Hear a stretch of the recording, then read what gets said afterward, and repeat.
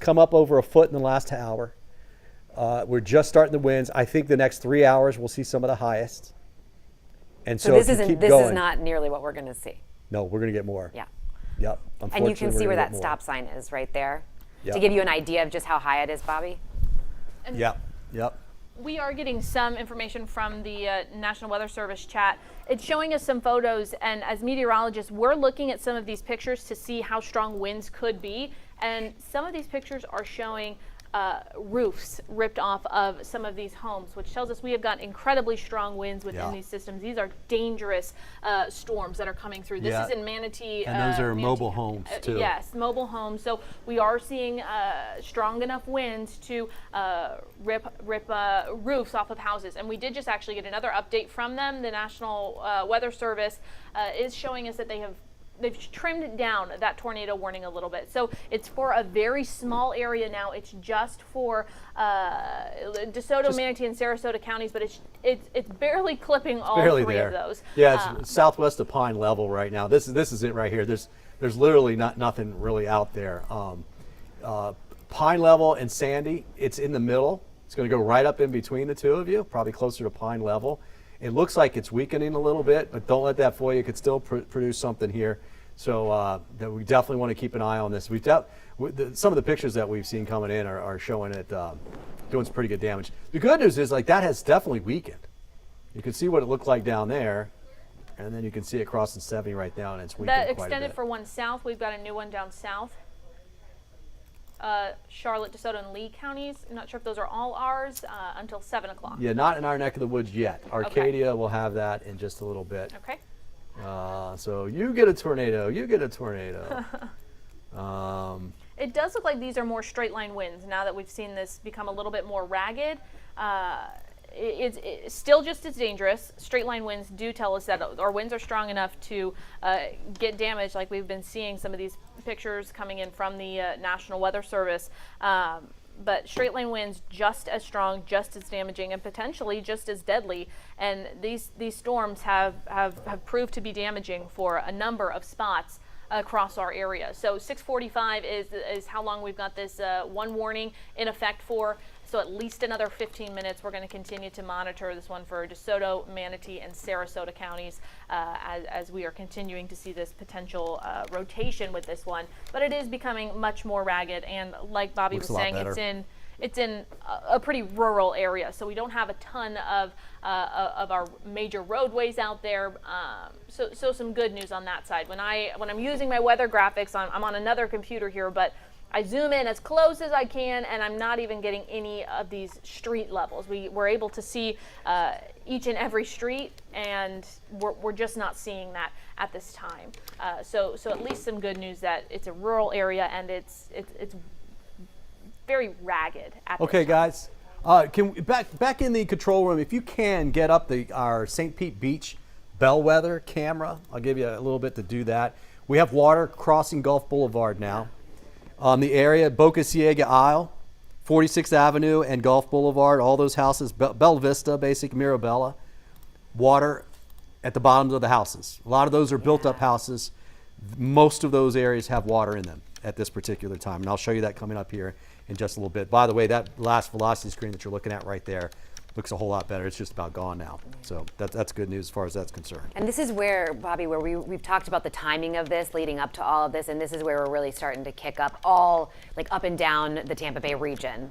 Yep. No one's escaping kind of the impacts of this at this very moment. Yep. I've got it zoomed in. If you guys got that camera, guys. So it's a little grainy. Yeah, well, it's raining really hard on it, so it's fuzzy. We have enough wind that actually blows some of the rain off of it, clears it out. No, that's not it. Okay. It's okay. Let's just go back to the radar, and I want to show you that this is the area that we're watching right here. But that's the cell, and that looks a whole lot better, just as the structure of the cell here. Warning-wise, we still have that warning down to the south here. This is the new one. It's way down there, right? And it's going to get out even into a more rural area eventually. That's not really in our neck of the woods just yet. But Arcadia, you want to keep an eye on that one. That would be about 25 minutes from now. This is the one that we're watching, and that one looks a whole lot better right there. So we're not seeing much in the way of rotation. I'm going to come back out to the big picture here, and you can see that the heavy rain, that band that's been producing these tornadoes, continues to work its way inland. And at this time, it's not showing a whole lot of rotation, so that's really good news. There is that eye that's offshore. Wow. How big is that eye? That's Do we a know? great I'm sorry. question. I'm just curious. That is, real quick for you. that is a great question. We'll go ahead and just measure it. Start out, I'll go ahead and stop this. So I'm it's getting about about 40, 45 miles wide. That's a big eye. For instance, Ian had a 40-mile wide eye. Charlie had a 10-mile wide eye. Both made the same Cayo Costa. Yep. Both made landfall right there. And big time difference, obviously, because of that. But that's a big eyewall as far as eyewalls go. And that's kind of what I expected. And not only that, the wind around this, the wind flow around all of this is big. Man, just look at the state. Yeah, look at that. I mean, show you this picture here, make it a little bit different. Well, Bobby, if we measure this across, this storm from top to bottom is over 200 miles long. When we look at it north to south, it's an incredibly huge system. Just looking at this at one radar, over 200 miles wide. Bobby, look at that video right here. This, I think you were kind of talking about Gulf Boulevard. Yeah, no, guys, did we not have that? We had the camera up. This is the one where we were seeing the water going up in the dunes. If you could pull that one up. That is I believe Gulf that camera's Boulevard. down. Almost snapping. That you're wanting. You see that? Mad Beach. All right, Mad Beach. So, beginning of it, again, add another 2 foot to all of that. And so you think, we were talking to some people earlier, like, well, should I stay there? I'm on the 3rd floor. It's like, yeah, sure. But you don't want to stay there because what happens to something? You have a heart attack, cut yourself with a knife. Nobody's coming to get you. You'll be dry up there, right? It's not going to go that high.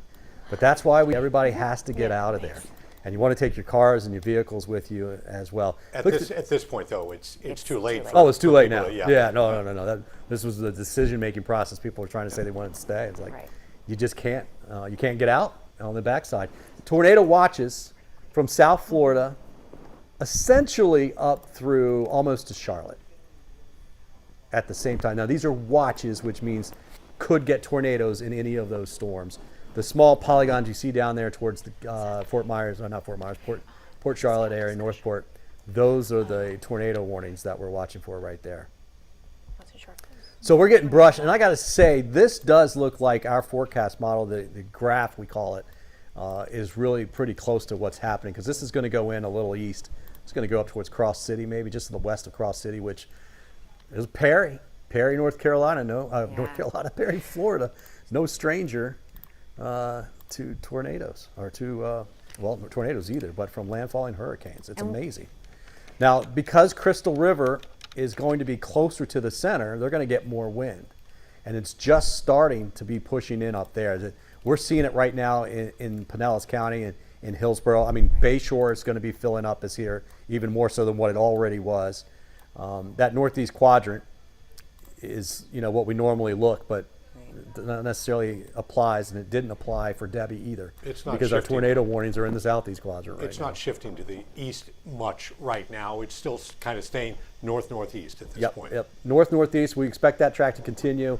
I think overall, though, that the landfall is going to be a little east of what they originally had it. You were talking about Crystal River. I know that we have Aaron Parsegian up there, and I think we'll touch base with him after this tornado warning expires. But interesting to see. It is, and it's alarming when you see places like Gulf Boulevard with water on it. You see, Madeira Beach there, Tom Stewart there. This is highly unusual.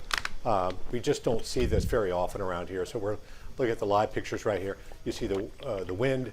You see essentially sort of almost like white caps right there on Gulf Boulevard. It's just not a scene we see. There are some tall buildings in the area, but there continue to be in that area some smaller, even 1-story, 2-story buildings there. Those palms. Those are really vulnerable right now.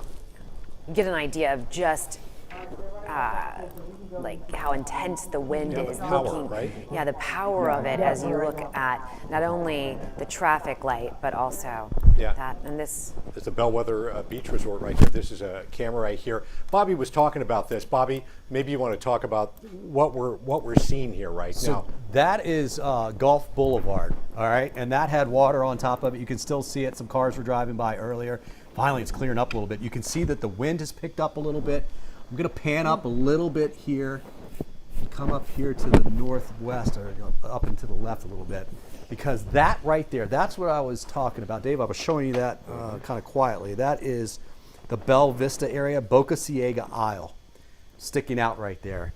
If I can get it zoomed in here, let's see if I get it just right. Those places all have water, at least at the bottom of the houses. A lot of these are built up, and it's the lower floor that has the water on it. But come on, focus. There's a lot of water out there. Boca Ciega Bay goes right up over all of that, So that over the seawalls. and so we're looking north right here. Southeast. Okay, so yeah, Got it. Boca Ciega Isle, Boca, and I see it right there, and Bella Vista as well. Okay. I'm going to have to zoom out a little bit just because it's not going to focus. Oh, almost saw it just a little bit there. So we're looking down toward Passagril, that area south. Yeah, behind it. Right. Yep, behind it. In fact, let's go back out. Let's go back, look at the coast again there. oh my goodness, look at that. And you look how high the water Yeah. is. I Much mean, more than what you saw, I think. much when you just looked when at we it. were just there, right? Yeah. And this very wide beach, for Yes, for it is. people who haven't been there. And that it just will continue. In fact, I'll go to the right just a little bit. And for this here, too. area, Bobby, right here, when do you think the peak time will be for these folks to see really, really bad storm surge? Probably 8, 9, 10 o'clock. Okay. So we're getting there. We're a couple of hours, a few hours out from it. That's the impressive part about this. I mean, it's just unbelievable, really. How lucky have we gotten not to have seen this so many times? And now we've got a Cat 4 hurricane about 100 miles offshore, and it's not even going to make landfall here, and it's doing this. It does really emphasize just how vulnerable we are around here. We saw how Ian took a turn to our benefit, but we are really vulnerable sticking right out here, into the Gulf of Mexico. Very shallow. Not only are we not built on a top of tall land, right? The water, the elevation that we're sitting on is low, plus the depth of the water when you go offshore is very shallow, and it just makes it easier for this to push water, for the winds to push the water up onto the coast, and that's exactly what that is. So this is going down to Passagril. Let's see if this thing can focus. This is going to focus all the way down. It's probably too far out at that point to see it. Yeah. There's just so much rain. Yeah, so much rain. I mean, these areas have have a really crawl worked line? on beach nourishment, renourishment, and it's been, and it's Gone. gone in a flash. Going like that. Yeah. And look, and they'll tell you that's the nature. They know.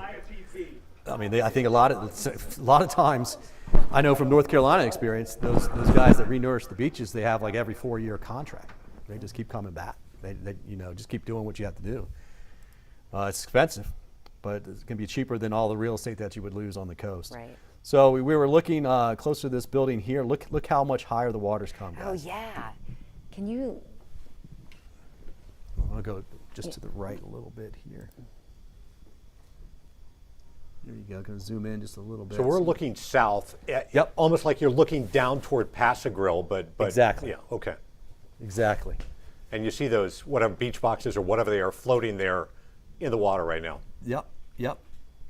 I'll zoom in on those too. We'll see what we can see there. So one thing that happens when you get storms like this is you get a ton of debris in the water. Yeah. Come on, focus for us here. You get a ton of debris in the water, and that will last for weeks. So we have a big boating community here in Right. Tampa Bay, and there's going to be a lot of stuff out there. There's going to be a lot of docks. I mean, look, Adalia came through, and if you're familiar with Marker 1 up in Dunedin, beautiful marina there, gone. The docks were gone. The marina itself, the building, fine, but the docks are basically gone, and they're having to rebuild the whole thing. And that was from 2 to 4 foot of surge from Adalia. Yeah. This is almost twice. keep in mind, a lot of folks in this area are liveaboards. This is their home that is often damaged in this. We saw it in Gulfport recently. We've seen it in other parts. We've seen, producers asking us to just double check on the status of the tornado warning. Yep, we're still looking at 645. It's down south here. We can come back over to the radar. They still have this one that's going until 645. This is the very weak one, and in fact, what they've done is they say they're going to let it expire, but it doesn't go away. This is that area. There's no concerns there. Myakka Head's fine. Sandy's fine. It's in fact not even in the warned area anymore. So we were technically, this is the cell. That's the warning. That's why we haven't been talking about it much. The other one that's further down south, that one will eventually be up towards Arcadia. It right now is still down southeast of Port Charlotte, almost east of Port Charlotte. It's this area here south of Morgantown, right there. So Arcadia is up in here, and it's going to be a little while before it gets to that. As far as that rotation goes, that one even looks a whole lot less than what it did. So tending to weaken. Look at it here in a little bit different way. Yeah, it looks like that one's kind of falling apart just a little bit. So good news there as far as that's concerned. We don't have technically any tornadic activity in our area, but that's this is the warned cell here, and that's going up towards Arcadia. If this were to go all the way to Arcadia, it'd be about 7:01. So we've got about 16 minutes, 17 minutes or so for that to happen. Hey, Bobby, do you think that we could check in with Hannah, who's up in Hernando County, and just see what they're seeing up there? Or do you want to stick on this? Sure. Yeah, no, I Yeah. mean, sure. We're fine right now. Arcadia's fine. We don't have really any tornadoes in the area right now. That warning is down south of us, down in Charlotte County. So I'm fine if you guys are at this point. I'd love to know what's going on there, because Hernando's, remember, we're seeing it first here in Pinellas, Manatee and Pinellas, parts of Sarasota, but certainly Manatee, certainly Pinellas and Hillsborough. So we want to look at Bayshore. We want to look at anything in Pinellas, and then they dropped it. Good. Okay. Then we'll go up to there we go. And we know the surge as you go north is going to be worse, and that's what we've been talking about.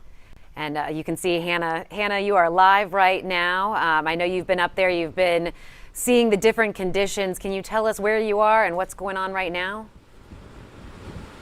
Hey, Courtney, I'm at Bayport Park Pier, where we are feeling a lot of strong winds right now. The rain has subsided, but we have seen some strong rain bands move through this area as well. And as we've been driving around a bit safely, of course, we have seen plenty of debris in the roadways, and we have heard of at least one downed tree in Hernando County over near Brooksville that has blocked off some roads at this point. And all day as we've been driving around, we've seen people in this county prepare for this storm, prepare for what's expected to be catastrophic storm surge in this area. And one of the spokespeople for the county recently told me they distributed 36,000 sandbags this week as people have prepared for this storm. Now, one of the couples who has been preparing for this storm is right here with me. And Debbie, you're just telling me you're in Spring Hill. Right. This is not something that you are quite used to seeing. We get strong storms in this area, but you were just saying this might be the worst you've seen. This has been the worst we've seen. We've been here for about 21 years, and we've missed the big storms, but this is the closest worst storm that we've seen so far. What have you been doing in the last 24 hours or sooner to prepare for what we're expecting to see blow through Hernando County? You know, we've been making sure we have things battened down at the house, but basically we've been watching the weather and kind of tracking the storm itself to make sure it doesn't take that turn like Charlie did several years ago. You know, it would be unexpected if it would have come more closer to us. But this is as close as I want it to come. I was trying to describe for my anchors and everyone watching what this feels like out here. You've been out here for a little bit. Can you just describe what we're seeing, what we're feeling right now out here? The wind gusts, which I don't even know how far they are, but they blow. I mean, everything that shakes the car. It's unreal. I've never seen anything like this before. Thank you so much, Debbie. Stay safe. Thank you, you too. Now, in Hernando County, they do have mandatory evacuations in order for Zone A, Zone B, Zone C, and for manufactured homes, mobile homes, anyone in RVs. If you have nowhere to go, they are still accepting people, of course, at their shelter, which is at West Hernando Middle School. Right now, they said they have roughly 60 people at that shelter, but it can accept 350 people. They said they can expand to more if needed. So again, if you're in one of the evacuation zones and you're still looking for somewhere to go, that is a place where you will be safe and welcome. For now, in Hernando County, Hannah Deneen, 10 Tampa Bay. And Hannah, I think we still have Hannah there. Hannah, you know, Hernando County was one of the areas where we saw one of the most memorable rescues that happened. There was a mother and her son trying to leave. They weren't able to leave. Have you talked with the sheriff about what they're doing right now to make sure that people really are out of these island communities? Yes, I spoke with Sheriff Al Nienhuis a few hours ago now, and he said that their big effort today has been being present in these communities. So he's had deputies all across the county, especially in Zone A, so that if people have questions, they can speak with officials there. And again, the sheriff said they will always do their best to get to people who are in trouble when they are in trouble. But the level of storm surge that they're expecting to see in Hernando County, he's just reminding people that there is a level at which his first responders are not going to be able to get out there in the community and help people until that water subsides. So again, he's urging everyone to be proactive and get out now. It's still not too late. All right, Hannah, thank you so much. Hannah, live for us in Hernando County. We want to get over to our team of meteorologists here. We have a tornado warning. We know that tornadoes are often spawned by these hurricanes. What are we seeing right now? Yeah, Dave, so we just got this tornado warning into Hillsborough and Polk County. So a lot of these tornado warnings we've been focusing on a little bit further to the south. But now this one just popped up moments ago. It is until 7 o'clock, so just 10 minutes left on this. But if I can put up the velocity of radar, I want to see what we're working with and see if we can get that couplet. But you can see that it extends into Lakeland, and we're working on getting our Lakeland camera up as well. But this tornado warning was just populated for Hillsborough and Polk County. Willow Oak, Lakeland, you guys are included in this polygon, so please make sure you respect the polygon. Again, we've been talking about these tornado warnings that have been kind of spawning from these bands as Hurricane Helene moves to the west of us. So if we could get a little bit of a better picture here, either, okay, they got Lakeland coming up in just a second. Perfect. Very weak. I'm not seeing a whole lot on it right Okay, there. so we're not seeing a lot of rotation on here, and you notice that the polygon is fairly small, but you know, this is radar indicated, I believe, if Michaela could correct me, radar indicated tornado warning. So that means that we necessarily didn't have spotters that saw this with their eye, but we are picking it up with the radar beam. I'm sorry, say that again? So they basically are issuing this, obviously radar, because they just can't see it. But when we've seen debris in the air earlier, and when we've seen now pictures from earlier water spouts that became tornadoes down south, you take all of these seriously, because now they certainly could be producing a tornado on the ground. So Coronet, 7 o'clock. Winston, just after that. Gibsonia, around 7:11. That would give you about 20 minutes from right now. It doesn't look super impressive as far as rotation goes. If the controller can pop up, I think they have max 1. Okay, there we go. All right, so this is Lakeland. So Lakeland is included in that polygon. Hillsborough and Polk County, again, under that tornado warning. We do see there's raindrops there. Of course, the clouds really moving. Not too many trees to look at, but again, the water is continuing to rise. That's another concern, as we have Helene that has been upgraded to a Category 4 hurricane, and we are getting from these outer bands these tornadoes that continue to spin up. And I believe if you okay, we're spinning the camera around. Yeah, I'm driving it over to the right a little bit. This is pretty much the area in which we're looking. I can't see anything. It's going to be right between there and Plant City. And our Plant City camera is probably not going to be able to see that from that particular angle, but it will go by right there. It's down towards the Edison area right now. If you're in Willow Oak, we got weather 2 up. Yeah, I think they had weather 1 up. So if you guys could switch it, perfect. All right, so if you... There's weather 2, so you can Yes. see this is the area right in here. Yes. All right, and it's Yep. very weak. All right, very weak. But Willow Oak, you want to be in your safe spot. And in fact, you know, this is a much more populated area getting into Lakeland and Plant City. And this is going to be moving almost due north. It's going to be moving just about like this. Yeah. All right, so all of these roads that we're seeing out there, all that area from Willow Oak up to I-4. I think it stays west of Medulla and east of Trapnell, but if you live right out in the middle of all that, that's where we're talking about, right? Pipkin Road, West Pipkin Road, Yule Road, you get over towards Shepherd Road, all of those areas, you need to be in your safe spot. It's crossing 60 right now from the south to the north towards I-4, which is all the way up here. See that? But it's going to be eventually up towards Drainfield Road. I do think it will likely miss downtown Lakeland and stay west of 37, which you see out here. And it looks like it will avoid Plant City too. So really good news there, but certainly all of these areas right here in the middle. Bill Road, Ripken Road, right up there, Yeomans, Winston, these areas in between Plant City and Lakeland. It's south of there right now, but it's crossing State Road 60 right now. The velocity, here it is there. Let me take this thing off here. So you another view. Very weak looking signature. Very, very weak looking signature at this point. Doesn't mean there's not a tornado there. It lasts very long at all. And in fact, it doesn't even look like there's a big rotation there at all at this particular point. But still, Willow Oak, you want to be in your area. Medulla, if I was you, I would too. You know, just to be safe, especially if you live west of 37 and just southwest of downtown Lakeland. I still am not seeing anything on the camera over in Lakeland. Doesn't mean anything, obviously. A lot of these are rain wrapped, so it's going to be very, very tough to see. But we will end up seeing that move over State Road 60 right now. In fact, it's just about over that now.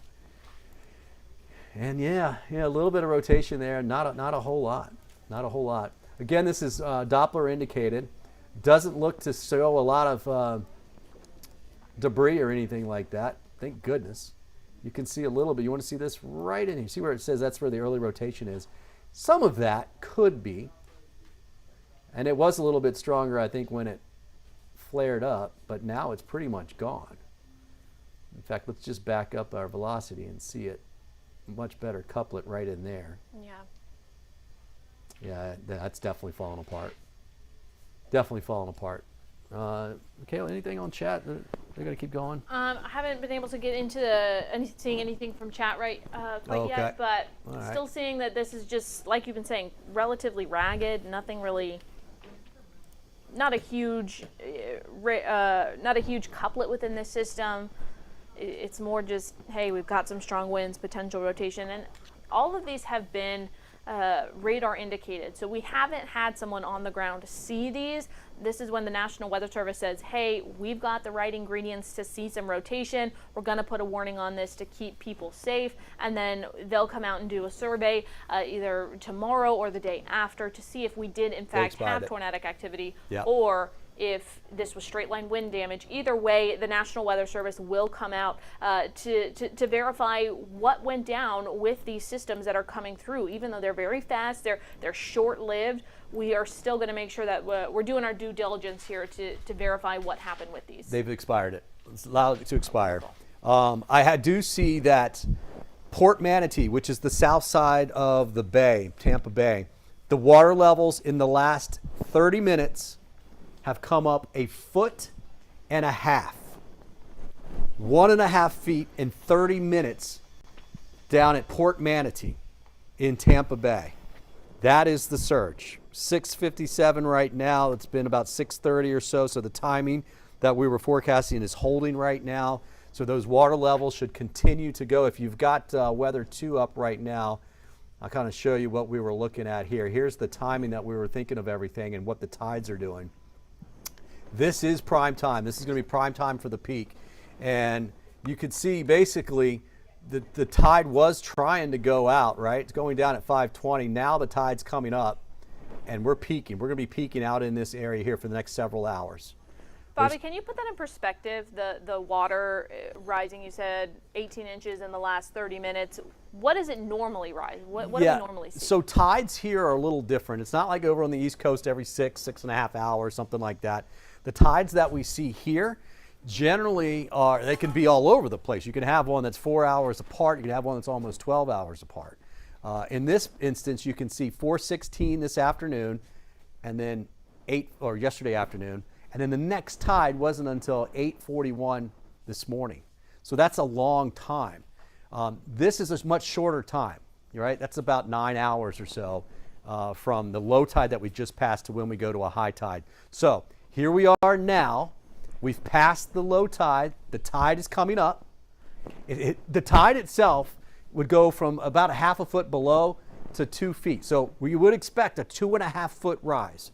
Not a foot and a half in 30 minutes, right? That doesn't happen. Not here, not with these particular tides. That is happening a little bit because the tide's coming up, but more so because those winds are blowing onshore now. And there's actually a bulge of water that has been pushed by this storm that's been offshore because those onshore winds, the south and southwest winds have been blowing out there, so they've been pushing water. That 30-minute rise of a foot and a half is likely a lot of that. It's our wind pushing it up, and it's a little bit of that bulge. And here we go. We're getting into the peak of it. So hopefully, if you were asked to evacuate, you did so because this is prime time. And I think even if it peaks, say around 10, 11, it's still going to take forever for this to come back down because we have a high tide. And the tide after that doesn't drop a super quick amount. So the winds will come down, the water will come down, the surge will come down, but it's going to take a while, and then you're going to have a lot of standing water left around the area. So definitely going to be looking at the worst of it here. Now this is just in the Tampa Bay area. If you notice, we basically have these numbers going even higher the further north you go. And that's because they'll get just a little bit more wind. So 8 to 12 up there in the Pasco area, and then 10 to 15 up into Citrus County. And guys, look, this is going to be record stuff here, right? We're almost at the point now where we're above records for most of it. Now, the numbers that you see here for the forecast, these are the top end numbers, right? So just say you subtract 3 from all of that, we would still be basically setting records 2 to 3 feet from almost all of that. All right, and so these records, some of them go back to last year, but you've got Clearwater not seeing over 4 feet since 1993. In Clearwater, by the way, let me pull up that camera. They have water in the parking lot now right at the pier. So it is really coming up out there at the beach. And of course, that water is not just at the beach, it's up into the bay. It's going to be into St. Pete as well. There you go. You can see Pier 60 sitting right there. The water's hopping over the wall there at the sidewalk. It'll be really interesting to see. I bet that inflatable slide stays. Maybe they've got it spiked down. It might actually have a chance of staying. But again, guys, we live in paradise, and it's fun. It's great until something's closed. You're like, what's wrong with it? Closed down. And we've had our issues, right? Adalia, we've had Debbie, we've had our issues. This is one of the biggest issues most people in this area have seen as far as surge goes. So, we don't have a landfall and hurricane. Thank goodness we're not dealing with 100-mile-per-hour winds knocking everything down on top of what we're dealing with right here. But I'm telling you what, and this is not just the beaches. This is up into the bay, Oldsmar, downtown Tampa. All of those areas are going to be seeing very, very high surge levels coming up. Yeah, Bobby, we just got a report saying Tampa Bay, we've got sustained winds of 54 miles per hour with wind gusts of 71 miles per hour. So incredibly fast, incredibly dangerous winds. And where did you say that was? That was near the entrance of Tampa Bay. Yep, okay. And that's where the water level rise was to Port Manatee, same area. Look at that gust at St. Pete. 70 mile per hour gust, 71 mile per hour gust at Clearwater. These will go higher, not much, but I certainly think we could get 80s in those locations, guys.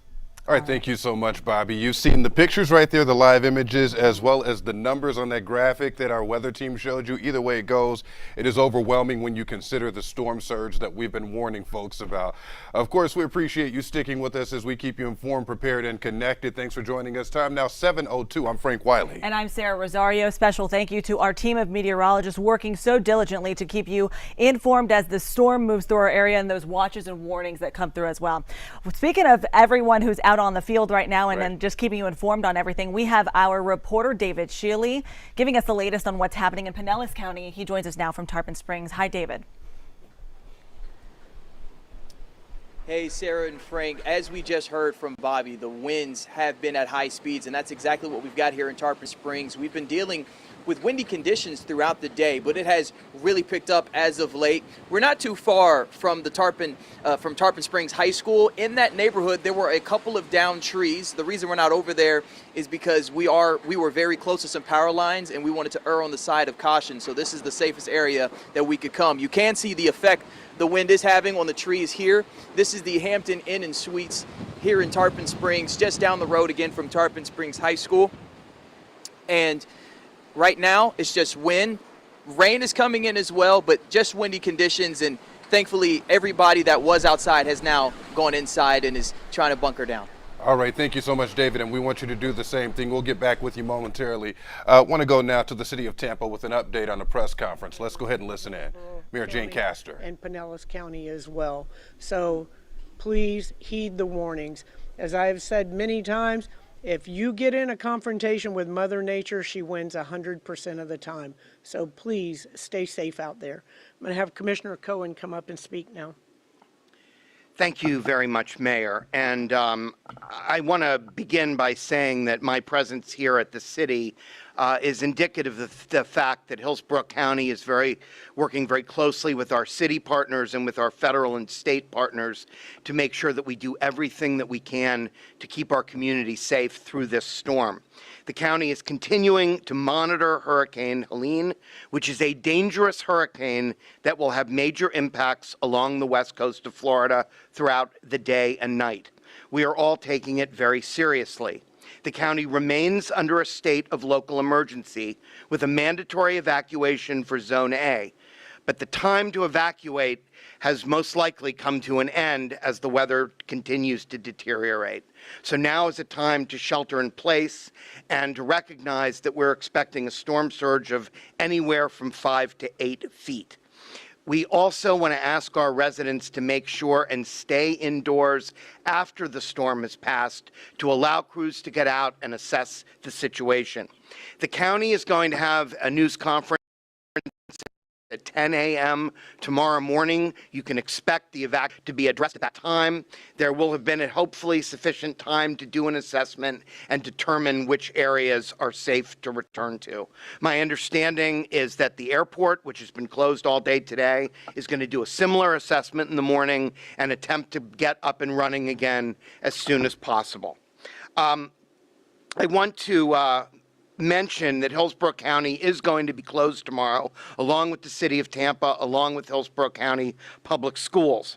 Hillsborough County Solid Waste will continue to suspend collection operations through Friday, September 27th. Residents should not place any trash, recycling, or yard waste out for collection until after the storm's effects pass. Regular collection service is anticipated to resume on Saturday, September 28th, and residents who were missed due to the storm will receive collection service on their next regularly scheduled day. I want to particularly mention that our main information line for the storm is 833-HC-STORM. So don't call 911 with non-emergency questions. You can refer to the county and to the city in order to get more information. For the county, though, that number is 833-HC-STORMS. So we ask everyone, beseech everyone to stay safe, stay indoors, let the worst of it pass, and we will all get through this together. Thank you very much, Mayor, for all your leadership. Thank you. Maribel? Muy buenas noches, Maribel Garrett, Enlace Hispano para la ciudad de Tampa. En este momento estamos recibiendo el impacto All mayor right, so there we're de just hearing el from city huracán officials Helene. in Tampa letting us know the latest is they're saying shelter in place. The time to evacuate has ended because emergency crews are no longer going to be able to go out and get you, as they're saying that that time has now passed. Yeah, they don't want to put themselves at risk as they do the best they can. Even though they have a big crew, they can only do what they can do. And they use some strong language right there. In terms of the weather, they said deteriorate. Yeah, they do expect the weather to deteriorate. They're saying stay safe, stay indoors. We're going to be getting through this together. Again, county officials now saying that evacuation order assessment is going to be taking place tomorrow after the storm passes. And they're going to be looking at things like debris. If your trash is supposed to come tomorrow, maybe saying, hey, where's my trash man? He's not coming tomorrow because everything's closed. And then they're going to say all that stuff is going to resume either on Monday. For some people, it'll resume on Saturday. We have updates like this coming out from several counties across the Bay Area. I know it's the same in Pinellas County, where officials there said shelter in place as well. As if you live in that Zone A area, a mandatory evacuation order is in place for you. Same with Manatee County as well, as we continue to see pictures from the storm and damage and that wind and rain intensifying. Incredible images there. As we talk about numbers, we've been alluding to the power outages throughout the day. Of course, that number has increased dramatically. I have some new numbers here from you for you. Total customers out of power, 58,000 customers. That's being reported by TECO at this hour. Wow.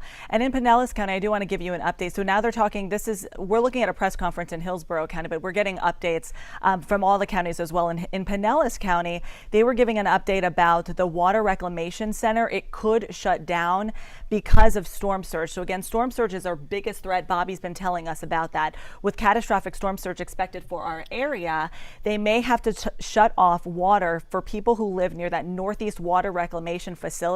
That means you won't be able to flush your toilet. You will not be able to shower. You will not be able to do laundry. This is for about 48 hours if the storm surge reaches 7 feet or over 7 feet. So heads up for my people who live in that Lealman area of Pinellas County, Kenneth City. Those are areas we're going to be looking at for that potential storm surge impact. It gets gritty as we deal with these conditions. I want to go back to this news conference right here as they're addressing some of the questions. Let's go ahead and listen in. Bad. This is what we've been talking about. Strong winds is coming. First responders are out there responding to calls, but first responders will not be able to assist you once the wind get a certain miles per hour. So with that being said, we encourage you all to please stay indoors. Do not go out and expose yourself, your family into this weather. As we talk about flooding, once again, do not drive your vehicles through the water. Do not drive bicycles. Do not go outside. It is getting dark. Some of you all have generators, and you need to make sure you follow the manufacturer's instructions whenever you operate those generators. It has to be in a well-ventilated area. Do not operate the generators inside your doors, inside your garage. Only plug in the necessary items that you need to plug in. With that being said, some of you all might not have generators. Please do not use candles, especially unattended candles, because that's going to cause additional dangers. We want everyone to stay safe. I talk about lithium-ion batteries. Salt water and lithium batteries do not mix. Once again, if you have any of those electronics, do not submerge that in water, please. Once again, we want everyone to stay safe, and please wait until authorities give you the clearance to be able to go back to your home. Hopefully, some of you all are in shelters and shelter in place and shelter down. If you want to receive additional information, please text Tampa Ready to 888-777. 888-777. Please text Tampa Ready, and for Spanish, Tampa Lista, 888-777. Be safe. Now I introduce Chief Burkle. Thank you, Chief Tripp. So the common theme here is now is the time to stay home. Do not go outside. Our first responders are out there. If you go outside, if you travel, or if you go near water, you're putting our first responders at risk. They are out there doing a great job keeping people safe, but we do not want to put them unnecessarily at risk. In addition to that, if you think you're going to go out and do any type of nefarious activity, our first responders will be out there and they will catch you. And if you're charged with a criminal offense relating to the storm. You will have enhanced penalties, and you will stay in jail until you see a judge in the next morning. We can't do this alone. We need everybody in the community to report suspicious activity to us. If you see something, say something so we can do something, and let's all be safer together. Thank you. All right, no questions. Thank you very much. Okay, so you just heard that update from the mayor and other officials dealing with this situation. The warnings not only for the weather, the situations that you cannot control, but also what you can control. They said they will be watching, and they're alluding to looting, other behavior that one could be arrested for. That's right. He said, you know, if you get caught doing some suspicious activity during storm time, he says your penalties are going to be enhanced if it's found to be related to the storm. So heads up to anybody. I'm not sure if the criminals are out here watching the news, but if you are, don't think about it. Right, and those officials are watching the video that we've seen, so they see how folks are behaving out there in those conditions, don't want to put their crews in danger. Let's do this. Let's check in with Aaron Parsegian. He's on Crystal River for us right now. Aaron, what are you seeing and what are people telling you right about now? Well, it started as a pretty calm afternoon, and over the past hour or so, we've really started to see that rain and wind begin to pick up. We're right here on Kings Bay, and one thing we're interested in watching right here is this phenomenon where the water levels in the bay actually over the past couple hours have gone down a little bit. We were last at that motel, if you can see off in the distance, that green patch of grass there. Some of that was starting to be covered in water that has since been gone back down, but that's going to change over the next several hours depending on the positioning of Helene as it moves its way more north and past the Crystal River area. We are expecting what could be life-threatening storm surge in this area. Right now, people are really paying attention to those levels. We are as well watching the seawall here, where we were told as soon as this water comes up over the seawall, we have about 15 minutes to find higher ground, because we've seen how fast this water can move in this area that's been battered by storms in the past. Hurricane Idalia just over a year ago brought about 7 feet of storm surge to this area, going into homes, causing a lot of damage to businesses as well. That was with 7 feet of storm surge. We're still projecting around 10 to 15 in this area later tonight. So that's going to cause a lot of these areas, basically the western part of Citrus County, west of US 19, among many of these homes around Kings Bay, many of these restaurants and other businesses here, put them in danger of this storm surge. So that's what people are watching closely. And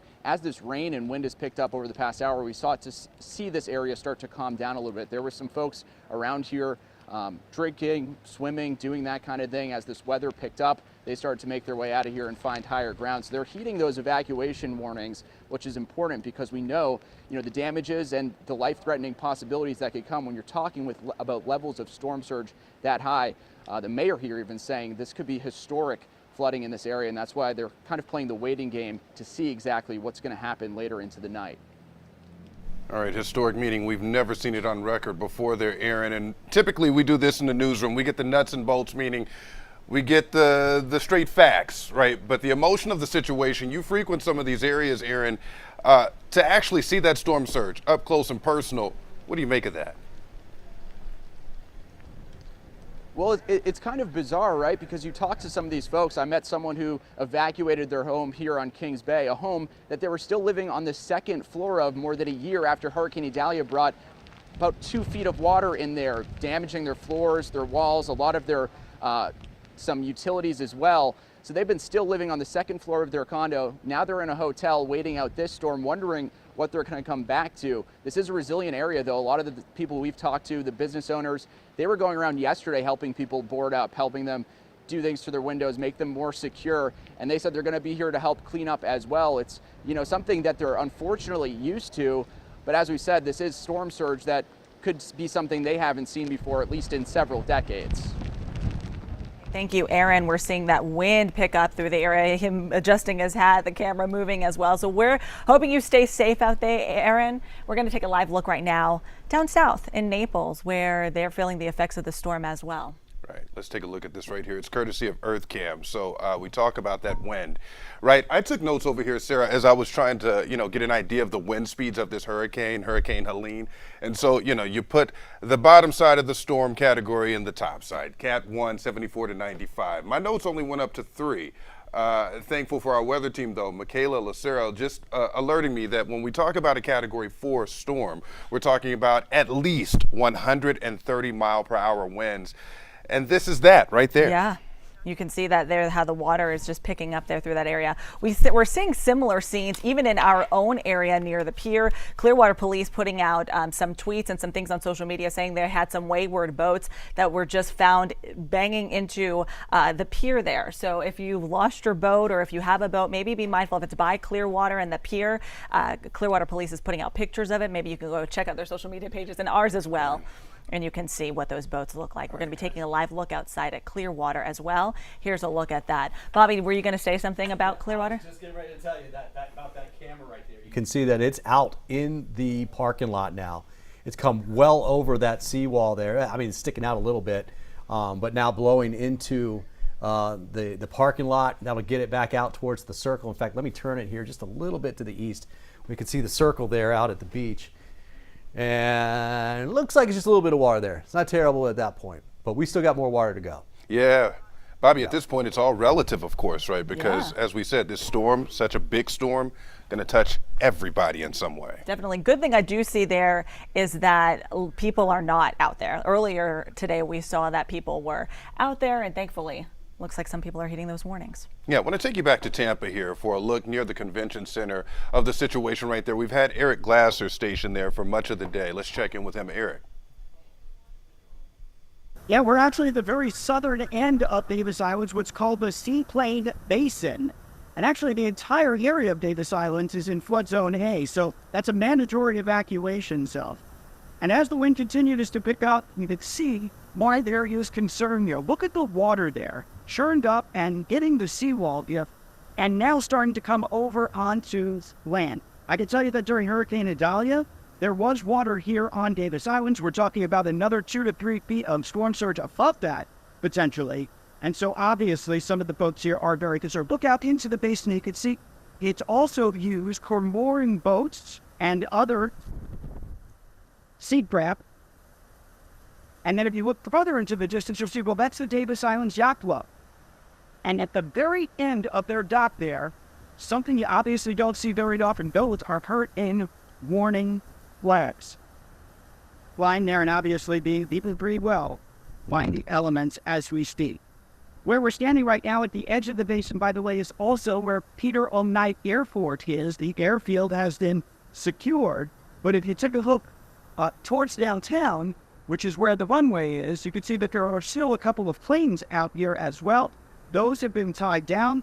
They are probably able to handle the elements and the amount of wind of them see, but if the water does come up and over, well, that could be a very different story as it could push those around as well. Again, though, the biggest concern right now is the storm surge. The elements, as you can see, are not really very well. The water already now pouring onto the streets just around Davis Island Boulevard as it makes its way here to the end. I can tell you on other parts of the island, some spots have been boarded up in the commercial district. Houses have plenty of sandbags around them. They know that there is the potential for flooding, and they're doing what they can. But it's just a question at this point of how much storm surge there will be and whether or not it will inundate this low-lying area. On Davis Islands, Eric Glasser, 10 Tampa Bay. Big thanks to Eric Glasser for that report right there. And just as that was coming on board, much like yourselves at home, we have our phones here. We're getting these alerts. Yeah, we're just getting some information about a warning that people need to be aware of. Yeah, down in Manatee County. Bobby Deskins, what's the word? Tornado warning. We got another tornado warning down in, well, right now Charlotte County, but it's for parts of Sarasota, Manatee County, DeSoto County. It's this one way southeast of Port Charlotte. That's the cell, a very weak cell, but this one, not this one, but these cells have produced tornadoes and damage earlier today. So we got to take all of these very seriously. You can see this is right now in the Port Charlotte area. It's mainly just east of downtown. It's basically going across 75 right now, east of Murdoch, north of Solana, up north of Cleveland there. But this is going to move it out into southwestern parts of DeSoto County near Platte as we get going into the next 5 to 10 minutes or so. This is not a very clear one. Here it is right here. If I put a track on it, it's going to put it over towards Maple Leaf Golf Country Club by about 7:21. That is now. Platte would be about 7:28. So about 7 minutes before it can get up. It's crossing 75 right now. So it'll be over in that rural area here in just about a minute or so, and then up towards that Platte area by about 7:28. Pine Level, if it can hold together, that would be another 20 minutes or so before it gets to you. Most of these recent ones have flared up and then fallen apart pretty quickly. And that is more typical of a tornado that we see in hurricanes. But it's a decent rotation. We've seen more earlier. It gives me an idea that they may not keep this going the whole time. There, we just got another one in right there. We're actually talking, I'm kind of looking at the bigger picture, but we're talking about this right here. So if you're in the Platte area, you want to get into your shelter. There are some pretty good winds out ahead of it. This is west of Platte. There's some pretty good straight line winds right there, but the tornadic cell is this one right here. And you can see that polygon is going to take it all the way up. They've been drawing them. Look at that. They drew it all the way up until 7:45. I doubt that this is around for 20 minutes, but it might. It could be. You can see it's way down here on the bottom. Just getting a new scan right there. This is it on the other side, east side of 75 now, north and east, depending on how you look at it. And now that's into DeSoto County. So Platte, you need to be in your shelter right now. It's a weak one, but it doesn't mean anything, right? A tornado is a tornado. This is it right here. In fact, I think it's actually sitting right in this area. We're going to get an update here in just a second. It should be across 75. We haven't seen a lot in the rest of that band, right? That band extends almost due north now, up across Polk County. You can see the bands there. They've weakened just a little bit. In the meantime, we've seen heavy rainfall move in along the Pinellas County coast, parts of northwest Hillsborough, getting a little bit heavy towards West Chase. But look at that, Tarpon Springs, Newport Richey, Trinity. Trinity getting some real heavy rainfall. And there's more upstream coming in off of the Gulf for Pinellas County. Not a lot of rotation in that, thank goodness. Those really populated areas. And it's coming in pretty good. But I just think now we're going to transition to this area for some minor flooding in the street. So look, some people are getting storm surge flooding in Pinellas County. Others that aren't on the immediate water with that type of flooding. Now you're looking at the chance of seeing the regular spots that flood when you get heavy rain. They will start to do that. And that will go for western Hillsborough, western Pasco County, and of course the beaches of Manatee County as well. Holmes Beach, Longboat Key, and up into AMI. Our tornado warning way down here, southwest of Arcadia. It's really this little area right in here. See if we got another scan here. We should get one. Just a minute. It's over on the east side of 75, so that's good news. A lot of the population here is on the west side. You can see all these streets here in the Northport area. So I think it's actually somewhere right in here. We're just getting the scan in. And the movement's generally been around 60 miles per hour. They've been moving very, very quickly, and that's not going to change too much. The threat for tornadoes will actually come down just a little bit as we get going into the next couple of hours. You can see they're keeping the tornado watch for this area where we have our tornado now. Highlands County's in it. South of there, they do not have the tornado watch anymore, and it does include the whole rest of our viewing area. So everybody's still going to have to be watching for that. That will get trimmed from the north back to the south. The bigger picture as far as the radar goes right now, the center is now a little west-northwest of Tampa. So we've got those onshore winds. It still looks very powerful. The tornado warning is in the southeast quadrant again. Same quadrant, which we expect to see them a little bit here, but not as much as the northeast quadrant, which we're not getting them. And also a weaker than what we've been seeing earlier in the day. And that's very good news. So Arcadia, I think you're okay for this one. Platte, you're still in your safe space. Northport, you're safe. Port Charlotte, you're safe. Everything's looking good as far as that's concerned.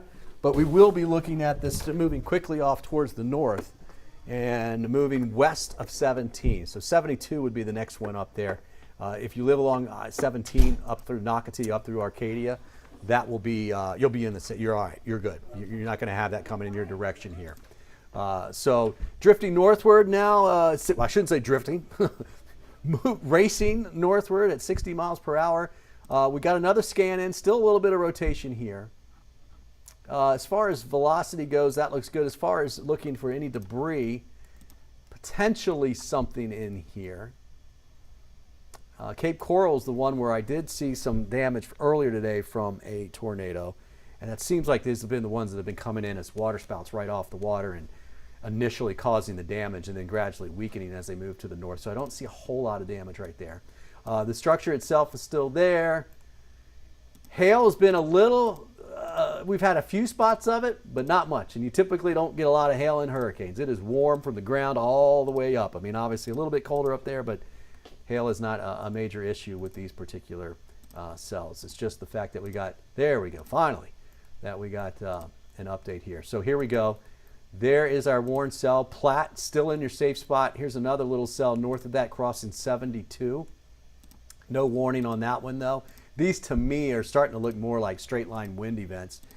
This one here and this one here, which is not warned, that top one. So definitely still keep that going in. And then what the warning, well, while I got you, let me just go ahead and draw it because this is the Platte one. Put it up towards Pine Level. That would get into the Pine Level area right around 7:38, 7:40 time frame. So about 10 minutes from now in Pine Level. Platte, you're still in your safe spot. All right. Northport, you're in the clear. Port Charlotte, you're in the clear. Nocatee, you're in the clear. Even though you have a little bit of that rain coming through the area right now, it's not that bad. In fact, Arcadia is getting a really good heavy downpour, even a thunderstorm there. This is the cell that we're watching. All right, Arcadia, that was just a heavy downpour. This one is the other one, but again, I think that's more straight line winds, and I'm literally looking at the one that is warned, and that one doesn't look as impressive to me right now. So, very rural area, by the way, out here, headed mainly west of Arcadia, and chat is not showing too much right now. I don't think they'll basically end this one. They'll probably let it expire, but they're not going to just cut it off. So we have to be watching it. Meanwhile, look, I mean, we're seeing high waters across the area, 5 feet mean high level. So basically, it's about 4.5 foot mean high level water. And this is at Bowleys Creek. That's in Manatee County. So yeah, some high water coming through, and part of it is some of these cells that we're seeing here, right? These are the outer bands where that wind is changing a little bit, and that's what's caused us to even get these tornado warnings that we're seeing. Platte's still in the area, so still not safe to come out in Platte. Everybody else is okay. You can see that we're really starting to see less and less rain now, so these bands will become a little less numerous. However, I don't think they get much less than this. It's going to take a while. It's going to take really until the early morning hours of tomorrow morning, 1, 2, 3 in the morning, before these kind of thin out a little bit more. So we're going to keep that chance at least for some tornadoes. I mean, look at this line extending all the way down past Marco Island, right? That I think is just going to continue as this storm continues to move off to the north-northeast. Moving about right now at about 23 miles per hour, I think was the latest that they had. Let's go ahead and take a look at the latest numbers from the Hurricane Center on the storm. What are we looking at? Category 4, 130 mile per hour winds. It's going to be very close to that at landfall in the Big Bend area. Moving to the north-northeast at 23, and pressure's down again, 945 millibars. That's about 110 miles west of Tampa at this particular point. So the reason I want to show you the bigger picture here is because once we get that center to our north, we slowly start to get these tornadoes out of here, these tornado chances at least. But you can see we still got some rain to come back in there. All right, let's get back down into our warning. Very southern part of DeSoto County right now, south of Arcadia. In fact, Platte, just about in the clear. Let's look at this here. Yep, that's still a good rotation though. Right there. So Platte, let's hold on. Let's stay in our shelter right now. Although really it's just about out of there. And if you live up along 72 and in between there and Pine Level, you need to keep an eye on this. I don't think Arcadia is going to have to deal much with this one, but Pine Level, it's going to be very, very close.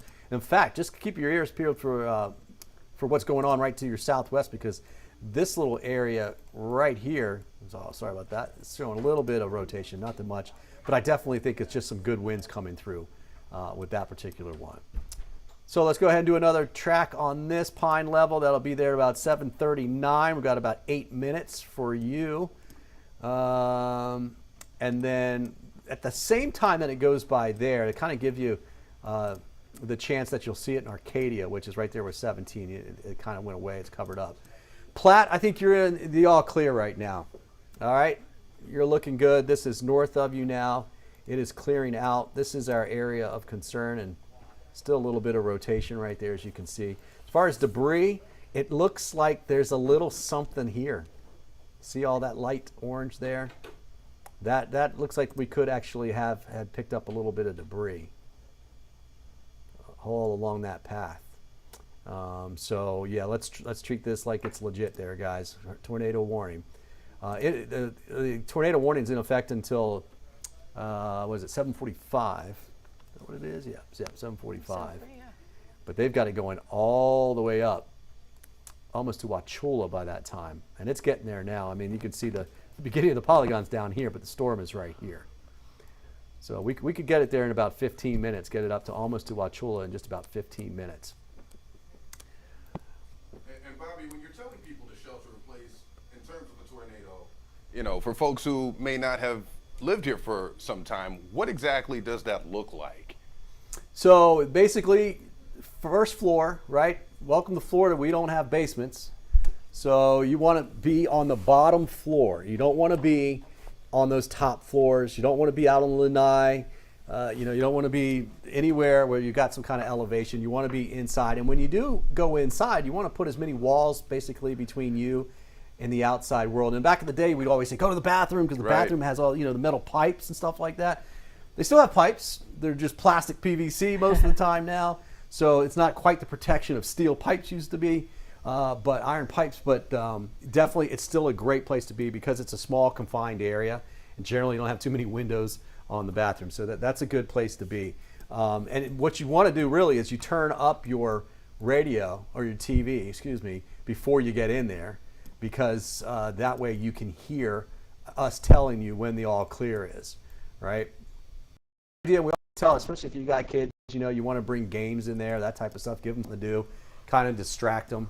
Because look, these are legit, and so many people that we talk to when we're on TV that are hearing our voice, and the odds of it hitting that one house that's listening, compared to everybody else, is so small, but that's what it does. Right. That's exactly what it does. And talk to the people that had damage from earlier today. And unfortunately, I've not heard of any injuries at this point. Doesn't mean it hasn't happened, but I haven't heard of it. Right. And with a tornado, Bobby, as you know, covering this type of stuff, right? So a tornado can take out multiple homes and not touch other homes right next door. That's the skipping part, right? That's exactly right. Like, oh, we didn't have any problems. We do have a camera, and this is looking north. There we are. That's 75 north. And looking at crossing the river down there, right there is what it looks like to me. And yeah, you're not going to see anything. In fact, look at that. I mean, it's not even raining in that particular picture. Certainly having few and farther, the showers are few and farther between than what we had earlier. But I think what we kind of have right now is pretty much what we'll be seeing for the next several hours or so, kind of waves of rain. Sure. And unfortunately, where these are tracking, we could actually end up seeing them track over the same area and start really adding the rain up a little bit. So far, rainfall totals have been highest along the immediate coast, is what we expected, right? Especially when you get up closer to the center. Right. And Bobby, Sarah and I were talking about this in terms of this storm. Some of these hurricanes, they go over an area and they just sit.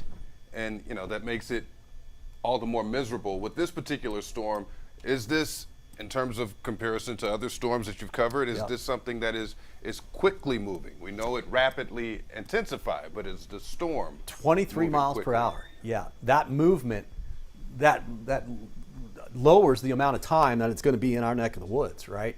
That's the beauty of that part, because even for inland locations, anywhere that thing is going to move over. So we're just getting brushed here with this. The problem is that it's bringing a lot of wind on the backside, but it will limit the amount of time that we deal with that wind. But unfortunately, it's a larger storm, so it's almost a trade-off. Like, we're happy it's moving that fast, but at the same time, it's still not moving fast enough because it's such a big storm. And then when it gets up into the Panhandle area, those folks, I mean, this thing is going to move so fast inland, it's not going to have time to fall apart right away. So instead of it just weakening quickly as it moves on shore, it's going to weaken 100 miles inland. And those folks that don't get those kind of winds are going to start getting those winds up in the Panhandle and South Georgia.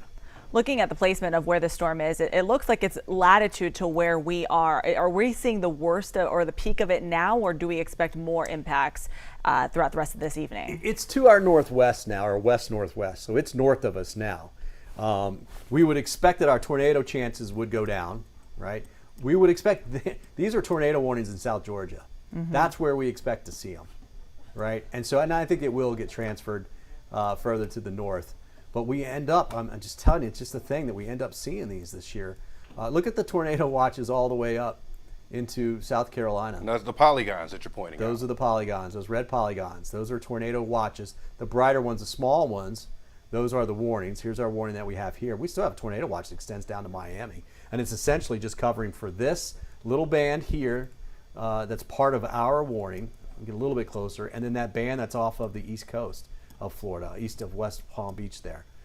Because those too could produce tornadoes. And Bobby, you're giving us the micro view, quite literally, right? So as you pull out, and we're talking about these warnings and the expiration time, I know in a few moments some of these tornado warnings are going to expire, but the bigger picture for that bigger storm that's spawning these tornadoes, do we have any idea of a time that might arrive and possibly pass folks? I'm sorry, Pat. So in terms of the window of time for that storm to...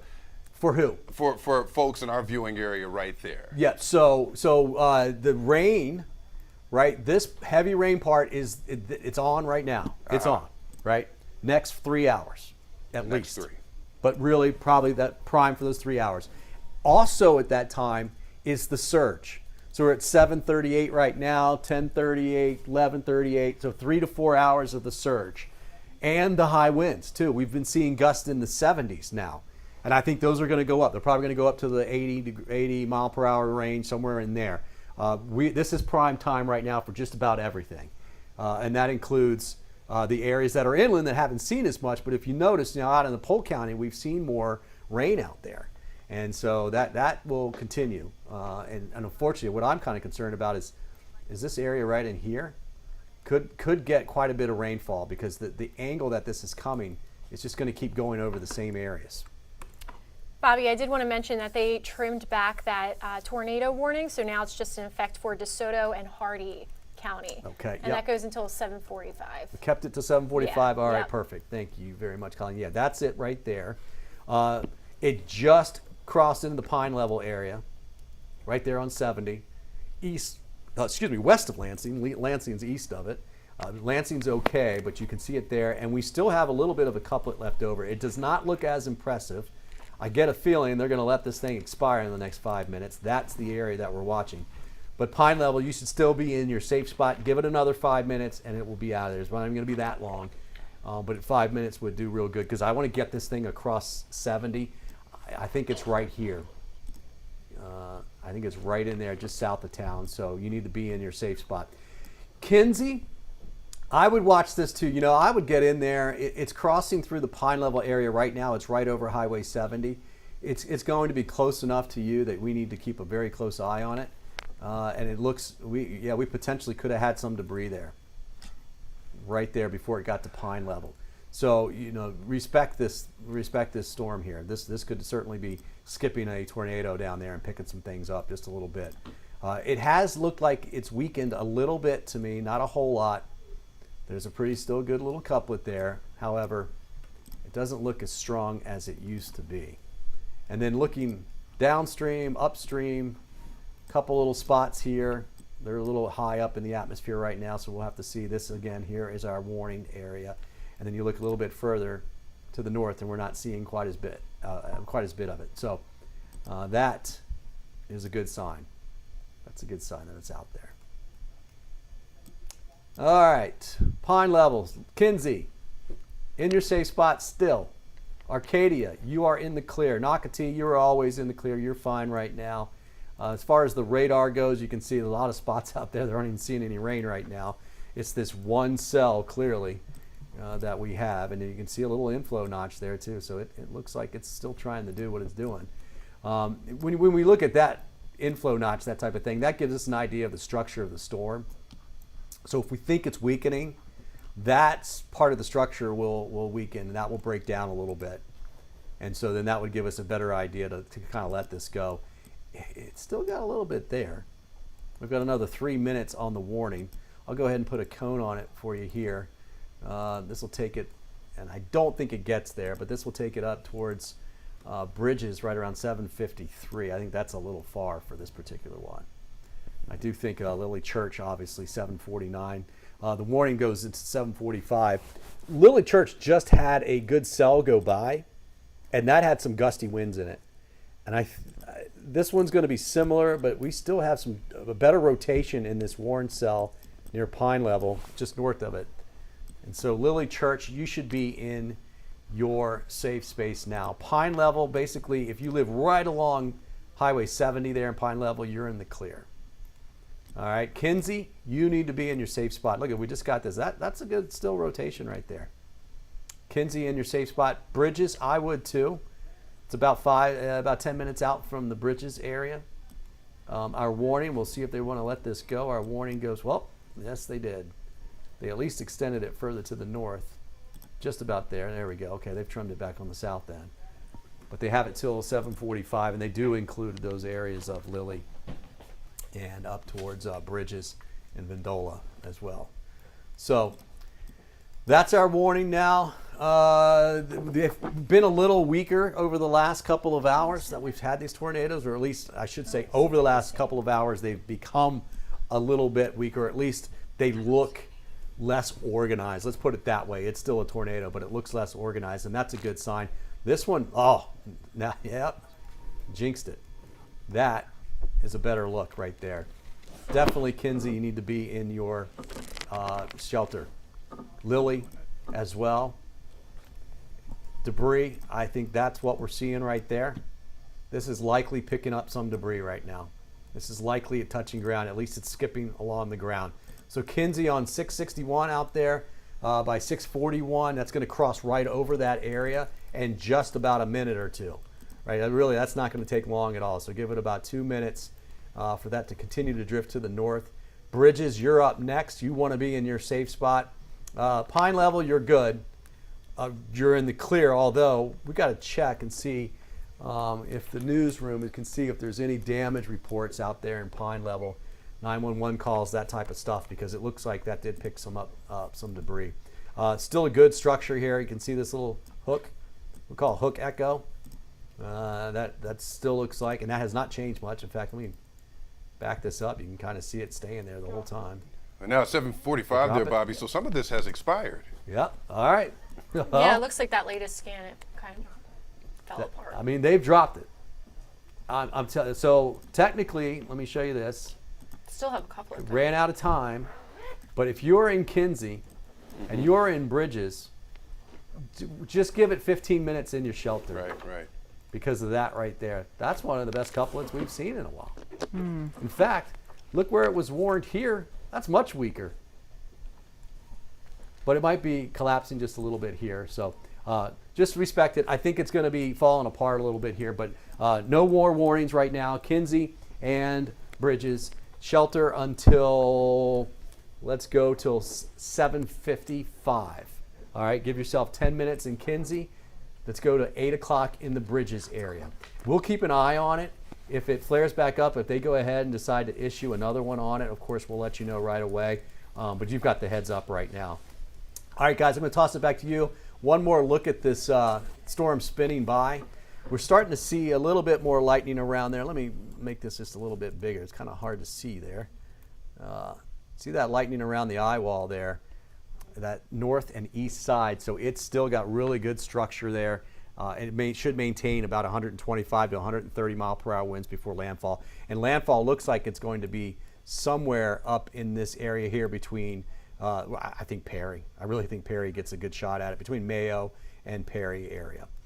All right, guys? Yeah. Yeah, no doubt. Thanks so much Thank for that, you, Bobby. Bobby. The breakdown of that. These tornadoes just pop up quickly. And super scary for people who live in that. Kinsey, if you live in Hardee County in that area, DeSoto, southern Manatee County, you probably were worried about that. So thank you, Bobby, for walking us through that and guiding us as we were sheltering in place. Every bit of it, yeah. Oh. We were going to get to Chris Hurst, but Bobby Deskin's telling us.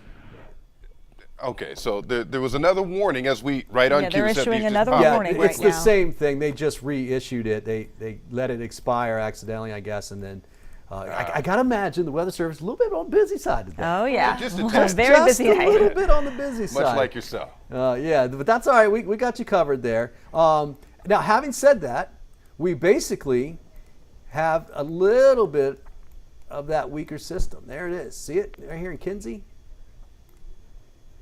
Oh, this is a new one. Oh, so Yeah, now looks they've like issued a new one down south, 2 new ones down south, and did not reissue for Kinsey.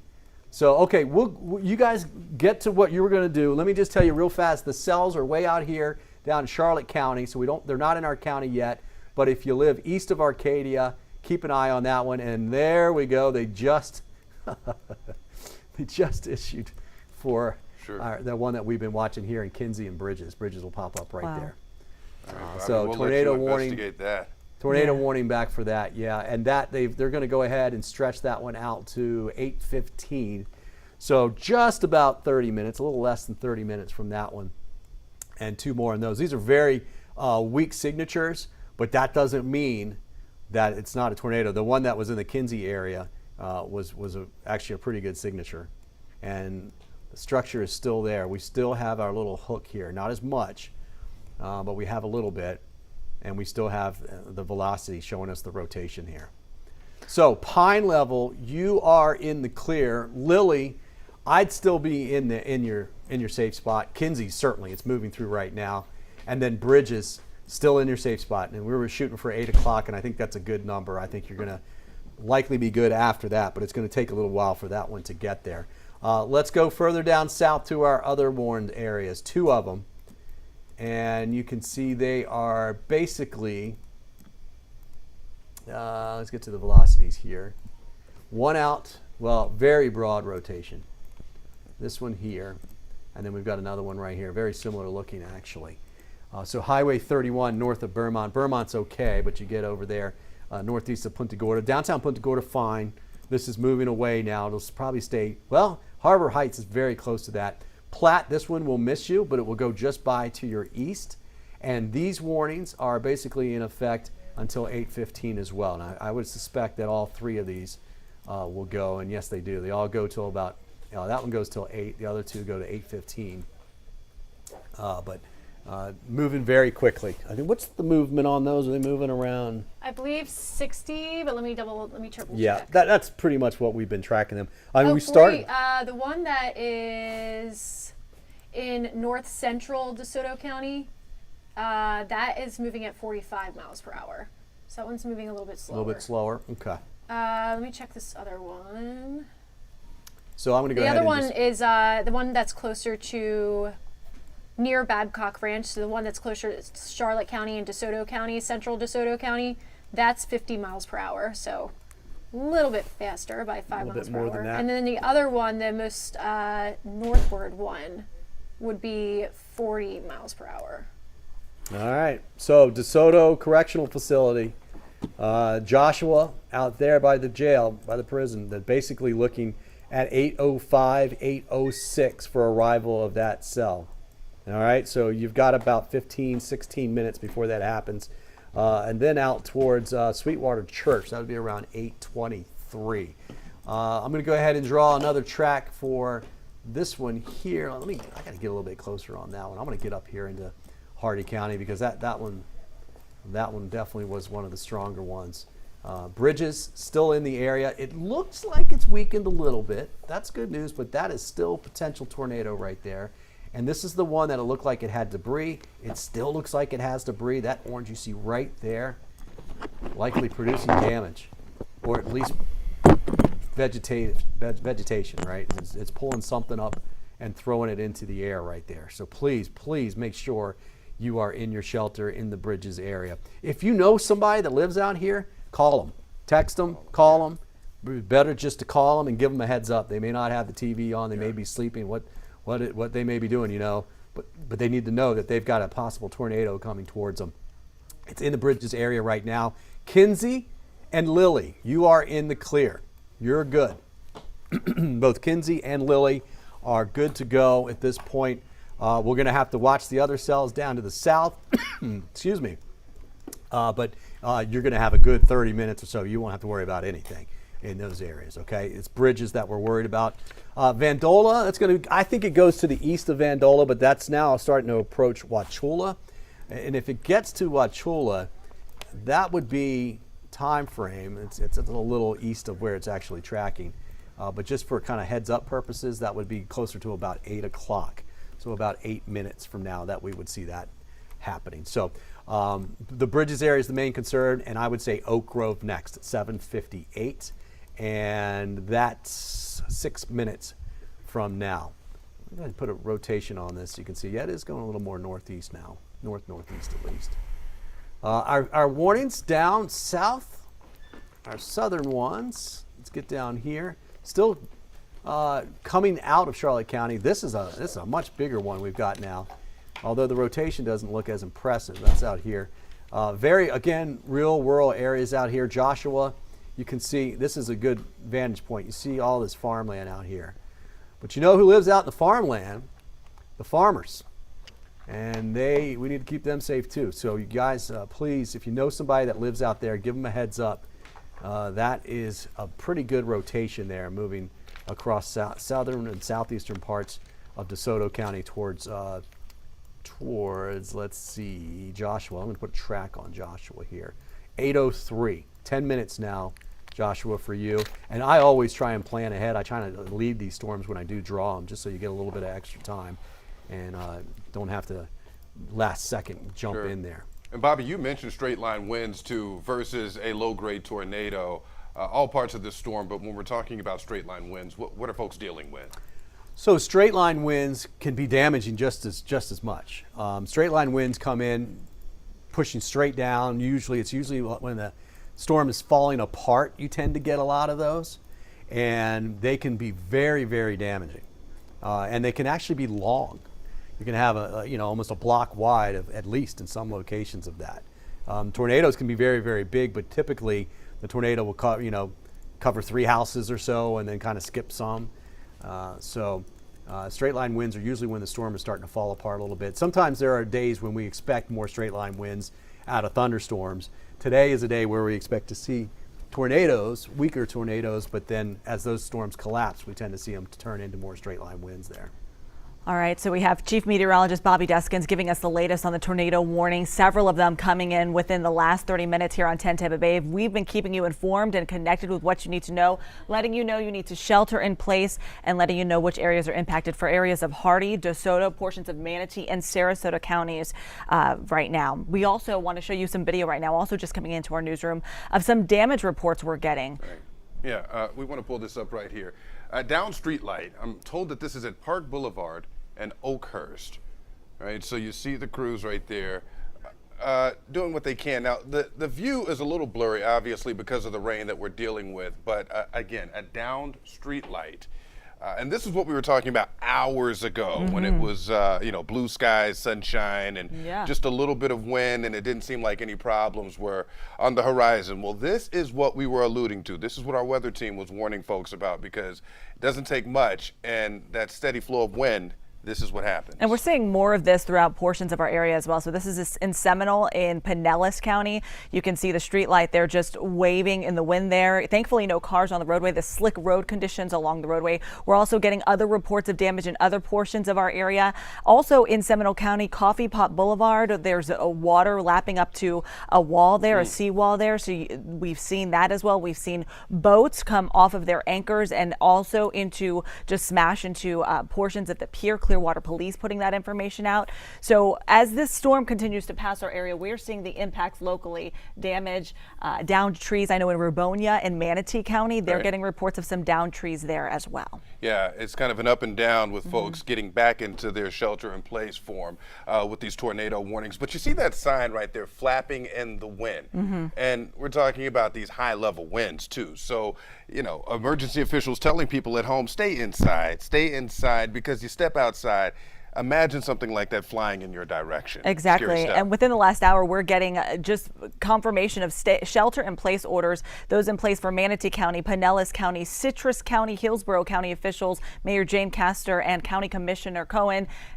telling people, along with the fire officials, they're telling people you need to shelter in place because it's too late to be trying to evacuate right now. A bit of a silver lining, if ever there were one. You saw that image. I don't know if we still have it right there, but we did not see anybody out there on the roads. Rosario. And speaking of the roads, we've got a lot of road closures in place for you as well. We've got portions of the Howard Franklin Bridge closed as well. Courtney Campbell Causeway, all of our Bay Area bridges are closed right now. We also have crews out in the field who are giving us updates. Yes, we do. One of those crews, Eric Glasser, has been manning this for us in Tampa.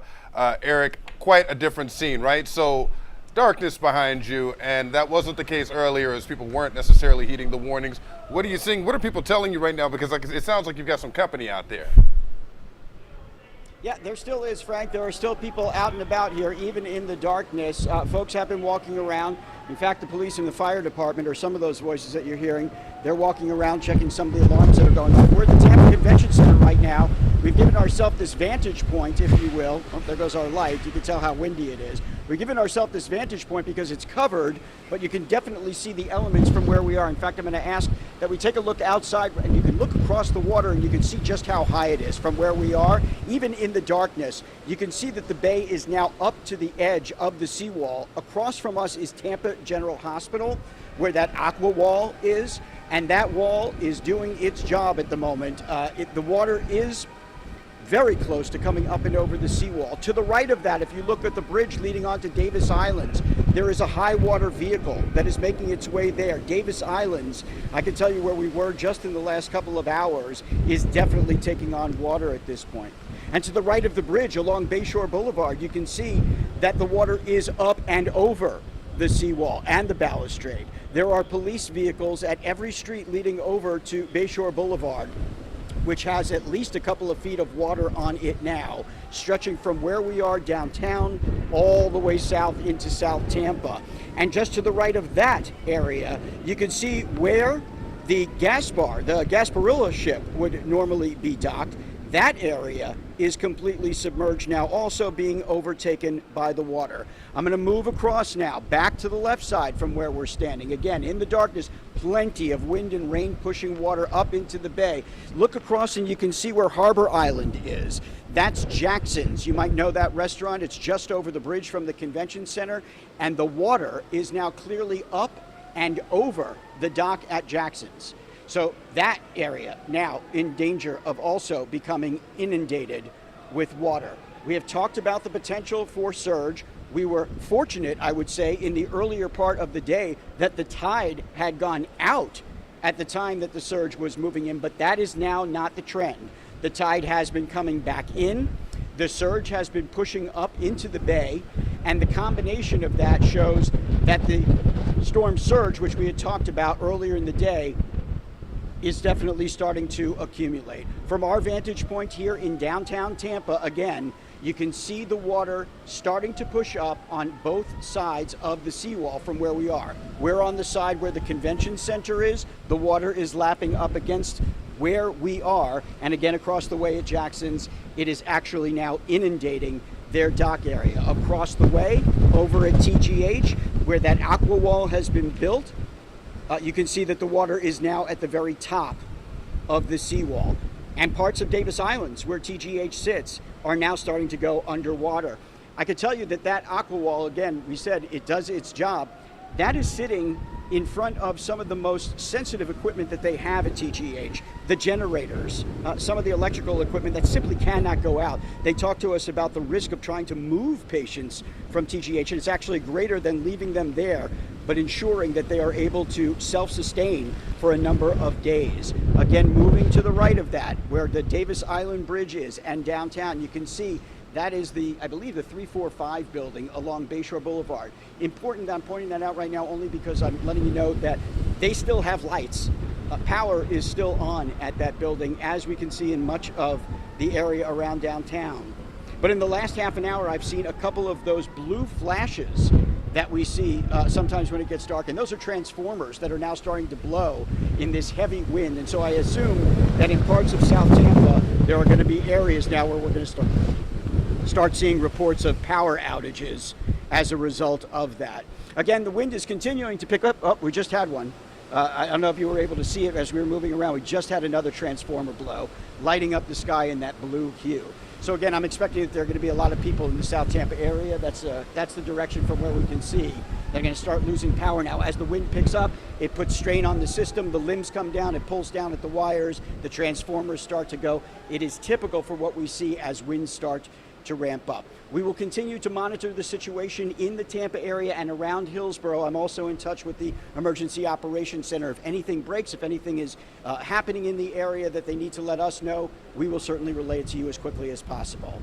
Live in downtown Tampa, Eric Lasser, 10 Tampa Bay. All right, Eric Glasser, thank you so much, live in downtown Tampa, and we are really seeing these things pick up. We're seeing the wind, obviously those power outages, so many people without power. I was just checking in with my family to see, hey, do you guys have it in Tampa? It's very hit and miss. It's kind of haunting when you hear those sirens out there as well during Eric's live shot there. But obviously the surge is the big concern right now. We're keeping an eye on that. It's going to get worse here, so we're keeping an eye in as many areas as we can.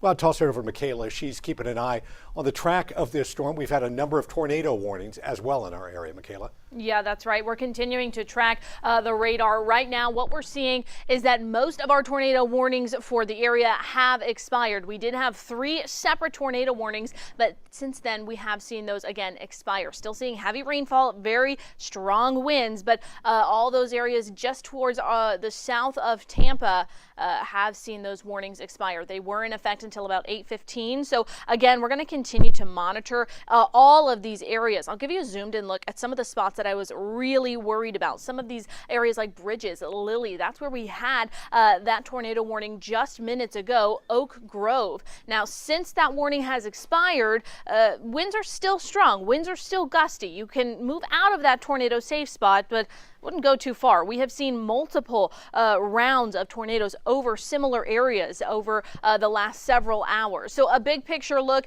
at the Tampa area. You can see heavy rainfall for the I-75 corridor, 275 as well, getting some of that heavier rain.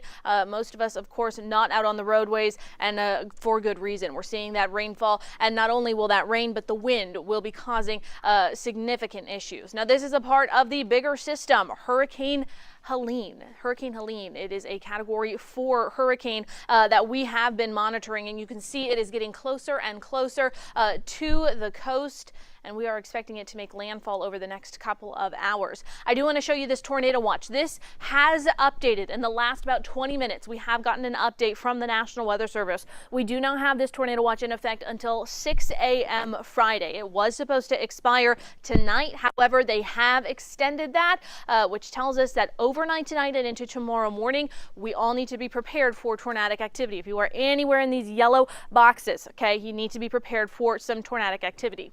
Now, what this tells us is that you have to have a way to get weather information overnight that's loud enough to wake you up. So if you have alerts on your phone, make sure that the sound is on and that the volume is turned up loud enough that it will wake you up in case there is a tornado warning in your area, so that you can get to your tornado safe spot and keep yourself and your family safe. What does that tornado safe spot look like? We don't really have basements here in Florida, so what you want to do is get to the most windowless interior room on the lowest level of your home possible. The worst place to be is outside. If we get any tornado warnings overnight tonight in the dark, you will not be able to see them. When it's dark and this rainy, you can't see them. You can't get pictures or videos of them, so don't even try. Get to your tornado safe spot and stay there until we give you the all clear. Again, windowless interior room on the lowest level of your home.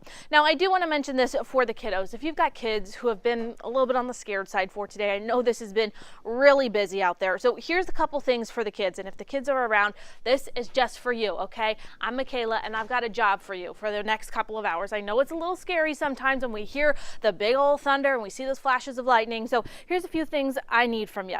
We are going through a lot of different camera shots, okay? You've been seeing Bobby, he's showing you all these different cameras. I want you to keep a count of how many different spots that we see for tonight, and then you can send an email to Bobby and tell him how many that you saw. And then I also need you to keep a count of the time between when you hear thunder and you see the lightning. So you'll see the flash of lightning, and then I want you to count how many seconds it is between the lightning flash and the sound of the thunder, okay? Keep a count and let us know how long it is. That gives us a better idea of where the lightning and the thunder is and where those storms are. So if you're at home, kiddos, I need you to join our weather team for tonight, okay?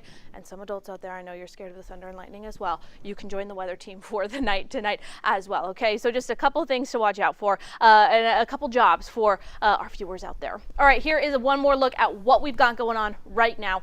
Hurricane Helene, it's a Category 4 hurricane. This update coming in just minutes ago. Winds 130 miles per hour, moving at about 23 miles per hour. Currently, 80 miles to the west-southwest of Cedar Key, Florida. So we are seeing it slowly but surely get closer to that Cedar Key area. It is a major hurricane, potentially that catastrophic hurricane, and we're going to continue to monitor it as it is approaching landfall. Again, we are potentially going to see that landfall in as early as really the next 2 hours or so. Guys.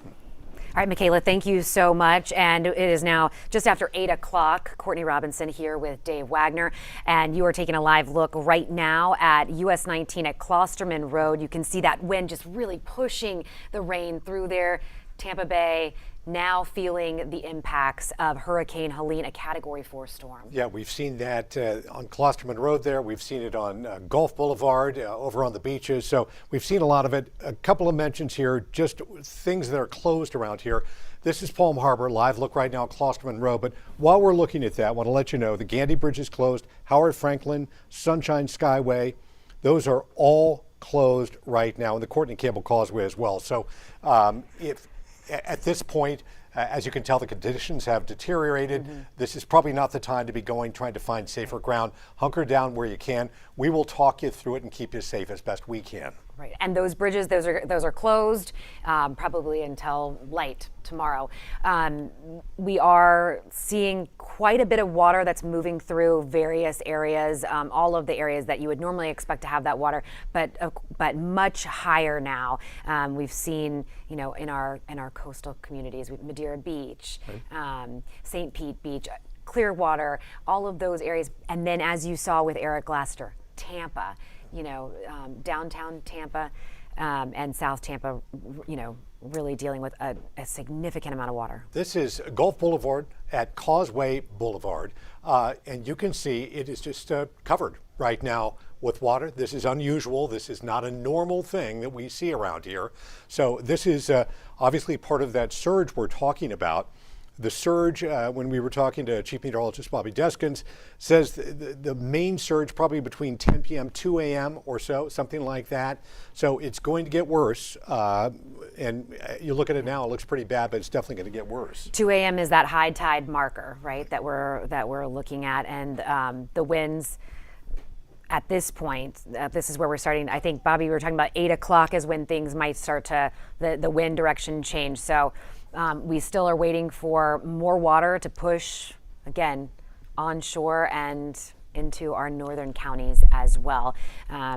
Again, you're looking right now at Gulf Boulevard, at Causeway, just one of the areas where you can see a lot of water there.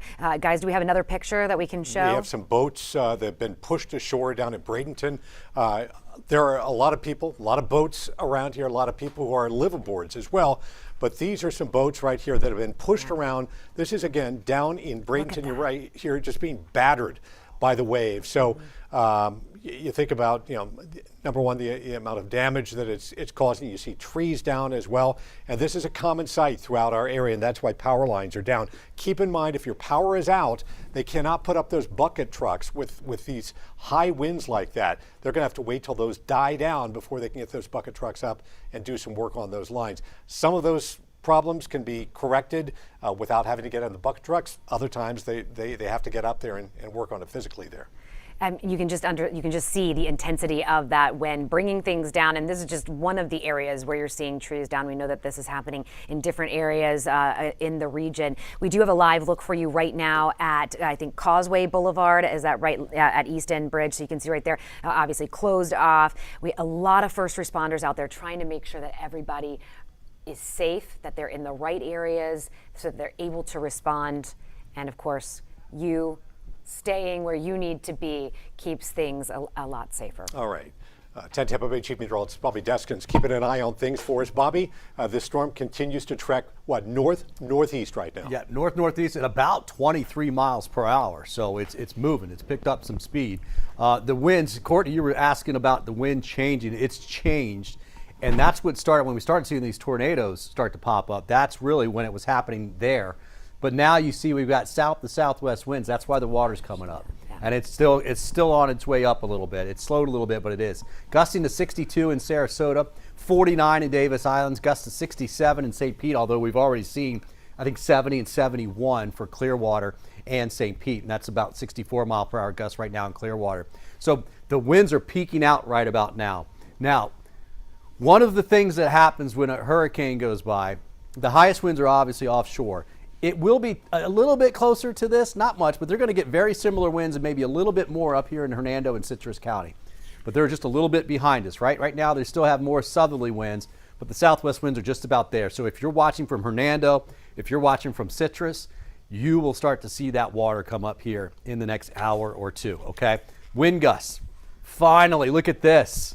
Starting to come down a little bit here, okay? By 11 o'clock, winds now 60s to low 70s for gusts in the Tampa area will start to come down and be generally in the upper 50s by the time we get towards midnight. 2 a.m., we're seeing a lot less wind. The tide's still coming up till 2 a.m., but the wind is coming down at that point. So the overall water levels will start to come back down, especially after we get past about 11 p.m. All right, so I think that timing is going to be generally around 10 to 11 for the peak. So here we go right now with the outage, right? This is a probability of seeing power outages, and we've got over 300,000. Was that the number, guys? I think over 300,000 without it. But watch as we go through 10 o'clock. That chance goes up for Hernando and Citrus counties, and obviously especially when you get north and west of there because the system will be trying to make landfall. And then after that, obviously the winds are coming down. Look at that. Look around. We lost a lot of our cameras out there. So I'll go past that. But one thing you can point out here is, quite a few places with power still.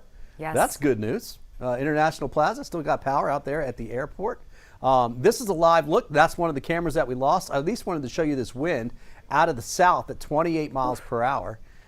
Dew point's still very, very high, and you would expect that. But, when Idalia came through, we had a lot of dry, cool air on the backside. We won't see as much of that in this particular one. Here's the forecast right now. I want to take you to 48 mile per hour winds in St. Pete. It's sustained in the 30s in St. Pete with a 48 mile per hour wind gust. Watch what happens. That's by midnight. Watch what happens by 3 a.m. Slowly coming down. It's not going to drop right off, but those winds will come right down. I think we could check in with St. Pete now, right? Yeah, we do have Miguel Octavio. He is live in St. Pete. We're going to bring him up here in just a moment. St. Pete, one of the areas where we see quite a bit of water and really an area, especially Shore Acres, right? Snell Isle, where so many people have already been through this in just a year. Yeah, and increasingly other parts of St. Yes. Pete as well. Miguel, where are you right now? What do you see? You guys went to a higher ground over here. We're at the parking garage of our hotel, actually. We wanted to show you some of the storm surge and the waves that we've been seeing out here tonight, but those conditions just got much stronger throughout the last couple hours or so. We saw a number of people checking out the scene themselves, obviously something we don't encourage you to do, but even they themselves noticed how strong the conditions were and decided to step out. At that point, it got darker. At that point, there were less people out here. They were starting to notice how dangerous the conditions were out there in St. Pete. So we are here in downtown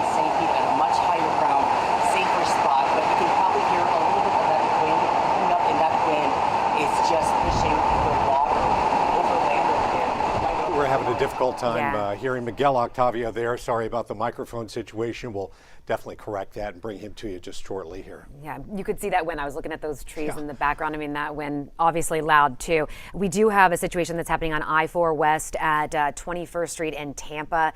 Unfortunately, a crash that has turned deadly. You can see the police response right here.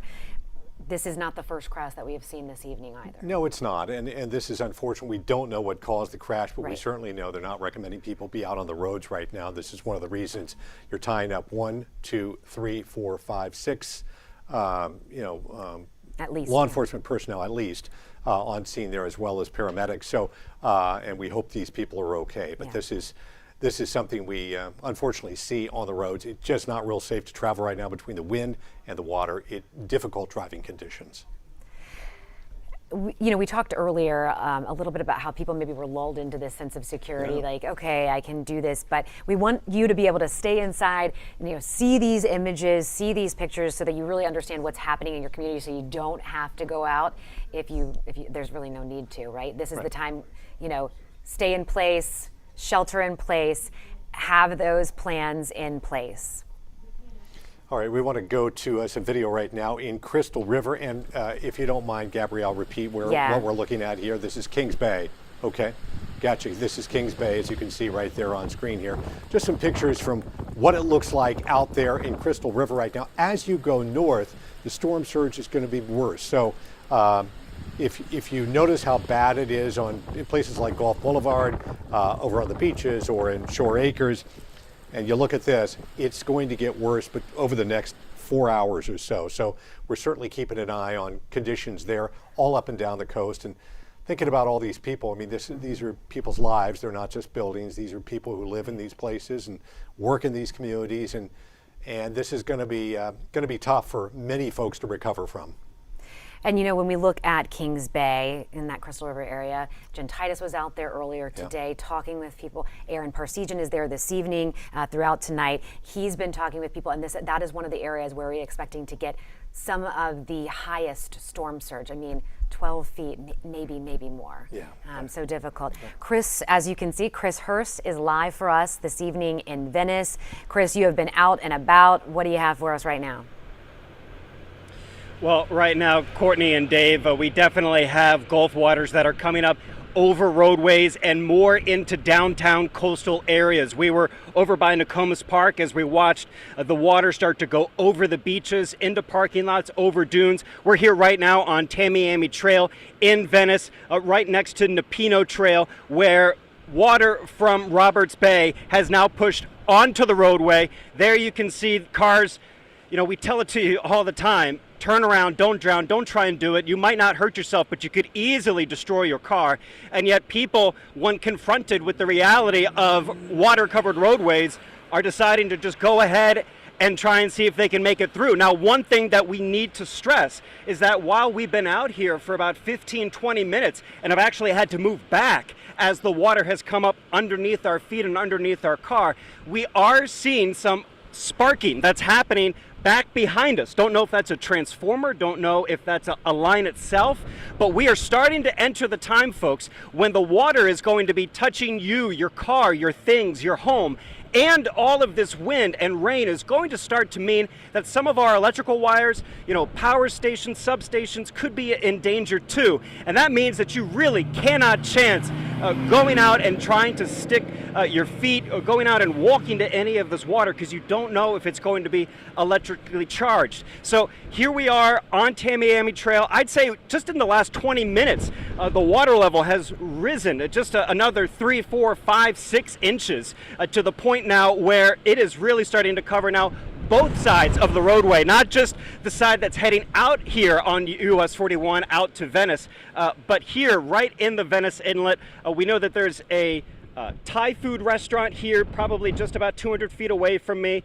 A dive shop, the Venice Dive Shop, is about 100 yards away from me here. Those now are taking on water. And just as a point of reference, if you know this area, we were on Nokomis Beach at the park there. The road to get there is covered in water now. And the bridge right there on the Intracoastal Waterway, the water is getting dangerously close now to the bottom of that bridge. The Pelican Alley restaurant, you might know, it's underwater right now. And I will tell you, moving from the Gulf into that waterway, which feeds here into the Venice Inlet and other small bays, it was moving incredibly fast, way more than what you normally see from our tides. This water is being pushed by all of that wind, which is now starting to change direction and coming more from the east and the west. We had gusts here in southern Sarasota County, Courtney and Dave, up to 79 miles an hour earlier tonight. Well, you can certainly understand those conditions there, what people are dealing with. Chris, do you know whether these people took proactive measures? Did they sandbag, or is the water just, well, the sandbag's no match for the water there? Well, Tim, I don't know if you can pan over to your left and show. Dave, Courtney, there's a house right here on the corner of Napino Trail and the Tamiami Trail. Okay. And a guy lifted up his window and he shouted at us, and we thought that he needed help, and we were able to actually communicate by shouting.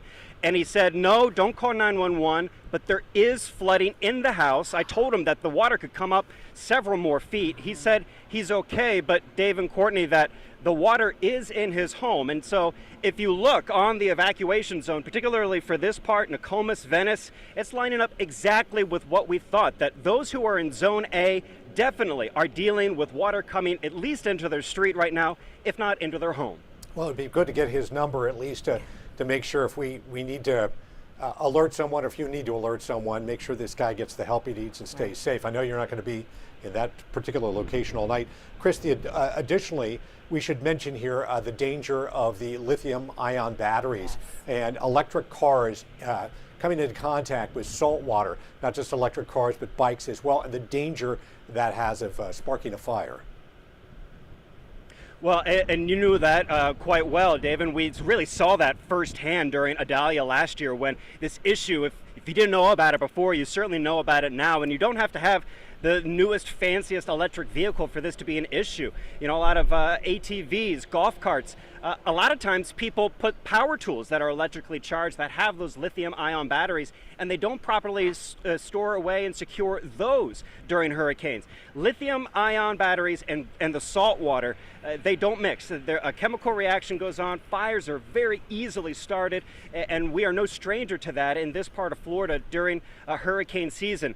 But if you're thinking that maybe the water is going to spare your garage, well, right now I can tell you it looks a heck of a lot like Debbie and Idalia and Ian and Irma out here right now, where Zone A floodwaters definitely are coming into people's homes. Chris, how deep is that water where you are right now behind you? I don't know, and I'm not really going to be brave enough to try and guess. Don't be brave. But just looking, but just looking sort of in general relation, I'd say it's definitely at least 18 inches, 2 feet, if we were to walk out here into the middle of what is partially a drainage ditch and partially a back alley here right off of the Tamiami Trail. Yeah, definitely don't go in there. We don't know what else is in there. Not only the power lines that you've been talking about as well. We saw that happening in Tampa with the transformers blowing there. Chris, please be safe, and we'll, of course, check in with you in a little bit as well, so you can show us what's happening in Sarasota and Manatee County, or Sarasota County there. Yeah, it's really terrifying because you think of all these people, you know, they much of their lives is inside these homes and businesses, and you talked about the one restaurant down there. They're taking on water, and it's just, you think about the future and what that means for them, both financially and emotionally, and it's a very tough time. It's hard to watch. It is hard to watch, and again, 2 a.m. is when we're going to see a lot of this water. Right. I mean, that's not as high as it's going to go. Like you said, get his number in case we do need to call for help, or if you need that, definitely be reaching out as well. We have crews. Aaron Parsegian is live in Crystal River. I know that we also have Hannah Deneen in Spring Hill. I think we're going to go first. Who do we have?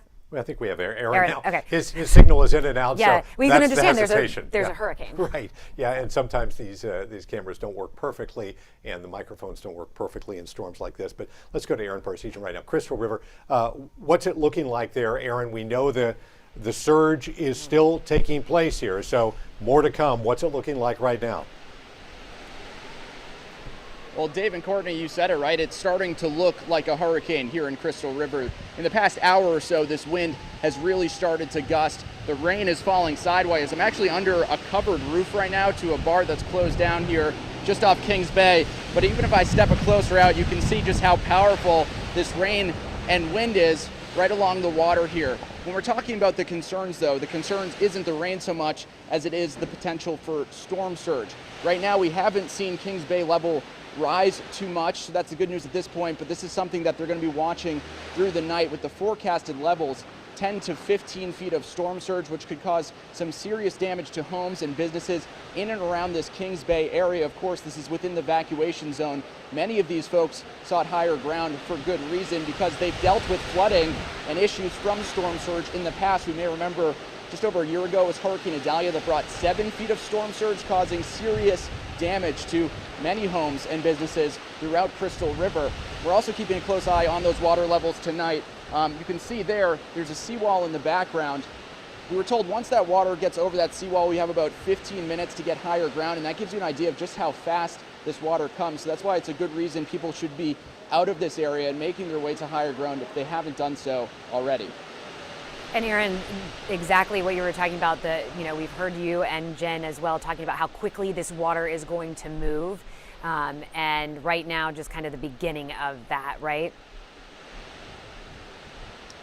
Yeah, that's the case, Courtney. In fact, over the past couple hours, we saw the levels in King Bay start to go down with the tide, but now we're talking about Helene making its way closer to this area and then past it, and that's when you're going to see the water start pushing its way up to many of these communities. Of course, they prepared for it, they're ready for it, they've dealt with it in the past, but we're talking about historic, potentially, levels of storm surge. So that's the biggest concern here. When I was talking about Idalia that caused all that damage, that was around 7 feet of storm surge. And now projections show 10 to 15 feet, so that's even more they could be possibly dealing with as we go later into the night and early tomorrow morning. Chris, it's kind of a black hole behind you right now. As you look around, have you seen people out wandering, driving, or are people pretty much hunkered down at this point? The good news, many more people are hunkered down. Dave, you may remember when we were out here throughout this afternoon, early this evening, things were still calm outside. You couldn't have understood there was a hurricane if we weren't, on the news talking about it. So people were out, they were enjoying the weather, kind of looking around, seeing what was going on. But then a couple hours ago, we really started that wind and rain beginning to pick up. And a lot of this area has closed downtown. We don't see many people out, not many people on the roads at this point. So that's the good news. Aaron Parsegian in Crystal River tonight. We will be checking back with you shortly here. Yeah, and we have Hannah Deneen, who's just south of Chris in Hernando County in Spring Hill. Hannah, we spoke with you earlier. There are people who are kind of out checking out where things stood. I would imagine that that's not happening right now. Well, Courtney, we moved locations because that was a spot where there was only one road in and not somewhere where we want to continue hanging out. We actually stopped here at Jenkins Creek off Shoreline Boulevard in Hernando Beach, and we stopped here because there was a line of streetlights across this creek here. But within the last 10 minutes since we've been here, we heard a transformer blow and all of those streetlights went out. We do have a flashlight here so you can try to get a sense, of what we were trying to show you earlier when those streetlights were still up, and that is just the force of this wind that is whipping across the water here. And this is the story that we've seen throughout the past few hours here in Hernando County, which is that the water is still low at this point, relatively low in terms of what we're expecting to see throughout the evening, but we are seeing a lot of strong wind. We have seen debris in the roadway and several reports of trees that are down blocking certain roadways, and we have seen utility crews already out and about cleaning up those trees and that debris. We might have a photo that I had sent in earlier from the Hernando County Sheriff's Office. It's a photo of Steuben Street in Weeki Wachee, and it is a tree that fell on a house there, and we were there earlier as utility crews were cleaning that up. I spoke with a spokesperson for the county earlier. She tells me 36,000 sandbags were distributed throughout Hernando County within the last week. And she says she hopes that's an indicator that people have hunkered down and they have their homes as ready as they can be. For now, as we wait to see this water continue to rise over the next several hours, it's a matter of just hoping that everyone is prepared as we pray for the best. In Hernando Beach, Hannah Deneen, 10 Tampa Bay. You think about hundreds of thousands of power outages here in the state of Florida. People left in the dark right now. It's bad enough to be in a storm like this, but really have no communication going on. It's really difficult and really terrifying. I was talking the other day. Go ahead. Sorry, let me ask Hannah, actually, while I have you, because that is a good point when we talk about the power outages. Are you seeing, Hannah, like when your guys are driving around, street lights out, that sort of thing? I mean,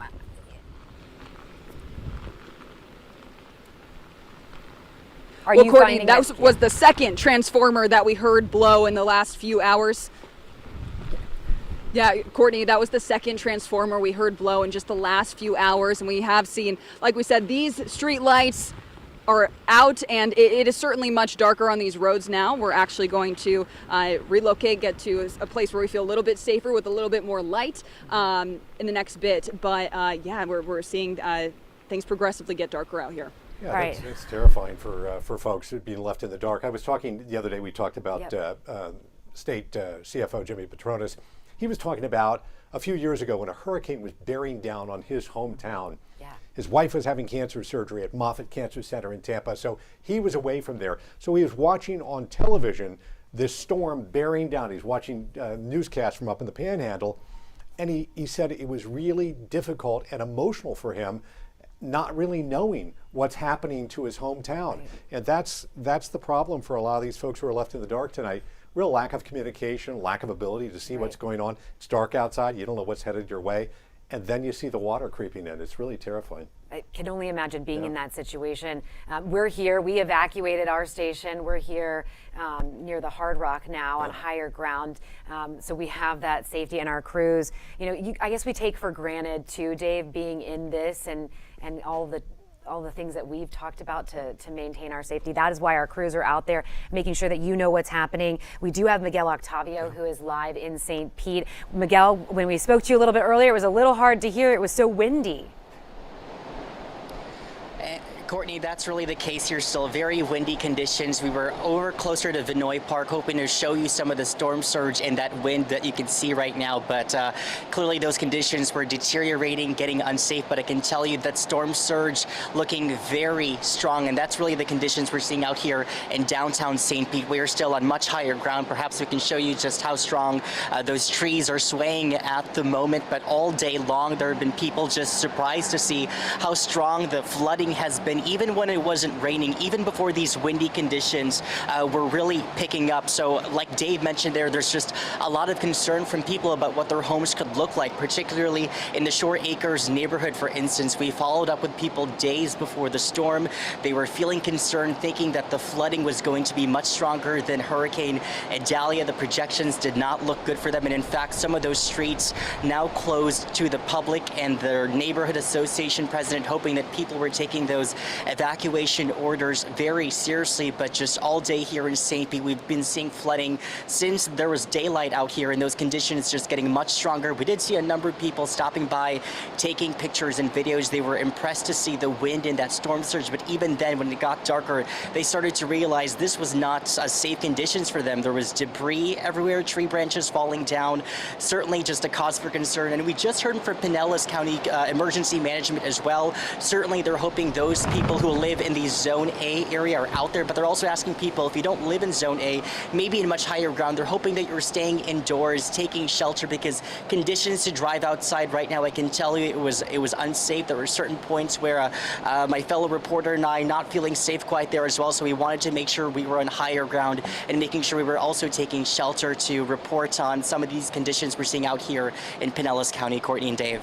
Yeah, downtown St. Pete, of course, Miguel, is a lot of it's on the water there, and there's North Shore Park, there's Straub Park, there's Vinoy Park. Do you know if those parks are taking on water tonight? Yeah, we were actually out there earlier and hoping to show you some of those conditions, but some of that water was going to those sidewalks, getting closer out there. And that's why some people were going out there to take pictures and videos while there was still daylight out, but they started to realize perhaps we shouldn't be out here. Those conditions getting much stronger, so the water was spilling over a little bit into the sidewalks. It's been like that all day, even when there was daylight out, but now that the winds have gotten much stronger, much of that water is still being pushed through, so we decided to get to higher ground to report this information to you as safe as we could. All right, Miguel, definitely you be safe, and we'll be checking in with you throughout the evening. We have 8 hours now. We've got a ways to go, And we know it's a rough night for a lot of folks at home, and we're sympathetic to that. We'll be here with you throughout this storm. I promise you, we'll be walking you through everything we know, try to show you as much as we can, and give you an update, all the conditions out there. It's going to be a rough few hours here, but we're going to get through it. I do want to share something. We had a viewer call, and she asked us to please share this. It's a great reminder. If you have your animals outside, please bring your animals in, like dogs in the backyard and that sort of thing. She says she's seen a lot of her neighbors do that. You want to make sure that they come in. And for all the women out there, bring your husbands in as well. Might be something to think about at this point, if deserving. Judy sent you here. Yeah, exactly. Yeah.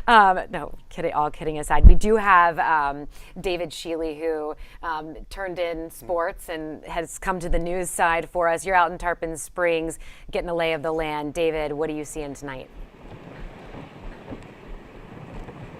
So over here in Tarpon Springs, we've been dealing with wind pretty much all day, but the wind has picked up as of late. Rainfall is coming in sideways. You can see the effect the wind is having on the trees right here. We're at the Hampton Inn and Suites right down the road from Tarpon Springs High School.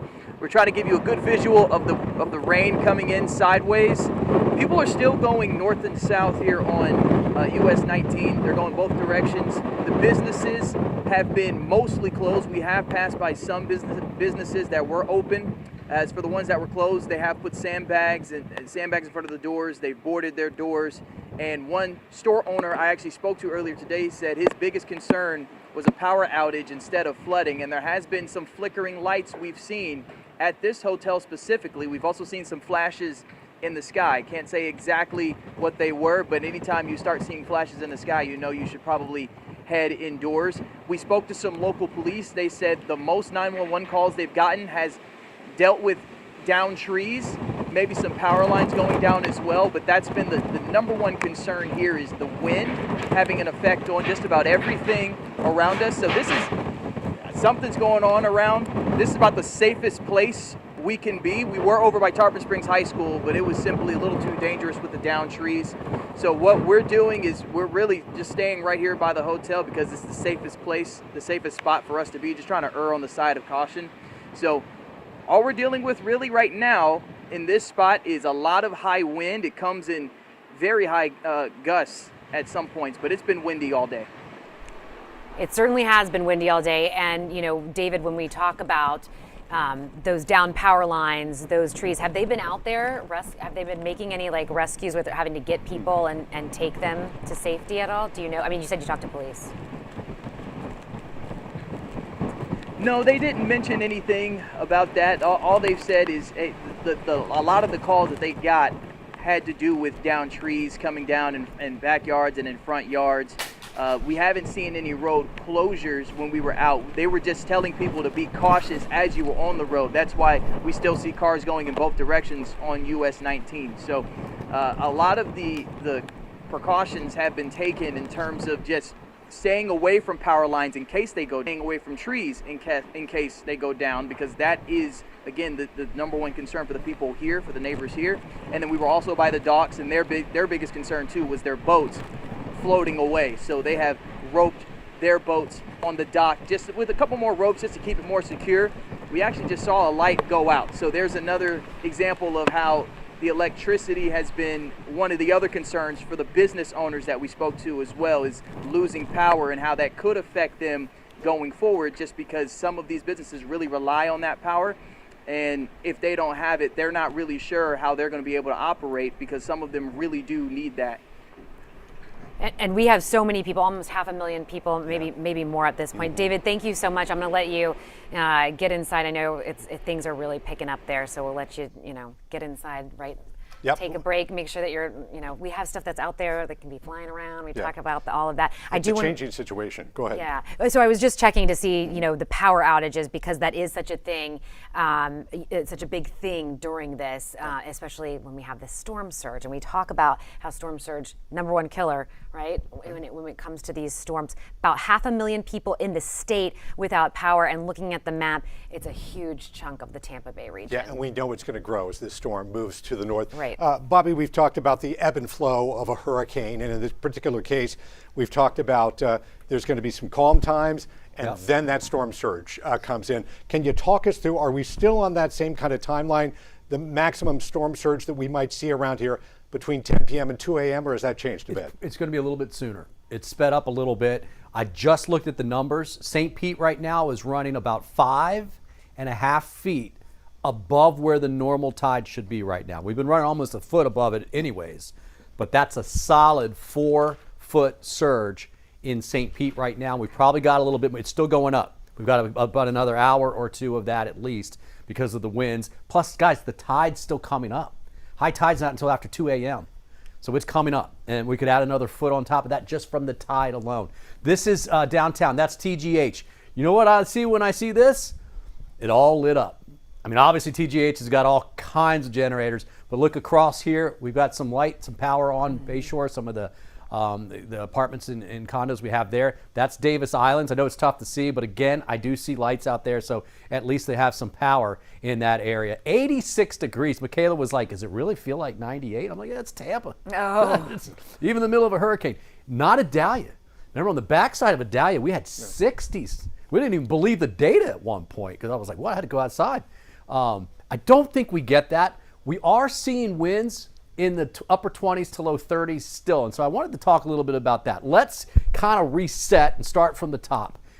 Helene is still category 4. It's right here. It's west-northwest, almost northwest of Tampa right now. And that speed of 23 miles per hour is the reason why that peak surge has come back from about midnight, if you took one time, and maybe closer to about 10 or 11. That's about 80 miles west-southwest of Cedar Key, okay? Now, those are the 8 a.m. numbers. Look at it here on the map here, and you can see it's going to move quickly off to the north and the northeast, and then start that turn back to the north and northwest, all right? Because it's moving so quickly, they have now issued hurricane warnings further up. Atlanta's right there. There are almost hurricane warnings for Atlanta. They could see gusts in the 70s. 74 and up would be a hurricane force gust. That's because it will fall apart when it moves over land. But number one, it's warm, it's muggy right there, right? Because of all the feed that's come in ahead of it. And it's moving so quick, it just takes time to fall apart. And it's not going to have that much time to get that much weaker by the time it gets that distance. So that's why it's going to go a little bit further. You can see an eye wall. I don't think and you can see there it is. Look at that northern part of the eye wall. It's been consistently strong, and especially the last 3 to 4 hours. And you can see the bulk of the rain is actually moving through our neck of the woods right now. This is about 85 miles out. It's actually a little less than that now since I made this graphic. So it's about 80 miles. It's moving about 23 miles. So that's less than 4 hours for landfall. All right, so what time we got? 8:45, 9 o'clock. So we're talking 12:30, midnight, 12:30 for landfall as it moves up towards the Big Bend area right now. This is still the center line from the hurricane center, and you can see it's a little east of there. So Perry to me looks like one of the ones that they'll call it, right? When it makes landfall, sometime around midnight or just after, it's where the center of the storm goes. And you notice it looks like, watch, it almost looks like it goes to the right a little bit there. That's a little bit of a wobble. That's what they do. They wobble. But I still think Perry is going to be, a little bit east of what the forecast track has right now. Now, our neck of the woods, here's the rain. The heaviest rain now right along the immediate coast. And then this little band you see here in eastern Hillsborough and Polk County. So Bartow, Plant City seeing a ton of rain. And now that's moving out of there. It's going into Lakeland. And Lakeland, we're going to see a really good amount of rain for about 40 minutes, 30 to 40 minutes or so. And that can add up pretty quickly. But you notice a little bit further to the south, we've got more breaks in the rain, and that will be what we get for the rest of the evening hours. So steady, heavy rainfall up and down the immediate coast, US 19 all the way up through Citrus County. Some breaks as you get into Pinellas and Hillsborough, but look how fast these things are moving. I mean, these clouds are moving 75, 85 miles per hour. That is really quick. And the ones up above it, of course, the lower ones are moving just a little bit slower. Man, we've still got some very heavy rainfall. So when we were talking about this the last several days, it's kind of like, here's what the model thinks it'll look like. But the devil in the details is where do these rain bands line up? and that's going to determine who gets a lot of heavy rainfall. So not going to be a Debbie situation. That's the good news, right? Especially not widespread like we had with all that rain in Manatee and Sarasota County. But we will have some rain. Now, we were talking about the tornado watch, the chance for tornadoes. They killed the back end of this one, right? They cut it off, and they started a new one that starts from just north of Sarasota and goes all the way up. That whole thing's in effect until 6 a.m. I don't think it lasts here until 6 a.m. I think they'll start trimming this thing back over the next 3 to 4 hours. Okay, so we'll keep you updated on that. Bottom line is we still have to watch for a chance of tornado. Okay, that's going to be continuing. Now, there's the lightning now on the northwest side. Look right in here. You see that the northwest quadrant of the eye wall. If that thing keeps wrapping around, it's going to easily maintain 130 mile per hour winds. Our winds really peaking now. Gusts in the 60s. We've had gusts in the 70s. 49 mile per hour gusts at Davis Islands. But look at the steady wind at St. Pete and Sarasota in the 40s. And that's what's driving the water. We're still seeing winds up here out of the southeast in Hernando and especially Citrus County. But they're getting ready to get this. And they're going to get a little bit more wind than what we got. And that's why that surge is going to be so high up there. So they really need to keep an eye on it. Now, these are high wind reports from earlier today. 81 mile per hour gust is what we've seen so far at Egmont Channel. That's right, basically the mouth of the Tampa Bay. Longboat Key had 78 mile per hour winds. Clearwater Beach, 74 mile per hour winds. 70 at Albert Whitted Airport. That's right there in downtown St. Pete. Skyway Fishing Pier, 69. St. Pete Clearwater International, 68. And Sarasota Bradenton, 68. That was really last 2 to 3 hours, really, more than anything else. And some of these were closer to about 3 hours ago. Here's the forecast as we go through midnight. Still have the onshore winds, about what we're dealing with right now, but a little less, just a little less. But look what's happening up north. They're going to get that wind coming in here. It's 8, is it almost 9 o'clock yet, guys? What do we got? 10 minutes to 9. So we are looking at about 10:30 for those heavier winds to get into northern Hernando and Citrus County. Now, after midnight, we go out to about 3 a.m. Still have the onshore winds. High tide has just passed. I mean, just passed. So the water's not going anywhere. And the wind's still blowing, so the surge is up. So we're going to keep this surge for a while. This is not an Idalia thing where it came up and then it went right back down. This is a thing where the surge is going to stick around for a while. But 3 a.m. to 6 a.m., the winds start coming down. 20s with gusts in the 20s to near 30. And then by the time we get through around lunchtime and into the afternoon hour tomorrow's just a bit breezy day. Let's put it that way. All right, tides. We are about here. All right. And so we're looking at this peaking and maintaining for a little while. It may start to come down a little bit. It's not coming down because of the tide. The water tide level is also coming up. It's actually just coming down just a touch because of the fact that we have some less wind coming into this neck of the woods, right? We are not seeing that water come down yet. And it will not start to come down probably after 11 o'clock or so. The high tide times, let's just start. This is Friday morning in Crystal River at 4:02. It's a lower tide, but that's going to cause some issues because they're still going to have quite a bit of water there. Clearwater, high tide's coming up at 11:09. That's almost the crest of all of this, right? Gulfport, just after midnight tonight, we'll have a high tide. Just all right in the same ballpark here, really. And the wind will be very similar for all of these three places, Clearwater, Gulfport, and St. Pete. High tides around 158. Depending on where you're looking at, it's between 158 and about 220 or so. So, still have the water to go. You can see all these forecasts that they had. It's probably going to end up being on these lower ranges, probably for most areas. But even those, a foot or two above some of the records that we've had. So this is a big storm for us, storm surge wise. You can see the center right now. I mean, it's taking aim right there on the coastline. All right, storm surge forecast. So this is what the numbers looked like. Remember I was telling you it was better than records? So those numbers for the forecast are the top end. So subtract about 3 feet from those numbers and compare that to the record. So Cedar Key, about 8 feet. That's a foot better than the record. Clearwater, about 5 feet. That's a foot better. And that was 1993, the no-name storm. St. Pete, about 5 feet. That's about a foot over. It's just preliminary kind of forecasting that I'm doing here, but that looks like it's going to be pretty close to what these numbers end up being. Guys, we're getting it out of here. It's just usually when you see hurricanes come through and you get storm surge like this, it tends to drop off pretty quickly. This is just a bigger storm, and the angle it's coming at is going to keep it here, and the tide. Of all things that you can't control any of the weather, right? But the tide too, we timed that one wrong to keep it up. All right, well, the good news is this storm isn't going to take a turn into Tampa Bay. The bad news is it's already delivered a lot of water and more surge is on the way. That's right. We're going to go to Chris Hurst, who's live for us in Venice. Chris, down trees, down power lines, that rising water, just not a great combination. Yeah, Courtney, we saw some sparking here about a half an hour ago. We're on the Tamiami Trail in Venice.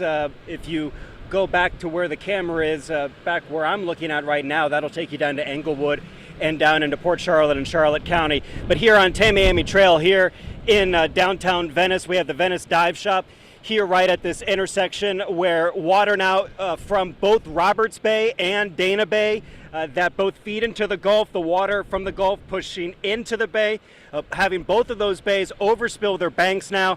And I think we'll have some more cars coming because we are in that time of a storm now where even though roads are covered in water, people still are getting out and driving through them. And we cannot stress to you how terrible of an idea that is. Not only could it potentially harm you, but it certainly could damage your car, leave you stranded. There's a car at an intersection that I'm looking at right now, just about 100 feet off camera, that it stalled out trying to get into one of these residential neighborhoods. So all of the residential neighborhoods in this Venice, Nokomis, Englewood area that were in Zone A, we know now from Sarasota County officials that they are seeing the street flooding and the home flooding that was predicted with this storm surge, as Bobby was talking about. As Hurricane Helene comes farther north, the winds will shift direction, and down here in Sarasota County, they aren't coming out of the east and the southeast anymore. Now they're coming out of the southwest. Still gusty, up to 40, 50 miles per hour. Sustained winds still around 30 miles an hour as the tide continues to creep up, and all of that water from Helene being pushed over now onto roadways here in southern Sarasota County. So I'll show you that with this spotlight that we have here, if you can see just how fast moving this water is. And this is just a drainage ditch and side alley here right by the Venice Inlet that is now flooded. And we just had another couple come up in a pickup truck and actually walk in probably about knee-deep water. Dave, Courtney, you were asking how deep the water is. Well, we saw two people who went into a home just off camera about 10 minutes ago, and it was up to their knees, and they are still looking through that house with their lantern. I don't believe the power is on for any of these homes anymore. We did check with Florida Power and Light. Manatee County has about 10% of its customers without power right now. That's about 33,000 people. In Sarasota County, it's about 10% of their customers as well, about 28,000 people without power right now. So even though it is no longer raining, the winds still are picking up and can be furious at times, but really we are watching the water. Just as all of our meteorologists were saying in the lead up to Helene, we might not see as much rain as we did during Debbie, but what we have to watch for is the storm surge, particularly when the storm starts to go farther north and the winds shift direction and are able to push that water more from west to east instead of from south to north. All right, Chris, you know, I do have a question for you. I think you may have answered it, but you talk about people that are coming through, driving through, those individuals, they got out there in a house near you. You spoke about another man who's in a house and saying, hey, I got water in here as well. I was curious, are those the people driving by, are those looky-loos, or are there people who now want to go and see, okay, what does my home really look like? Have you been able to talk to anybody? No, we have, you know, the people that were right here, we thought they were going to turn around and leave. That's why we thought they were turning in. But then, you know, before we could even really shout out to them, they were already, you know, about 20 feet into the water that was knee deep. But honestly, Courtney, Dave, we're just watching Tamiami Trail right here in Venice right now, just waiting for the first car to stall. Because it's not like this water is going to recede anytime soon. It's going to be several hours before we even crest. And then we'll be lingering with this storm surge for more hours after that. You know, here we are on US 41, and these cars are creating a wake, and at the top of these waves from the wake, the wind is pushing it, so it almost looks like it's sort of white-capped here on the Tamiami Trail. All right, Chris Hurst live for us in Venice this evening, and we will be checking in with him again throughout the hour. Chris, thank you. Just so many people driving.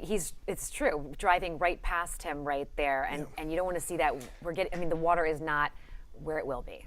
You know, and it seems like everybody thinks their car can get through water. I've been guilty of that Right. as well, and you think you can make it, but sometimes it's deeper than you think. And the old adage, turn around, don't drown, and that's obviously what the authorities want us to follow. And you don't know what's there. I mean, we say this so often, but you don't know what is there or what isn't there, right? If the road has, we're going to see all of that in the morning. There's plenty of time. There is. Let's take a look right now at Clearwater Beach and some video we have from there right now. And here's what it looks like tonight. Wow. You see, it looks kind of like a river there, doesn't it? And this is right through Clearwater Beach. You see those homes there, one-story homes, and you wonder how they are faring right now. You worry that they may be taking on water, but you see the movement of the water kind of moving around there, and it gives you a sense the power of water. No matter how much we want to sandbag and board up our homes, it is really no match for water like this. It is so much water, and to think that there will be more, and we still have that wind that's out there. Just all of the things that we typically see in a storm like this, but just so much more, and still so many hours to go. Right. It gets worse as you head north in terms of storm surge, and we've been checking in with Aaron Parasich, and he's up in Crystal River right now. Aaron, what are you seeing right now? How has it changed over the last few minutes? Well, Dave, we're really starting to feel the force of the storm even off the coast of the Gulf here, because that wind is really starting to pick up. Some of these gusts are so strong you have to brace yourself against it. And on top of that, we're seeing that rain starting to blow sideways. I'm on top of a covered roof right here. There's a closed down bar just off of Kings Bay here in downtown Crystal River. So we do have some protection, but if I step out here where the seawall is, that's when you really start to feel those winds. We did mention, though, the storm surge. That's going to be the main concern as we go deeper into the night and into the early morning. Right now, we can tell you the levels on Kings Bay. I just saw an update from the mayor here in Crystal River. They're still showing lower levels, but that's expected to change soon as we approach deeper into the night and the storm starts to pass us. We start getting that wind blowing the water up into many of these areas. As you mentioned, potentially record storm surge, historic storm surge, 10 to 15 feet in the forecast right now. This is an area that's dealt with storm surge and flooding a lot of times in the past. Last year it was Hurricane Idalia that brought 7 feet of storm surge, damaging homes and businesses in this area. Some people that we've talked to around this neighborhood still cleaning up after then. One woman who evacuated the Kings Bay area here to stay at a hotel about 20 minutes away in Lecanto said she's been living on the second floor of her condo for the past year because of the damage caused by Idalia when a couple feet of water went inside her home. So they're watching this anxiously through the night, hoping it's not as worse, but as we're mentioning, right now it's being forecasted is worse than what they've seen in several decades here in Crystal River. It's just, 1, 2, 3 punch for some of these folks. Aaron, thanks. And we want to give you a live look right now at the Courtney Campbell Causeway. I've been kind of checking in on social media to see how our law enforcement is doing. A lot of them having to respond to accidents that have happened on roadways. This is the Courtney Campbell Incredibly Causeway. dark, huh? Very, very dark. I mean, you can see water there on the road. The Courtney Campbell is closed at this point. The Gandy's closed. Howard Franklin's closed. Skyway is closed. And again, it is so dark. We're going to be dealing with much of this in these, in the pitch black hours, right? Not a lot of light. The power's gone out. You see that right there. Transformers blowing. You can see that in the background. So not a lot of light right there, and you have no idea what you're going to be potentially running into if you're trying to drive. So we don't want to see that. I did see that when I was talking about checking with law enforcement. Hillsborough County Sheriff's Office getting ready to send out their night shift, or their night shift deputies are probably out there deploying, ready to provide assistance where needed. I do want to remind you, obviously call 911 for emergencies, but they have that non-emergency line that is active that you can call for other things. And we heard a lot of the calls that are coming in are for downed trees and whatnot. 813-247-8200 for Hillsborough County. A lot of the night night shift deputies, officers. They're going to be out there, and we want them to be safe too. Of course, of course. 10 Tampa Bay's Eric Glasser is in Tampa right now along the river walk there. Eric, what are you seeing? How has it changed over the last half hour or so? Dave, the river walk is a river. That's how it's changed. We're at the corner of Ashley and Broering. That's right downtown, right by the convention center. We were there. We started to move away from that area. We were concerned because we started to see the water come up and we weren't sure that we were going to be able to get out of there. So we said, well, let's head back into town. And we weren't able to get over the bridge either. Take a look behind me and you can see that's the corner. Very, very familiar to a lot of people, I'm sure, very heavily traveled. This is the corner of Ashley Drive and Broering, just on the west side of downtown Tampa. The river walk runs along this road, and that is the bridge right there that goes right over, as the sign says, the Hillsborough River. Well, right now the Hillsborough River has poured out onto Ashley Drive and over the river walk. I'm just going to have you take a look from side to side. They put these barriers out here, plastic barriers, to try to keep people from crossing into the area, but they've actually lifted those barriers up at this point. Those guys are just floating around in this vicinity. We did have a couple of trucks that were able to make it through, but I can tell you there are some cars off to the left of us. In fact, you can see the headlights of one of the cars that's gotten stuck out here. A couple of trucks, as I said, did have the clearance to make it through here, but this area is currently impassable. I really just wanted to stop and bring you this picture as we were heading back towards Bayshore Boulevard, where we know that there is tremendous flooding this evening. But I wanted to be able to show you this because this is something that we were not necessarily expecting. Downtown Tampa itself is outside of Zone A. I am not positive whether or not, because it is so close to the water, that Ashley Drive would be considered part of Zone A. It certainly looks like it would be at this point, because with the amount of surge that we have right now, the water is up and over the Riverwalk and onto Ashley Drive. Right across the street, you can see one of those light boxes, an electrical box. Obviously, that's a concern. I know that just off to the left of us, there's a building over there. That's one of the pump station buildings for the city of Tampa and the water system. So that's obviously a concern when you see water high enough to reach that. Hopefully they have that buttoned down and taken care of. But you can see the fire hydrant also right here behind me. That gives you an idea of just how high the water is just at the curb here.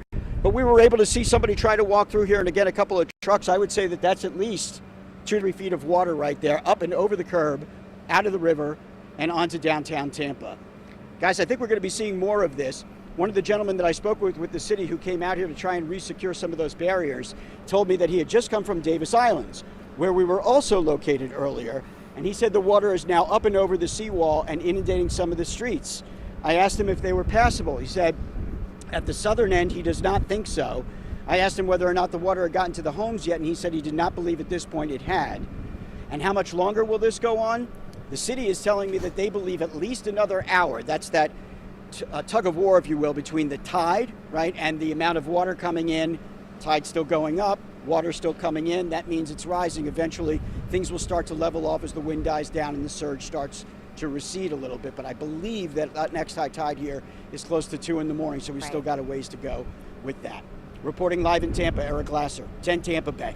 And Eric, you're right. Yeah, about 2 a.m. when we're expecting to see that high tide. You know, looking at that, and you talk about, you know, with the river not quite expected that evacuation zone. Have you all been able to make it to the west side of South Tampa, over that in that West Shore area, down West Shore Boulevard? I know that's probably eventually. We have not been over there. I have. Yeah, we have not been over there. I have spoken with people from the city. The west side, obviously, it floods. That's flood zone A, so they've got issues over there. But also farther south, almost anything south of Gandy right now and down toward Port Tampa, that's also seeing flooding coming up and over into the streets. Again, maybe not quite as bad as they thought, but we do still have time for that to be pushing in. And I will tell you that right now where I'm standing, you can see it. The wind is calm. About a half an hour ago when we were over at the convention center, it was whipping. So you have these squall lines that come through and they continue to push water up and through, but fortunately not a ton of rain. And that would obviously add to the problem, right? Because as we've demonstrated before, when the tide comes up, when the surge comes in, it covers up the pipes that allow water to run out of South Tampa. That's the drainage system. It goes into the bay. When the bay is too high, it covers the pipes, the water has nowhere to go. So if this was a combination of that tidal surge, high tide, and a ton of rain like we saw maybe with Debbie, this area would be underwater. But right now, fortunately, we're seeing the extent of it, but it's not as bad as, believe it or not, it might have otherwise been if we had had a ton of rain along with everything else, guys. Yeah, Eric, I'm really struck that water is moving behind you there. It's not just stationary, it's just not just rising, it's actually moving water right now. Right. Exactly, guys, because it's not like we've had, again, with rain, where you have puddling water and it continues to rise. This is the river. The river is up over its banks. It's moving. So you're absolutely right. That water is not just being blown by the wind. It has a current to it, and that is the water that's being pushed in along with the tide coming up and with the water being pushed in by the wind and the surge. So yes, a moving river. We saw, again, somebody try to walk through there. You can see the current around their legs. Not something that you want to walk into again. Please do not walk into this water. Do not try to drive through it. It is simply not safe to do so. And certainly, now that it's dark, there's no way of gauging the depth or what's in it. Back to you. All right, Eric Glasser live for us in downtown Tampa, showing us that the Riverwalk has become the river right there, and we're going to see that water rise even more. Definitely do not want to be in these flood waters this evening, and there will be some time before they recede as well. Yeah, I'm Dave Wagner along with Courtney Robinson right here. We're with you all night long here, keeping you informed, prepared, and connected. We are keeping track of Hurricane Helene, now a Category 4 storm, moving up. It is now north of Tampa Bay, so it's not coming back this way, but it is going to bring a lot of storm surge, and that's going to be the problem for us around here. So we're following all the effects of this tremendously large storm.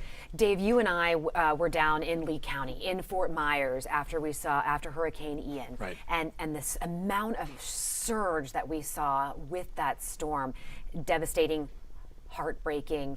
And some of our areas are bracing for that right now. I know that we have some video from Lee County. They've had, we'll go to that in a minute, but we do have some video coming in from Lee County where they've kind of seen the first little bit of that. They've seen it firsthand and how bad that is. Yeah. Let's go to David Shealy right now. He's in Tarpon Springs, been there all evening for us. David, what are you seeing? Are you seeing the water rise there, the storm surge taking effect?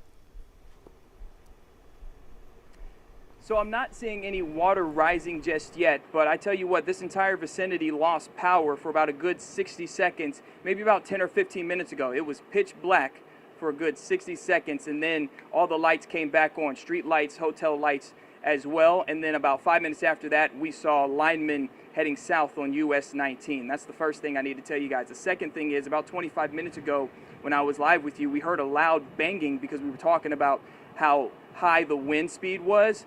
It was about 10 feet away from us. This sign right here, it's going to be upside down, but I'll turn it. This sign hit a bench. It flew off wherever it was, and it hit a bench about 10 feet away from us because that's how high the winds are right now. And so I know here we like to keep you informed, prepared, and connected. I'm going to add 3 words to that. Valued, loved, and precious. You are valued, loved, and precious, and I want to tell you right now, if you hear weird noises while you're outside, don't try to turn those question marks into periods. It could be a sign like this flying. Please head inside. It's not safe to be outside right now. We're in the safest spot that we can be. We are right by the entrance of our hotel. We've seen trees go down about a couple miles up the road near Tarpon Springs High School. This is the safest place we can be. But right now it's still windy. Rain has slowed just a little bit, and power outages have started happening here in Tarpon Springs. David, keep in mind behind you is a billboard for a personal injury attorney if anything should happen to you out there. Right behind you, directly back there. We're keeping you informed, prepared, and connected. And safe. I see it. I see it. I like his smile. Yeah, no doubt about it. That's how he's smiling. Yeah. Thanks, All right, David, thank you. When we've seen David, Eric, and Chris live just in the past few minutes here, one thing that you really haven't seen is that wind. Yes. But they say that it comes and it goes. Chief Meteorologist Bobby Deskins is here now, and Bobby, that wind. When we see this, that doesn't mean it's gone. No, it doesn't mean it's gone or not. But we have a little bit of breaking news. We just got the 9 p.m. update. 140 mile per hour winds.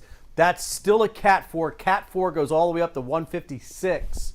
Cat 5 starts at 157 and just goes up. There's nothing above Cat 5. It's moving to the northeast at 24 miles per hour. The pressure's actually up 1 millibar, nothing different there. It's now 65 miles west of Cedar Key. That's just west-northwest of Crystal River right now. You can see it right in there. Obviously, you can see it's very close to landfall. I'm still thinking it's might be about 11:30 now, time frame for that to happen, for official landfall for that to happen. Now, what's going to happen is this will continue to race, I should say, to the north and the northeast. But that basically means that it will end up on shore and still moving quickly. And so as a result, it's going to be pushing into the Panhandle and Georgia as a hurricane. There's that forecast. And you can see the turn. And this was what we were questioning. When does this happen? I mean, it looked like it was going north-northeast across the Gulf the whole time. But then hurricane warnings all the way up almost to Atlanta. That's just amazing. And then it does a little loop up there. Just kind of comes back out as it's falling apart, be a rainmaker for parts of the Carolinas and up north. So there you go, 140 mile per hour winds. You can see the eye wall. It's been wobbling a little bit. That's what it does. But generally, it's been in really good shape. And that's what's allowed it to strengthen. That's why we've been seeing those lightning bolts, those strikes right around the center of the eye. I don't have it turned on here. There's still some lightning out there, but you can see it is pushing a lot of heavy rain up into northern Florida now, especially as you get north of Citrus County. Citrus County, we're still getting it, and we will for another hour or so. So this puts it about 60 miles from landfall, moving at 24, two and a half hours or so before landfall. So yeah, it'll basically be right around midnight, maybe between 11:30 and midnight it has landfall. Look at all the lightning around it. That is, you know what, Ian did something similar when it had all that lightning right before landfall. So what you have is a Category 4 hurricane strengthening at landfall. I didn't think it would get to 140. We were thinking 125, 130, and kind of surprised to see it to get to 130 just about an hour ago. Now to see 40, but when you see all of that lightning, that's it. That is a super strong eye wall, and that is a good structure for this to have a lot of wind in it. It's hard to believe it can go any higher than that. Very warm water still underneath it. But regardless, the right side of this eye wall, where it goes on, Cross City to Perry, that's going to do a ton of damage with that wind. Now, not all of even that eye wall has 140 mile per hour winds. That's some of the highest that they could find. But 120, yeah, there's a lot of that in that eye wall. For us, obviously, 30s and 40s and 50s and gusts in the 70s to near 80. Those winds are going to slowly start to come down. Look how much the rain has really thinned out. And you can see it here kind of taking off and going off with the storm. And that's the good thing about it moving pretty quickly. The rain is still steady for Crystal River all the way down Sugar Mill Woods, Pine Island still. Brooksville, we're starting to get some breaks, and I think we'll kind of be on and off with the rain. More off, to be honest with you, especially over the next 3 hours or so. But you can see this is what the nature of it will look like all the way through. And this will pretty much continue for 3 or 4 hours. The heavier bands will tend to push their way further out, but how far out do they go? And they're not going to go too far. That's when you start piling up the water. Thank goodness that outer band right there you see in eastern Hardee and DeSoto County towards Sebring to Lake Placid. That one's still moving because that one's putting down more rainfall than anything else. If it were to stall and not move further to the east, it would really start flooding things. They made a new tornado watch. They just cut off the south end. This one goes all the way up into Georgia until 6 a.m. I don't think we have a tornado threat through 6 a.m. But I mean, look, there's a little cell right here. Look at that. That's a good cell. That's going to come swinging on in towards Pasco County, I think, here in about 45 minutes or so if it holds together. So we're going to keep that for a while, but we'll let you know as they start to trim that back. The current winds are showing gusts to 64 in Clearwater, 58 in St. Pete, 69 still in Sarasota, right? And the highest winds still to come. And the other part of this is when the center goes on shore, you got the highest winds right around the center. But as it starts to weaken over land, those higher winds come down, but the whole system spreads out. So you think because it's pulling away, and it's really unique to us here because of our geography where we're located. When you get a landfall and storm up there, you think that high winds, higher, right? And then as it's going away, you get less winds from the south to the north. But what's happened is the storm structure spreads out a little bit. The wind does come down, but then if you're in this one particular area, you're going to keep a solid wind for several hours. And that's prolonging our surge. So those gusts in the 60s will likely continue. I showed you this earlier, 81 mile per hour gust at Egmont Channel. We've got about 5-foot surge at Port Manatee right now. That's right by Egmont Channel. And that gust was hours ago, about 2 hours ago now at this point, right? And the forecast throws that through even midnight tonight, we're still going to be seeing gusts in the 40s and 50s. And key to all of this is now it's still blowing onshore. That's what drove, I mean, we were showing you earlier this afternoon, Paso Grill, St. Pete Beach from our Bellwether beach camera. And you could see there was a lot of swells coming in, but it wasn't, choppy or anything like that. As soon as that wind turned on, it got super choppy, and the water was running up in between the condos and the buildings there. All of those houses on the backside, I can't say the houses themselves, but the ones that I saw on the east side of Gulf Boulevard and Boca Ciega Bay, just southeast of the St. Pete Beach camera that we had, there was water over those roads. So if you had a lifted house, you might be okay, but a lot of those areas have water in those houses.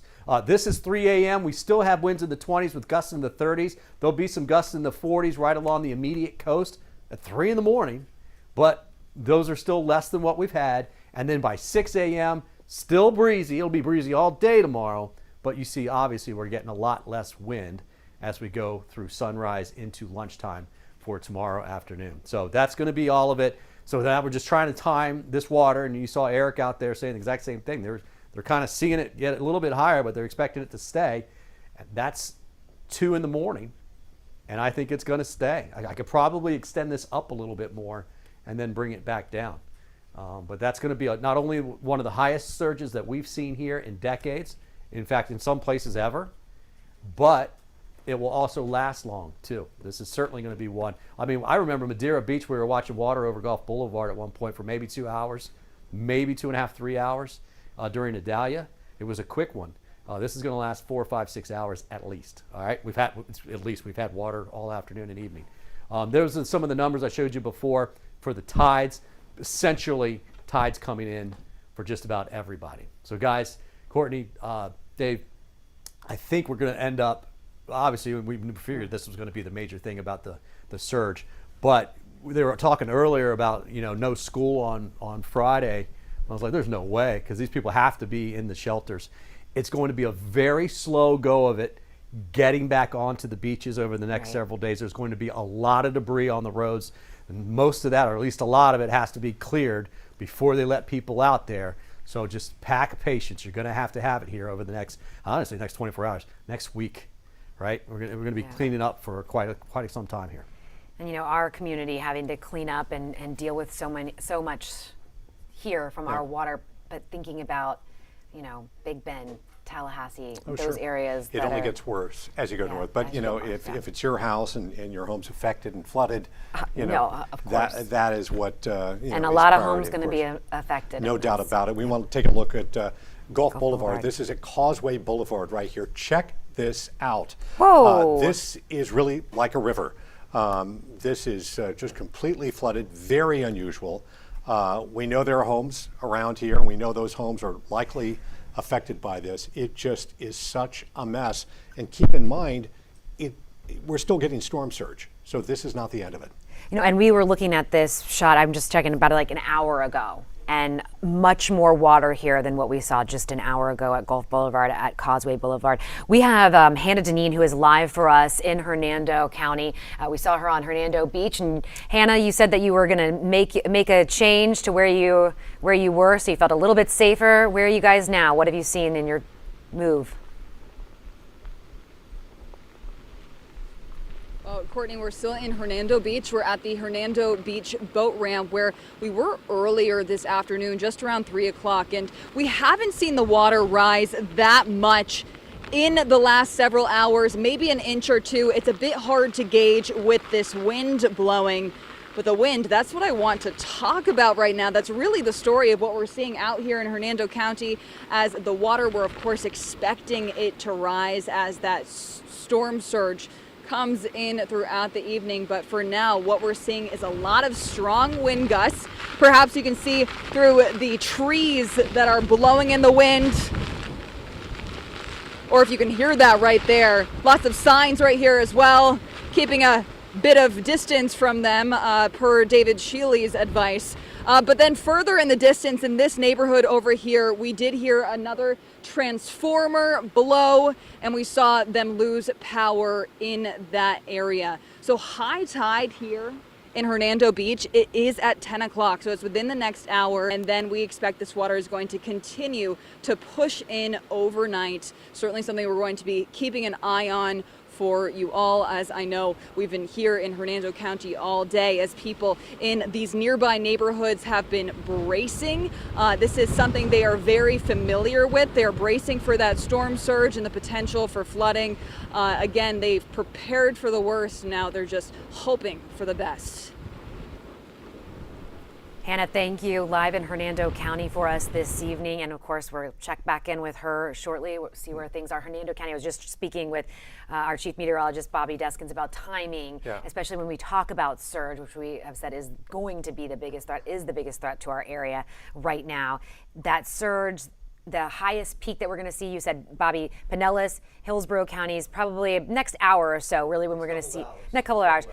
Hernando County and Citrus, as we start to move forward into the evening, the overnight hours, we're going to start to see that early morning, so 2 a.m. It's going to vary based on where you are, obviously, and of course the amount of water that you're going to get. But it's not, so when we say 10, that's where it start to get there for our southern counties. Yeah, and so much depends on where you were during this storm and where you are right now. We were talking about Lee County and just how devastated that community was south of here during Hurricane Ian. And let's take a look. We have some incredible video right here. It is interesting to see what's going on there. And this is really, this in so many ways is much less than what we're getting around here. This is Fort Myers, Cape Coral, Sanibel. This is the bridge to Matlacha. Yes. So this is the bridge to Matlacha, and people have been, driving back and forth. They've closed off a lot of the roads in Lee County. Most of them are actually impassable, as you can see right here. Matlacha is kind of like enter at your own risk, and people have been doing it. Yeah, you see the waves lapping up on the road right there, and it is when you talk about communities devastated, they have still not recovered from Ian, and so many people are really struggling. And look at this vehicle. I mean, this obviously is not recommended. Sometimes people get in there and start moving and just realize they've gotten themselves in way too deep. And then you see somebody in law enforcement there as well trying to go through. I mean, not too many cars can survive this. I'd be surprised if they got through very well down there. But we're talking several feet of water in some areas. I think that was, so we had the utility workers and whatnot, but I think that was actually them trying to get their rescue boat deployed. That's Fort Myers Beach right there that you're seeing, passable by boat. This is an area where so many people just lost everything in that Fort Myers Beach community. You couldn't even get on to Fort Myers Beach in the weeks that followed. Sure, and that storm, there was so much wind associated with that storm too that, windows were blown out and all, and this storm, every hurricane is different, and this particular storm, it's a lot about storm surge, and storm surge, as we've talked about, kills more people, and that's the most deadly part of a hurricane, and so it's a real concerning thing, and those who are, in harm's way right now. And it hasn't even struck, the outer bands have, but the bulk of this at 140 mile an hour winds has not even struck up around Tallahassee, North Florida at this point. Right, and it's, west of us now, northwest of us, but still feeling all of those impacts in those waves. Chris Hurst is live for us in Venice right now. We want to check in with Chris. Chris, that is an area where you said you've shown us, right? We've already seen that water rising, and you've talked with people in their homes who are in that, and they say that the water's coming in.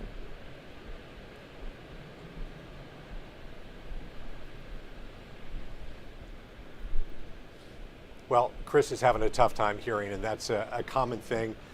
Rain and microphones and earpieces don't always mix well. We will reconnect with him and bring him live shortly here. But as we saw, Chris is in an area where there's a lot of flooding, and people are going back into their homes where there are floodwaters. Some never left, but they're seeing floodwaters in their homes, and some are walking around. Some are just choosing to stay. Right.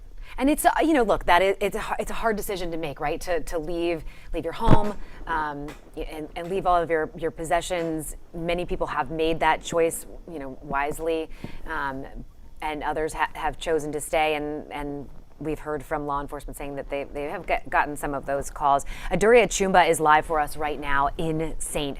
Pete. Adure, you and Miguel are together. What are you all seeing right now in St. Pete?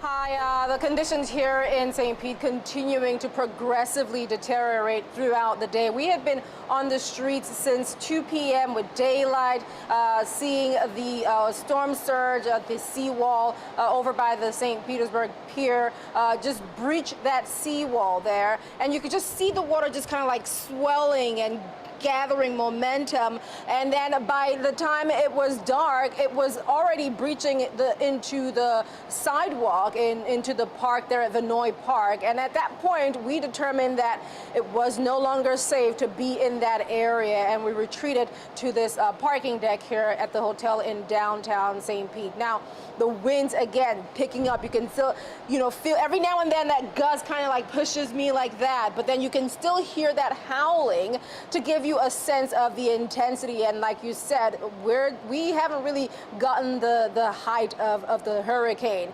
Now, reports from Pinellas EMS telling us around 100,000 people have now lost power. They are starting to do some water rescues, as well as we told you, the water's beginning to take over the streets and take over some homes. Access to those barrier islands been shut off since 6 p.m. today. So again, those people sheltering in place, needing to be rescued. Law enforcement now is saying that they are already carrying out some of those rescues. We're also getting reports of structure fires and transformer fires as well. So those are things to keep in mind as we go through the day. But of course, the biggest concern here is that surge, that storm surge of about 5 to 8 feet still being expected. That's the biggest concern, because that's going to elevate that flooding level that we're worried about. For us in St. Pete, Adure, thank you. And that storm surge, it is the biggest thing, and that surge is what, the domino effect. We see all these fires, we see these accidents, and just so many more things. It's responsible for so much. We want to take you out to I-4 again, some of the video that we have from earlier here. We talked about this particular accident out here. We're getting more details about this. We will bring those to you shortly here. But again, a person was killed out on I-4. We have a few more details that we'll share with you. But let's go to Chris Hurst, who is live right now. He is to the south of us. He's been in the Venice area. Chris, are you seeing some changes there?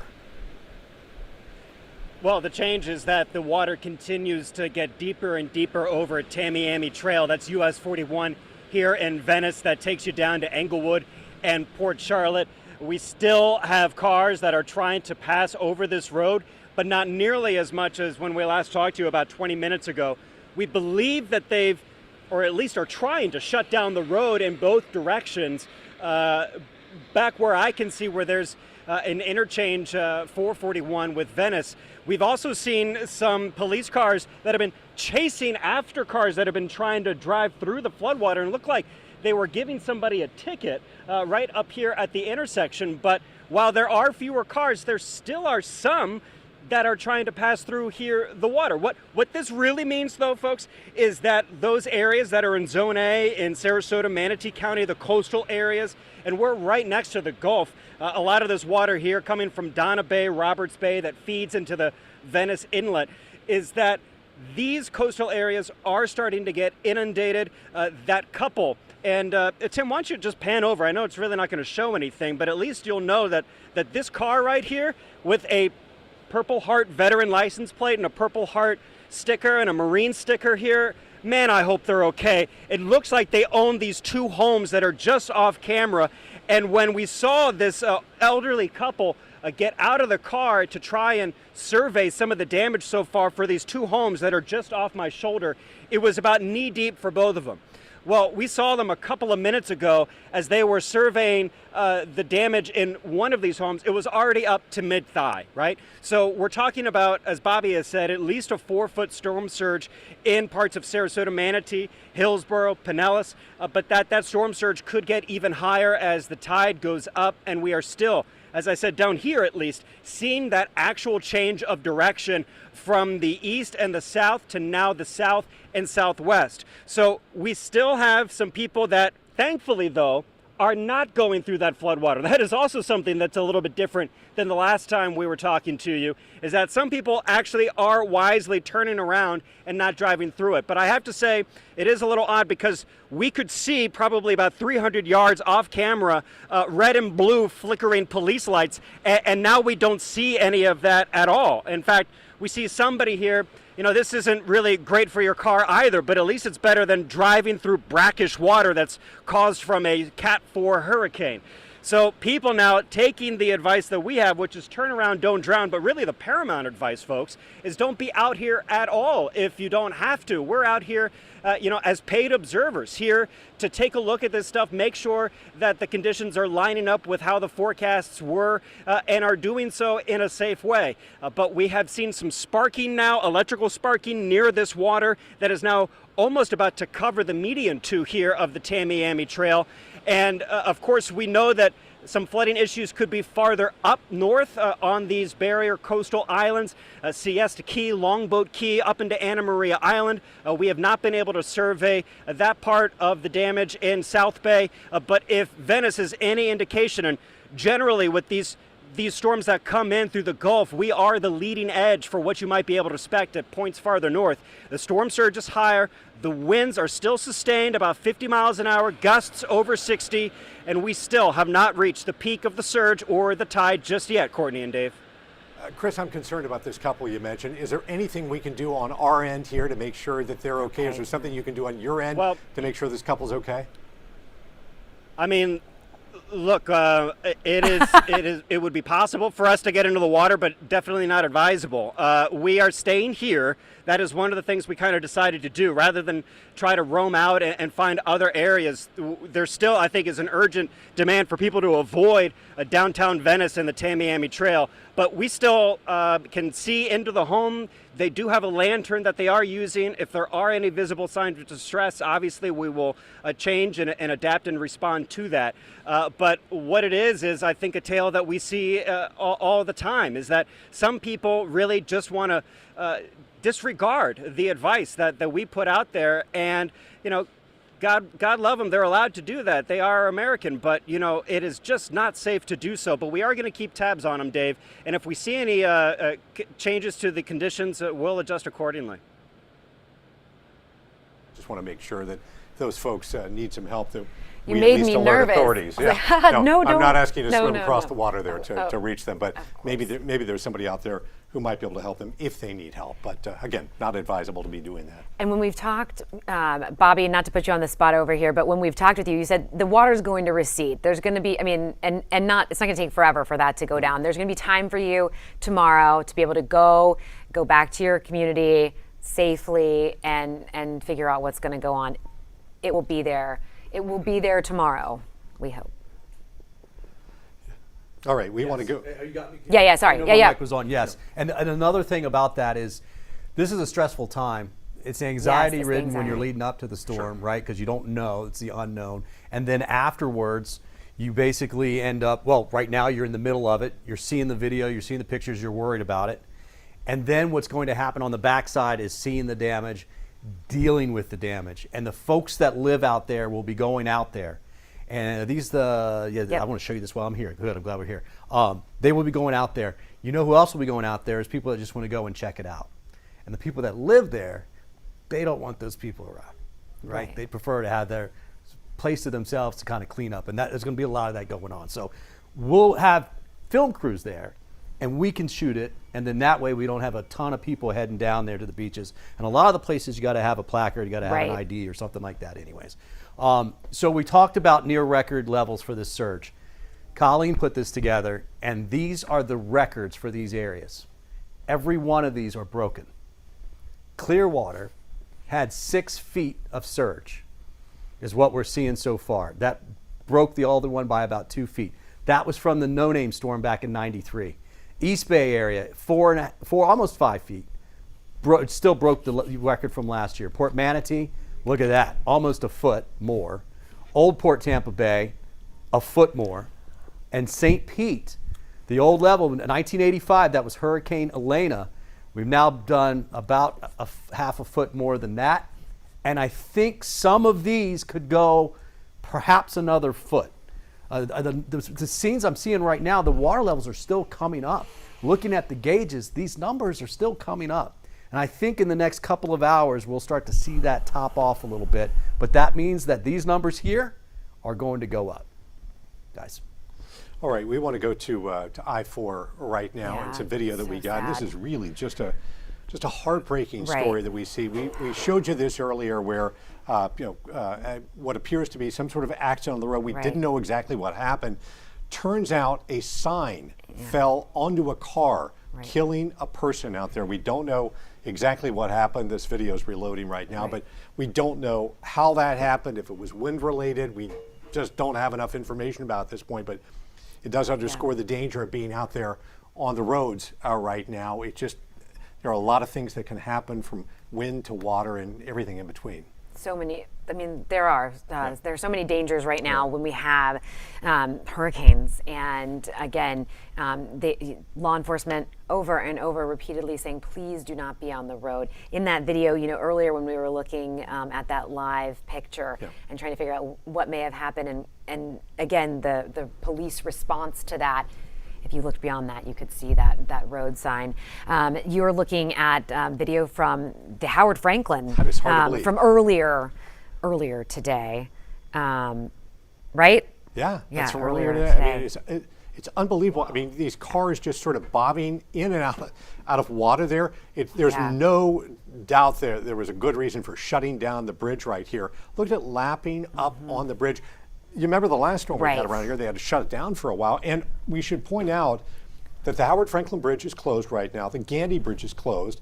Courtney Campbell Causeway is closed, and the Sunshine Skyway closed. So really, any bridge out of Pinellas County, for the most part, is down right now and will not reopen until they believe it's safe. Can you imagine driving through that? Is probably not one they're going to shut down, but at the south end of it by the airport is probably underwater. Yeah, unbelievable. And you did point out, Dave, during Debbie, we saw them. They shut down the Howard Franklin, and then that area, because it was damaged. That's correct. By the water crashing over. How can this not damage the road to a certain extent? We know they've been doing a lot of construction out there. Hopefully the bridge is intact and they can get this open. Hopefully sometime tomorrow, so people can go about their lives, but you see the force of nature right there between how high the water is there, the wind pushing it onto shore here, and this was before the big storm surge that we had. So one of the things that we made the decision, right? Well, the county kind of made the decision. St. Pete made that decision for us, evacuating Zone A. Our station is on Gandy Boulevard in Zone A, and every single hurricane season, we have this right here in place. We're just near the Hard Rock off I-4 at an area where there's higher ground, safer facilities. And so we're set up here to move all of the operations. And that is where we are this evening, 10 Tampa Bay. I'm Courtney Robinson along with Dave Wagner, if you're just now joining us. So we've moved. We do have a live picture available just to check in on what we're seeing in, this is Gandy Boulevard at Brighton Bay. So kind of in that area. And you can see water's on the roadway right there too. And Gandy Beach was pretty well covered earlier today.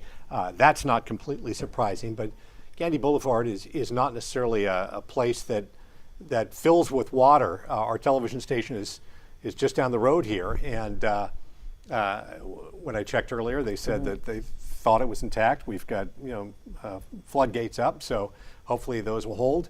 But it is concerning, and you rarely see the roads like that. I mean, look, just completely empty.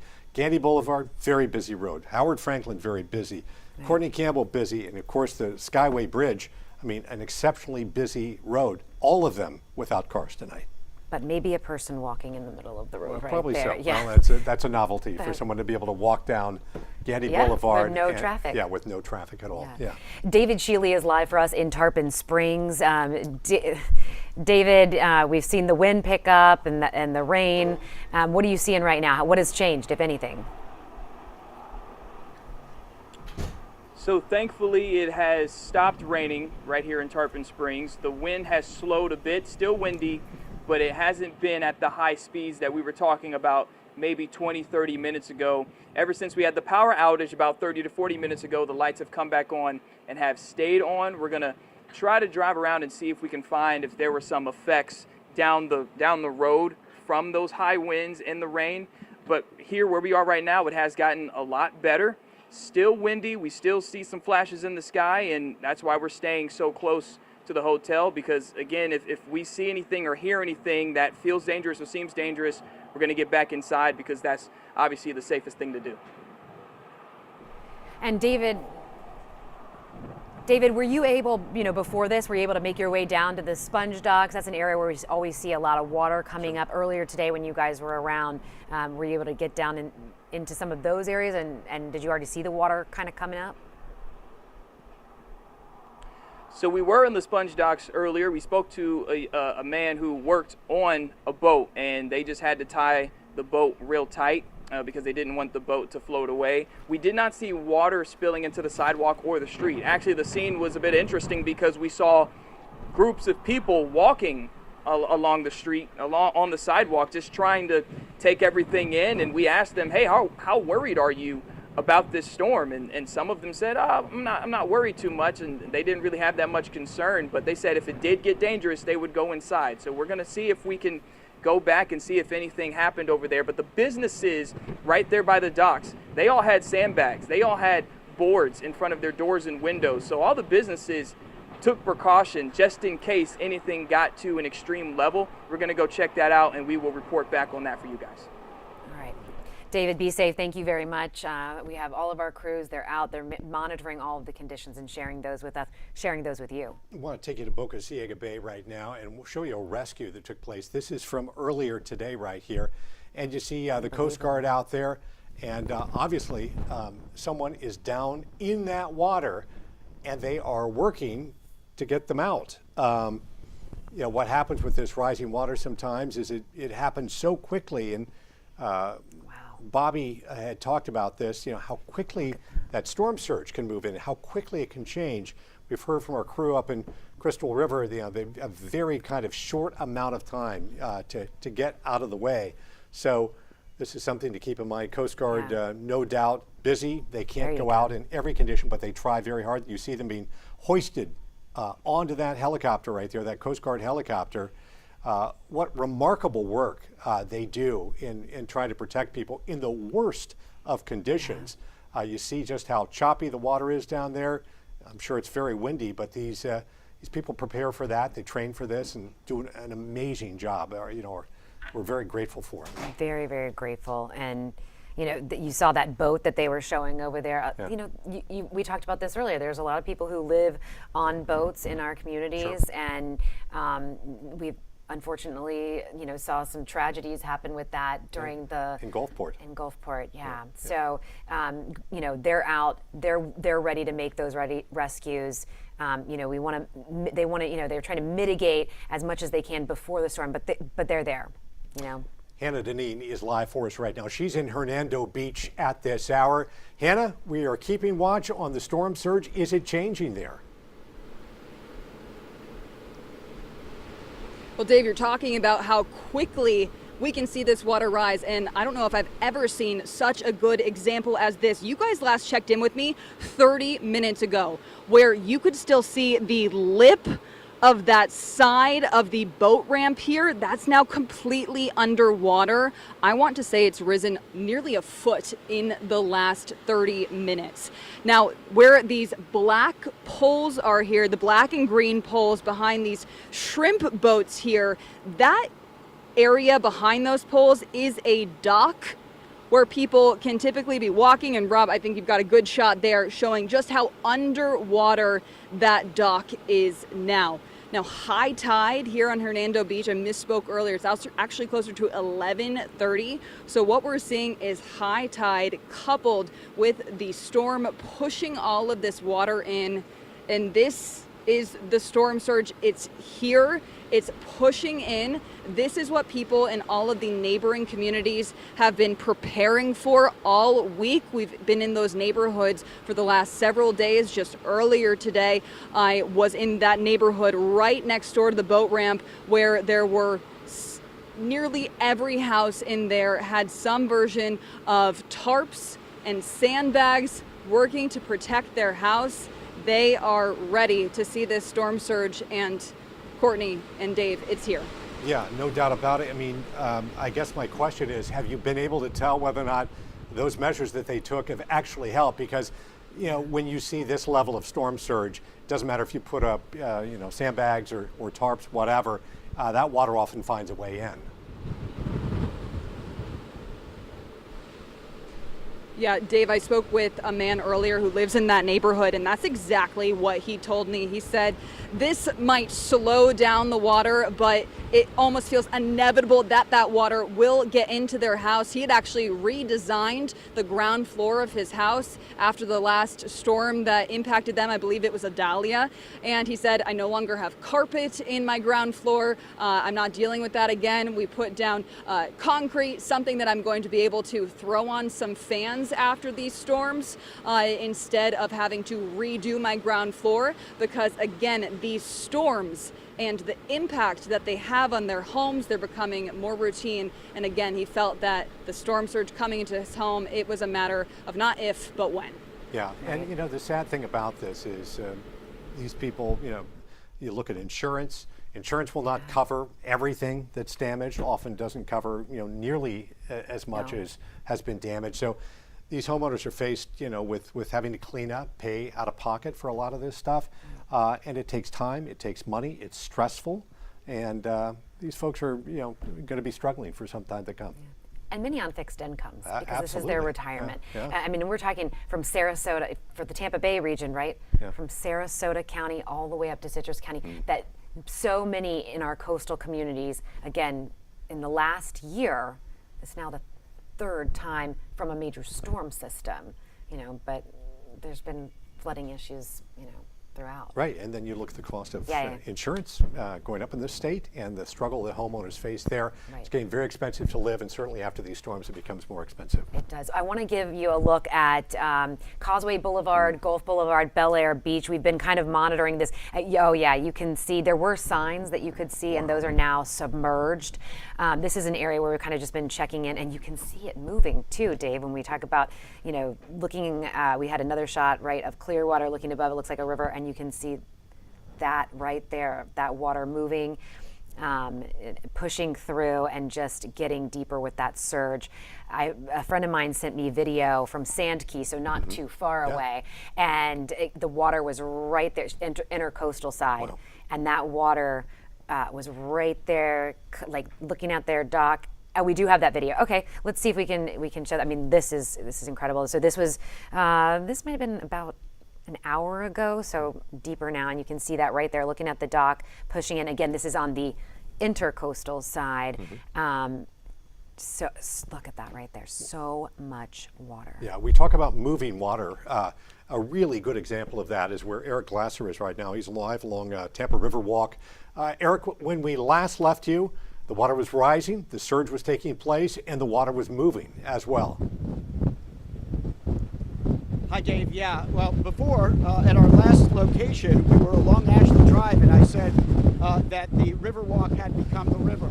We moved over to the other side of that, on the south end now of where TGH would be along Bayshore Boulevard, and I can tell you that Bayshore has become the bay. I'm going to step out of the way, and I'm going to let you look at it. The whole reason really for just stopping at the location where we are right now is when we saw it for ourselves, I said other people need to see this. It's just that unusual. You can see that the water now has pushed high enough that it is coming over the banister. It has overtaken Bayshore Boulevard. In fact, those aren't just large puddles of water like we would normally see along this stretch of Bayshore in a bad storm. those are waves. Those are 1 to 2 foot waves crashing on the north side of Bayshore Boulevard. So in the distance from where we are right now, just across the way, that's Tampa General Hospital. By the way, we have seen a lot of activity. I can tell you several ambulances, fire trucks, and a lot of other rescue vehicles moving into that area. Just from our vantage point, we could see it. But take a look at the water, the way that the surge that we were talking about when we could see the water pushing up over the Riverwalk. Now, again, we're on the south side of that. And look at the waves crashing onto what is just simply the sidewalk on the north side of Bayshore Boulevard. Not just impassable because of the amount of water, but you couldn't possibly drive anything through this because it's got wave action. The waves are crashing on Bayshore Boulevard as we speak, whipped up by the amount of wind that continues to seem to come right out of the south, blowing on, I can tell you, very, very windy out here now. We've probably seen the strongest gusts of wind that we've experienced all night. So I know that the storm has kind of moved north of the parallel that it would be with Tampa. But the wind that's whipping around it and the squalls that are following it, that tail effect, are absolutely whipping up the water and the wind in downtown Tampa. I continue to see blue light in the sky. Those transformers are blowing in the Tampa area. I imagine that there are people without electricity. Where we are, the street lights continue to be on. TGH has its own power, so even if the lights went out, they would still have power. By the way, I'm just going to stop for a second. You can see this is another one of those emergency vehicles pulling over the Davis Islands Bridge right now as we speak. So we've seen that, a course of that throughout the course of the evening. But this is the amount of water that we've seen. An enormous amount of water pushing up out of the bay onto Bayshore Boulevard in volumes that I personally have not seen. Again, we've seen rainstorms. I've been out here at times where it's impassable, up to your hip, as they say. And earlier today, we did sort of see that as the rush of water started to come in from the surge, but not with this sort of wind, not with this sort of push, not with the energy that is literally creating action along Bayshore Boulevard. Guys, I'm going to send it back to you. Eric, thank you so much for those great visuals telling that story there. And I want to remind you, as you see what Eric's showing you out there, that water level is from a storm that was 100 miles offshore when it went by Tampa. The 15 to 20 foot surge is going to be up in here. There's a sheriff up in here that just said, if you know anybody that decided to stay, tell them to write their name and social security number on their arm with a Sharpie, because they retrieve their body afterwards. They think it's going to be that bad. That was the threat with Ian. And if you remember how we were all thinking a day before Ian made landfall, we thought it was hitting Tampa, right? It went down to Fort Myers instead. We just got record. Eric said himself, he hasn't seen surge like this that's setting records, right? It's been decades. We got to go back to 1921. That was probably worse. I don't think we have all the records for that because it was so long ago. But we got hit at Tarpon Springs in 1921, and that really did a number on us. It was a Cat 3 storm. If something like this had to hit us, take what you see out there right now and at least double it. At least. So here we are. We're setting records. We're going to go about 4 to 6, 4 to 7 foot amount of surge out there. We had 2 to 4 with the Dahlia, and we actually dodged a bullet, believe it or not. So these poor folks up here, about an hour and a half. Well, actually, it's getting a little bit closer than that right now. I think that's going to be less than an hour before it makes landfall. In fact, let me run over there right now because, I just kind of looked up. That was quick, Colleen. I didn't. Our eye wall is starting to move onto the coast now. It's getting there right now. Yeah, look at that. Yeah, I'm going to put a measuring tool in here. So from the center of the eye, we're talking less than 30 miles from the center. And the worst part, here you can drive on that one there. The worst part is going to be this area on the right side, right here. Horseshoe Beach area, and then up towards Perry, which is right about right there. They're getting the highest winds right here on this northeast quadrant and a little bit on the top. It's actually because they're moving 20 some miles an hour and the wind's blowing the opposite direction there. There's the center. You can see about 28 miles from land. It's going right up about there. Draw that one. And so that would put it less than an hour. That's probably about 30 miles or so. And it's moving 24. What's it still moving at now? I think it's 24 miles per hour. Yeah, So technically the center would be there in about an hour, but the business end of the thing is coming through right now, right? Now, Tallahassee. Colleen, if you don't mind, let's zoom this out just a little bit. I know a lot of parents got kids up there in Tallahassee, a lot of friends and family up there. Here they are. They will be on the back side of this, but they are going to get a good hurricane coming through there. All right, it's going to be northeast winds for them. They're getting east to northeast right now, but they're going to get a lot of wind. They're not going to get the 140 that you're seeing here on this thing, but there's going to be some winds well over 100 miles per hour, I think, in the Tallahassee area. And that's going to do a lot of damage there. So that's the issue. But this area right in here where Perry is and then down towards Cross City, they're getting it right now. Crystal River, some of the heaviest winds are pushing through the area right now. And so obviously some of the surge is really coming up. Even if we pan down just a little bit more towards the south, even in the Tampa Bay area, the water levels that we're seeing down here in the bay are still coming up. They're still coming up. I do think, though, we're about an hour or two away from them kind of cresting and then slowly going down just a little bit. But this thing is just about ready to make landfall here. Spotty rainfall now across the area. That trend will continue.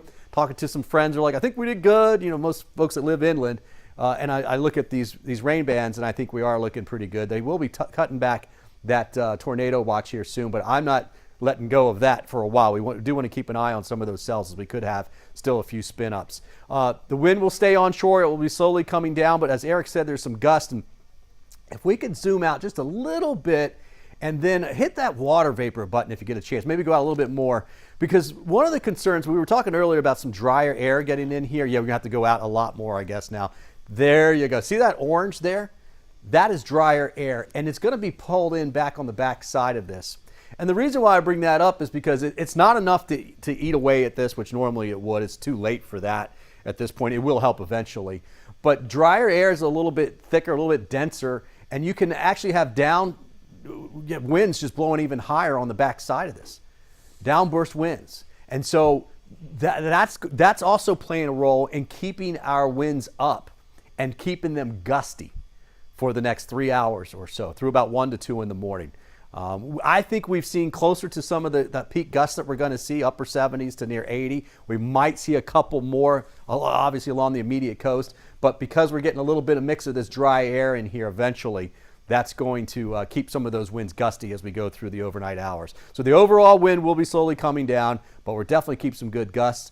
And I tell you what, then it's going to be really interesting to see what this does up in the Panhandle, especially into Georgia, because we've got basically those hurricane warnings almost up to Atlanta at this point. Courtney, Dave, they're starting to see, you can see where we had this one watch earlier, how it got trimmed back. That'll be the case here later in the next couple of hours. We'll start to drop that off just a little bit. You know, Bobby, as you're talking about that, Dave and I were over here.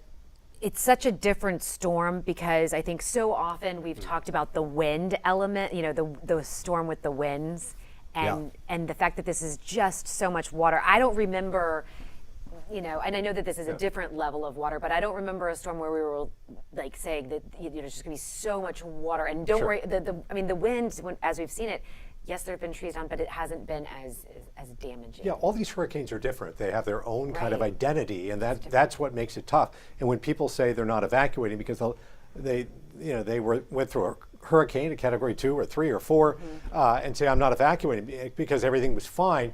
All these storms are different. Sometimes the storm surge, like from this particular storm, is the major problem. Sometimes it's the wind.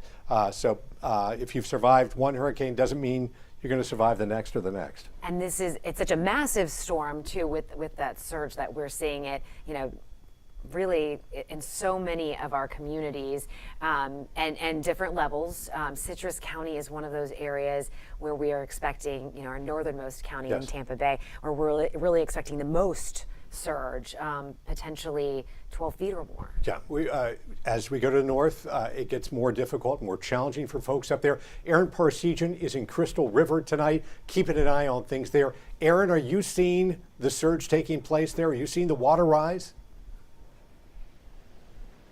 Well, Dave and Courtney, we've been keeping a close eye on things for the last several hours, and we are slowly starting to see the water rise here in Kings Bay. This is that area that we kind of watch for when you're talking about storm surge. This is where water will start splashing over here as that wind brings it in. It started off actually lower in the day, and now we're starting to slowly see it rise. So we're keeping a close eye on this seawall behind me, if you can see that while I'm putting the flashlight on it.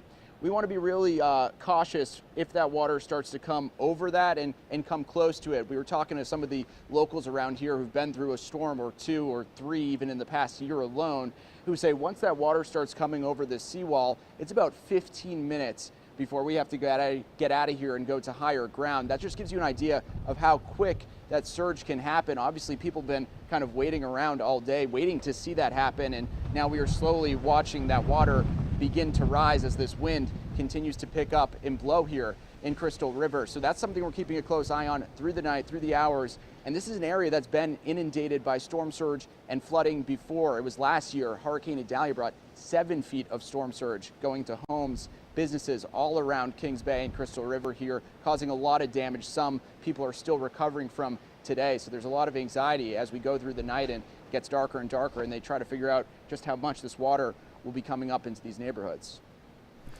Aaron, thanks very much. And I know you're going to take precautions out there. It's always a little nerve-wracking when you're covering these things because things can change quickly, and I'm glad you're keeping track of that out there.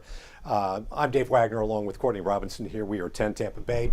Want to let you know we are among those who had to evacuate. Our studios are on the St. Pete side of the Gandy Bridge. When water is in danger of inundating the building, we have to leave. So we've moved to higher ground in Tampa. That's where we are right now.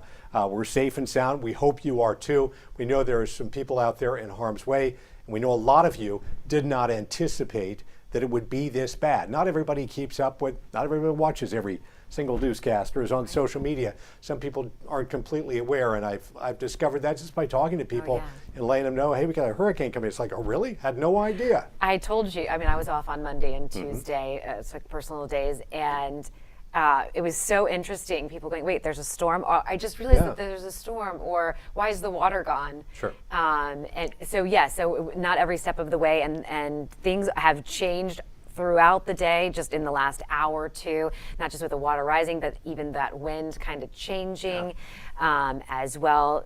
And really, since this morning with Hurricane Helene waking up with a Category 2, then a Category 3, and now we have a Category 4 storm in the Gulf of Mexico. Right, and the storm surge is continuing to rise right now. So the water levels are going to get worse in some areas, which is unfortunate. I want to give you a unique view right now of this hurricane. This is from above. This is from the International Space Station, about 250 miles above Earth right here.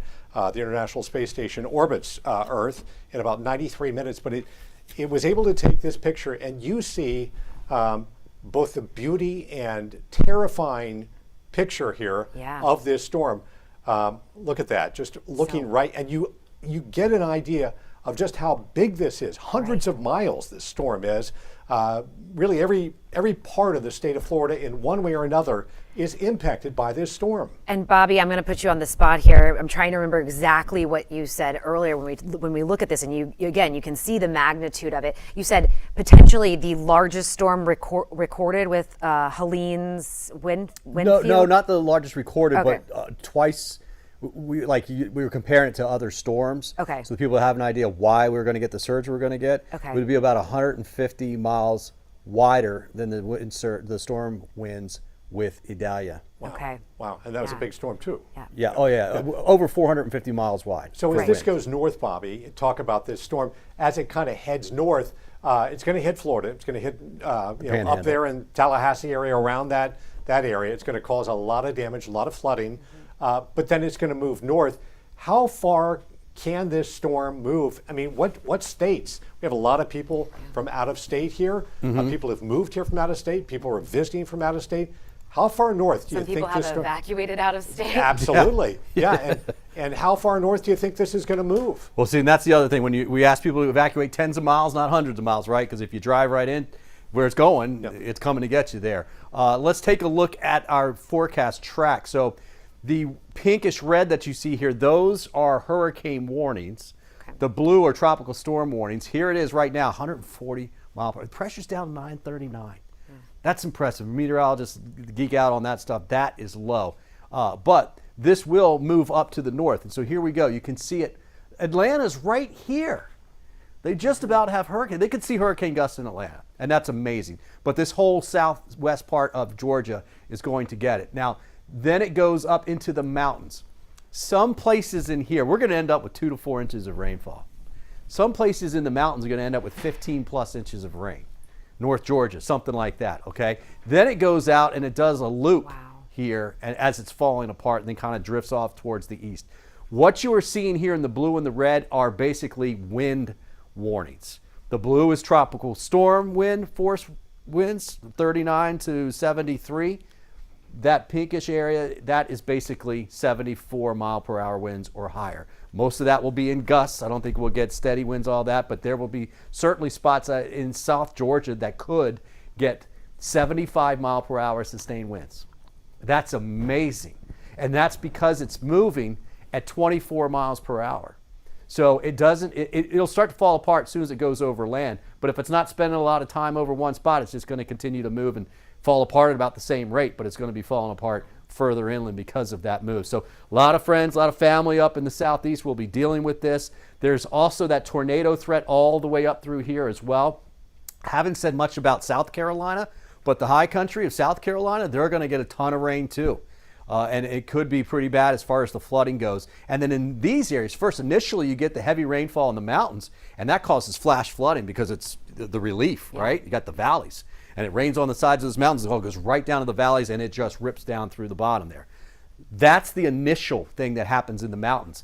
That water's all going down to the rivers and eventually trying to make it down to the coast.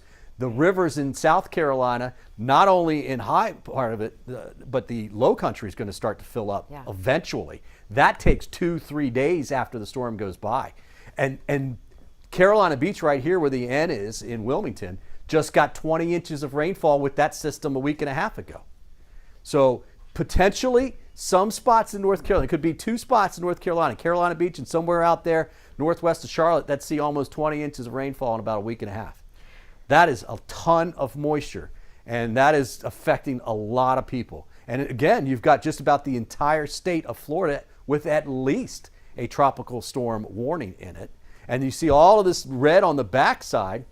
That's a lot of wind still. That's a lot of rain, and that's just going to be feeding out over that warm water even after the center is on land. So it's just going to take a while for all of this really to fall apart. And by a while, I would say about 24 hours before it really comes down. In fact, let me go back and show you what you got. I was just going to say, we just got the 10 o'clock update in, and the pressure dropped from 941 to 939. So slight little change there. Yep. And so look at this wind here by tomorrow morning at 2 a.m. I mean, it's just a few hours. 105 mile per hour winds over top of South Georgia, right? And then tomorrow afternoon, it really drops down, but it's over East Tennessee with 45 mile per hour winds. So just kind of do the math, and you're going to get those highest winds right in there. Yeah, that's why it's going to affect so many people and I want to say, it's a hard thing to say. It's not taking a lot of time. It's just moving so fast. It's going to cover a lot of geography and bring hurricane force winds to a lot of people that don't typically see it. Guys, the other thing about the wind that we're seeing right now, that will stay up a little bit. But generally what's going to happen is some of these rain bands are going to stick around, and the overall wind will slowly start coming down, especially after 2 in the morning. But when you get these rain bands, we will keep some good gusts. And I'm talking gusts in the 30s, perhaps even in the 40s. They won't last long. It won't be a steady thing. But because we have these rain bands and they'll keep streaming through the area, we will see some of that last into the, I'd say, early dawn hours or so. And Bobby, looking at that right there, we said around 10 o'clock we would see that landfall. Where are we looking timing-wise right now for people who are looking for family up in the Tallahassee area? Landfall's probably going to be closer to about 11:45, midnight. Okay. That's technically the center, but the northern eye wall is coming on right now. That area right there is moving on shore. So they're getting 100, 130 mile per hour winds, I would say, in some of those spots. Are just about ready to get that, especially over here on the right side. That's wind just going straight into the coast, and that's where the highest surge is going to be too. That's 15 to 20 feet. We're seeing 4 to 6. They're seeing 4 to 5 times that. Well, 4 times that. Yeah, I mean, you see the damage we are seeing around here. Can you imagine 4 times the damage up to the north of us. Fortunately, not quite as populated, low-lying kind of rural area, but there are some. And I mean, that's why we say get ready, be prepared. Because if this happened in Fort Myers, yeah, it almost happened here with Ian. Instead, it went to Fort Myers. It could have happened here this time, right? We don't know at the beginning of every season where anything's going to form. We don't know once it forms where it's going to go. We know what can happen when it hits, and we know that it can hit us. And so that's why you're always seeing us saying the same old things. Have your hurricane kit, have your plan, get ready to go, and just hope that we don't have to deal with it. So it's going to be a lot of cleanup. All right, Bobby, thank you. And, we're still looking at that radar right there. You can see it. We're feeling those impacts still. We're going to continue to feel that as that water still pushes inland, pushes onshore. Yeah, Chris Hurst has joined us live again from Venice. Chris, when we last left you, the water was continuing to rise. Are you still seeing the water rising there? Dave, Courtney, the water level seems to be stabilizing, at least for the time being, potentially even going down. But the lights for this whole stretch of downtown Venice and the Tamiami Trail just went out about 90 seconds ago. So we had ample lighting to see what was going on with this floodwater from Roberts Bay and from Donna Bay coming up over the Tamiami Trail. And now all you can really see is that street light and then the cars that are still trying to pass through this water. Now, there is one that is stalled. It's a convertible. I went up and talked to the guy, asked him if he needed any help. He said that he's going to call a tow truck, call his insurance company, call the authorities. They haven't been out here yet, though, so that car is still there. Looks like there's another car that may be trying to assist him, but now we do have stalled cars here on the Tamiami Trail in Venice as you're heading out towards Inglewood and Business 41. And Dave, Courtney, the fella here who's with his wife, the Purple Heart veteran who was and the lights just came back on. The generator power has kicked back on here in downtown Venice. We talked to the couple. They own these homes that are right off my shoulder here, and they came back because they simply just wanted to check and see what it looked like inside. And he said, it does not look very good. Now, what he did say, though, positively, was that the water went from about mid-thigh. It's gone down a few inches back down to his knee. But, of course, the tide is still rising here. It is expected to crest for high tide. It's about 11:50 midnight or so, Tim. I think that's right for what high tide is. But we do have the lights that have kicked back on, just the generator lights, right? So it's not all of the street lighting that had been up here. It's just these overhead lights, these auxiliary lights. But we still have people that are trying to drive through this floodwater here in downtown Venice. We know that so many coastal roadways and communities in Sarasota and Manatee counties are inundated with storm surge right now. The wind has died down a little bit, but still consistently in the 30 and 40 mile per hour range, gusts even higher than that. Again, continuing to push this water more into inland areas. But at least for right now, the water level, Dave and Courtney, seems to be stabilizing, maybe even going down. We'll see how much as we approach high tide, maybe that water level comes back up again. Yeah, and thank you for checking on that couple, Chris. That's very nice of you. I know that's two people, and a lot of folks are in harm's way tonight, but we want to make sure as many people as possible are safe and accounted for. I don't know if we still have Chris. If we do, I'm curious. Chris, we still have you. You've been through several of these storms, and I think Longboat Key is one area where you've been out. We were not able to be out there. Have you been able to check in with anybody that you know, any sources out there to see kind of how these areas are doing, what it's looking like in terms of that surge? Well, so we do know that Longboat Key, particularly on the bay side, is very vulnerable and susceptible. We would expect that any similar flooding, we heard this from Sarasota County and also, I believe, Venice officials, that if you had flooding during Idalia, if you even had flooding during Debbie, you might expect that there would be some flooding as well. We know that St. Armand Circle and areas that are up farther north of that in Manatee County. Here, I'm going to step out a little bit just as we continue to have more cars. Actually, wow, so they're dragging this convertible out. Wow. Good Samaritan came by in this big Jeep and is carrying the first car that that got flooded out here on the Tamiami Trail. And so at least we are able to move this car out of the way. And the driver is in the car, and he's okay. I talked to him. But obviously he's very upset. He had this car for about a year, he said, and now he might just have to try and strip it or salvage it for parts. So one thing too, Dave and Courtney, that I also forgot to mention is that there also were a couple of people that were here in the median. There are neighborhoods that are in front of me that are now underwater. I talked to two fellas who said that their mother was in there and needed to be rescued, and that an ambulance came just in the last half hour, and they said that she was rescued from her home. So right where we are in downtown Venice, we already are seeing some rescues of people from their homes, and clearly cars now that are getting stuck here in this rising water. Yeah, whether or not it's a simple home out there or a nice Mercedes like that, everybody's concerned about their property and making sure they get through this okay. So tough time for a lot of people. Yeah, and we're going to see more of those rescues and more of this moving forward as well in a lot of counties. And they have the teams that are out there ready to deploy as soon as it's safe, or if it's safe right now, they are going in and helping where they can. You know, one other area where we've just seen a ton of water, Dave. I mean, I texted Eric Glasser earlier. My jaw dropped looking at Bayshore Boulevard. We've seen the water there, but it was the washing machine that I talked about right there. And I think we have that. Do we have a live look there at Bayshore Boulevard? Yep, there it is. You might recall earlier, Eric Glasser was down, just past the balustrades as it dips in, the steps that lead down into the bay. And I remember him saying, here I am, and just imagine, 5 feet over my head. Look at this right here. And look how it's moving there. I mean, just the challenge of, there's just no way that water is going to go where it wants to go and find its way. You just hope that you're not too close to that right now.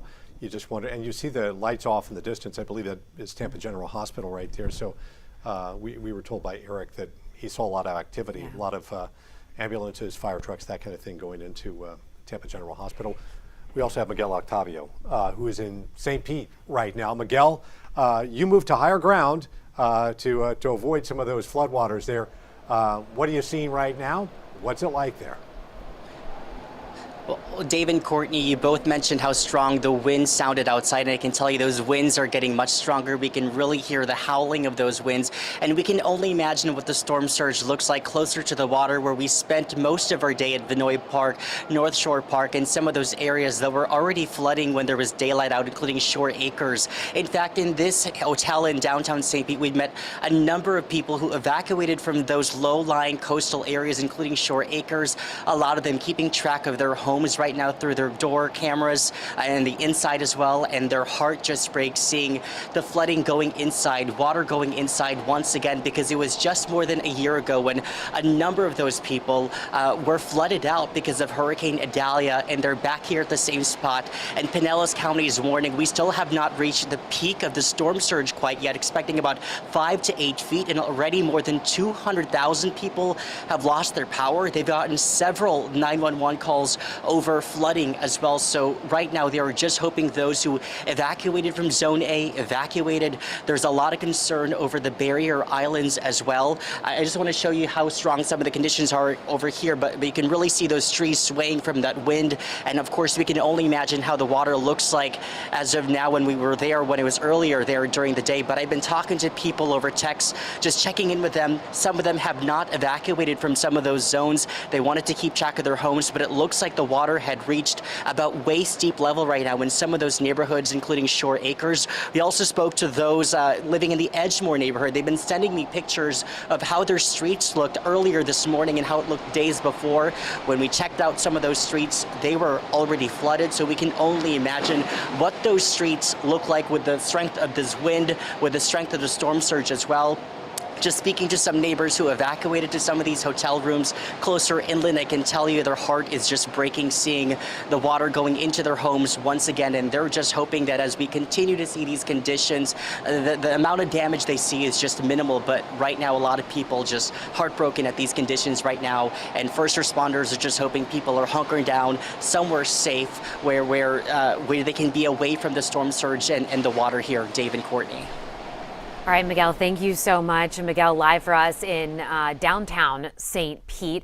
We want to give you a look at what we're seeing in Gulfport. We have viewers that are kind of sending in photos throughout the evening, and we have one of those pictures, I think, from Denise. And you can just see just how much, there you go, just how much water is there. There was another angle that we were seeing. It's probably more than like a foot and a half is what it looks like, and especially against some of the businesses that we've seen. Just one look at part of our area. Wow, this is a waterfront community, but this is not what it normally looks like. David Shealy is at the Sponge Docks up in Tarpon Springs for us right now. David, what are you seeing there? So we were able to make it safely to the docks, and this street is indeed flooded. It is about waist deep. If you were to go way in there, we're obviously not going to step in there. We have a visual of a city truck. Now that truck earlier today was just sitting there. There wasn't anybody in the truck. About 30 minutes ago, you could see the headlights of that truck. You can no longer see the headlights, just so you have an idea, of how high the water has gone. There's also live wires that have gone down, according to the Tarpon Springs Police Department. Some live wires are in this water as well. So there are some people here trying to take pictures, but we're letting them know, stay away from these waters, stay out of the water, because there are live wires. Now, we were able to meet a business owner, Nick. I'll bring him in here. He's one of the business owners. And Nick, how did you prepare for this storm? And from what you can see, how are things looking for your business right there just behind us? I mean, you can't really prepare for it. You just gotta ride it out, being that we are in the Sponge Docks area. It's been going on forever, so people try to put sandbags in front of their businesses, and they try to tape up, they try to do whatever they can. Pretty much just be better if everybody would stop driving by the businesses and with their big lifted trucks and pushing the water further and further into the businesses. Best thing you can do is pretty much just wait it out. I mean, it's typical if you're a Tarpon Springs business owner, in the Sponge Docks especially, that when the storm comes, Tropics never goes underwater. It is completely underwater, so that just goes to show you guys how bad everything's going right here, right now. That white truck was there to prevent people from driving through. It's a city truck. They sacrificed it. And the only thing we could do is ask people to, care about the businesses and try not to push weight further and make things already worse than they already are. So this is about the worst you've seen it here on the street. Absolutely. There was a no-name storm probably in the 90s, I think, that had shrimp boats on top of the bridge over here. But besides that, this is the worst I've ever seen it. Tropics never gets flooded, ever. Sidewalk gets wet at the most, and it's completely underwater inside. So this lets everybody know how bad the rest of the businesses at the end of the street are. They're completely sunk. We'll continue to wait it out, Nick. Thank you for your time, and stay safe out here. You too. Thank you for Take your care. time. Again, Tarpon Springs, right here at the Sponge Docks. This is a flooded area. Please avoid this area. There are live wires that are down in the water. So if you are trying to be like some folks here, some of our neighbors here are trying to take in the sights of the flood, do not go into the water because of the live wires. For now, in Tarpon Springs at the Sponge Docks, David Shealy in Tampa Bay. David, thank you. Really great perspective there from Nick, and you can see people now walking behind you as well as they're out there surveying that damage. And a lot of what we're seeing, we can see the level of the water right now, but a lot of that damage we're going to see when we have light and the full scope of what's happened. David, this is such a tourist destination down there in Tarpon Springs, and some of these people cater to the tourists. I know they have seen flooding there before, as Nick mentioned there. Do you know how far down, how many businesses, do you have a sense as to how many are impacted? Are we talking dozens? Are we talking hundreds? Or how much damage, or how far and widespread do you think this flooding is? Probably at least 40. So just overhearing Nick just now, he said it's about 40-ish businesses right here in the Sponge Docks, and they're all dealing with this flood right now. Now, we have seen sandbags in front of their doors all day. They boarded their windows. They had sandbags in front of the doors. Some of the businesses way down there had some metal barriers as well. So they prepared. But as we heard them say, this is historic to them because the water has not been this high before. So as you mentioned, once the light comes, once the sun comes out and we're able to actually see what's going on, we'll get a real assessment of the water damage. Yeah, and this is dirty water. I mean, this is not clean water going into your building, and that's a whole different problem for a lot of folks. It's dirty, it's dangerous. There's just a lot in that water, and it's tough to recover from it. It takes a lot of work to mitigate that. And the damage that salt water does to a lot of things, including, we talked about that, right, Dave, the lithium ion batteries. It could be a Tesla. It could be your kid's hoverboard. All of those things can be corroded by that salt water. That is to say the least about the damage that we're seeing. We do have, I think, a look live at Siesta Key right now. This is an area, to get a view of that. 1025 right now, and look right there. Grainy picture, but you can see that water pushing in. Yeah, and this is just multiplied by many, many communities across the Tampa Bay area, and it's difficult to tell when you look at a picture like this or a live shot, just how much water that is. But you can see it moving. It's moving water, right. And we've been seeing moving water up in Crystal River as well. Aaron Parsegian is up that way, keeping an eye on things for us there. Aaron, is it? I think last time we checked with you, maybe it was kind of stabilizing just a bit. Is that correct? Yeah, it was pretty medium level at this point when we were checking the water levels here on Kings Bay, but we can start to see it slowly rising in this area, and that's because of some of these big gusts of winds we're seeing. If you can check out this little inlet behind me, this goes right out to Kings Bay. On the other side is US 19. Water not approaching there yet, but you can see how choppy this water is back here with some of this wind blowing. So this is obviously the time of the night where we start to get concerned for that level of potential storm surge that this area could see. When we're talking several feet, that's definitely enough water to go up onto the road, start to go into businesses and some of the homes that live around Kings Bay. That's why this is part of the evacuation zone. Leading up to this storm, emergency officials here in Citrus County were talking about the need to evacuate because of how life-threatening storm surge can be. And in fact, we were staying at a hotel in Lecanto about 20 minutes away. Most of the people there are evacuees from this area of Crystal River because they're not taking any chances. They've been through a lot in the past year and some change. We're talking about 3 different storms dating back to Hurricane Italia, then Hurricane Debbie, and now this one. So this is what they've been keeping a close eye on. It's that time of the night where this concern for storm surge here in Kings Bay, where a lot of this water ends up filtering out into the streets and these surrounding neighborhoods, is really coming into focus. Hey, Aaron, we see the lights on behind you there, and I'm not sure if that's a generator back there or what. As you look around, we have hundreds of thousands of power outages across the state of Florida right now. How is power in that area? Does it appear they've lost a lot of their power? Well, there's definitely some outages. We took a drive around town probably about an hour ago. Many of the street lights were off. And at one point in the night, we definitely heard what sounded like a transformer blowing. So that definitely is a concern. Some tree limbs here and there just from the sheer strength of the wind. But of course, the main concern here is going to be that storm surge as we approach later into the night and early tomorrow morning with these areas all around Kings Bay. All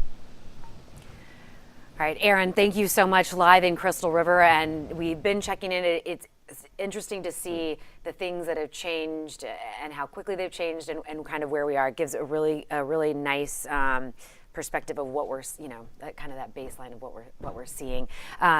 You are joining us here on 10 Tampa Bay. I'm Courtney Robinson along with Dave Wagner, and we are here keeping you informed, prepared, and connected with our coverage of Hurricane Helene. 10:30 now. We are, about an hour, a little bit more than an hour away from potential landfall of Hurricane Helene as a Category 4 storm in that Big Bend area.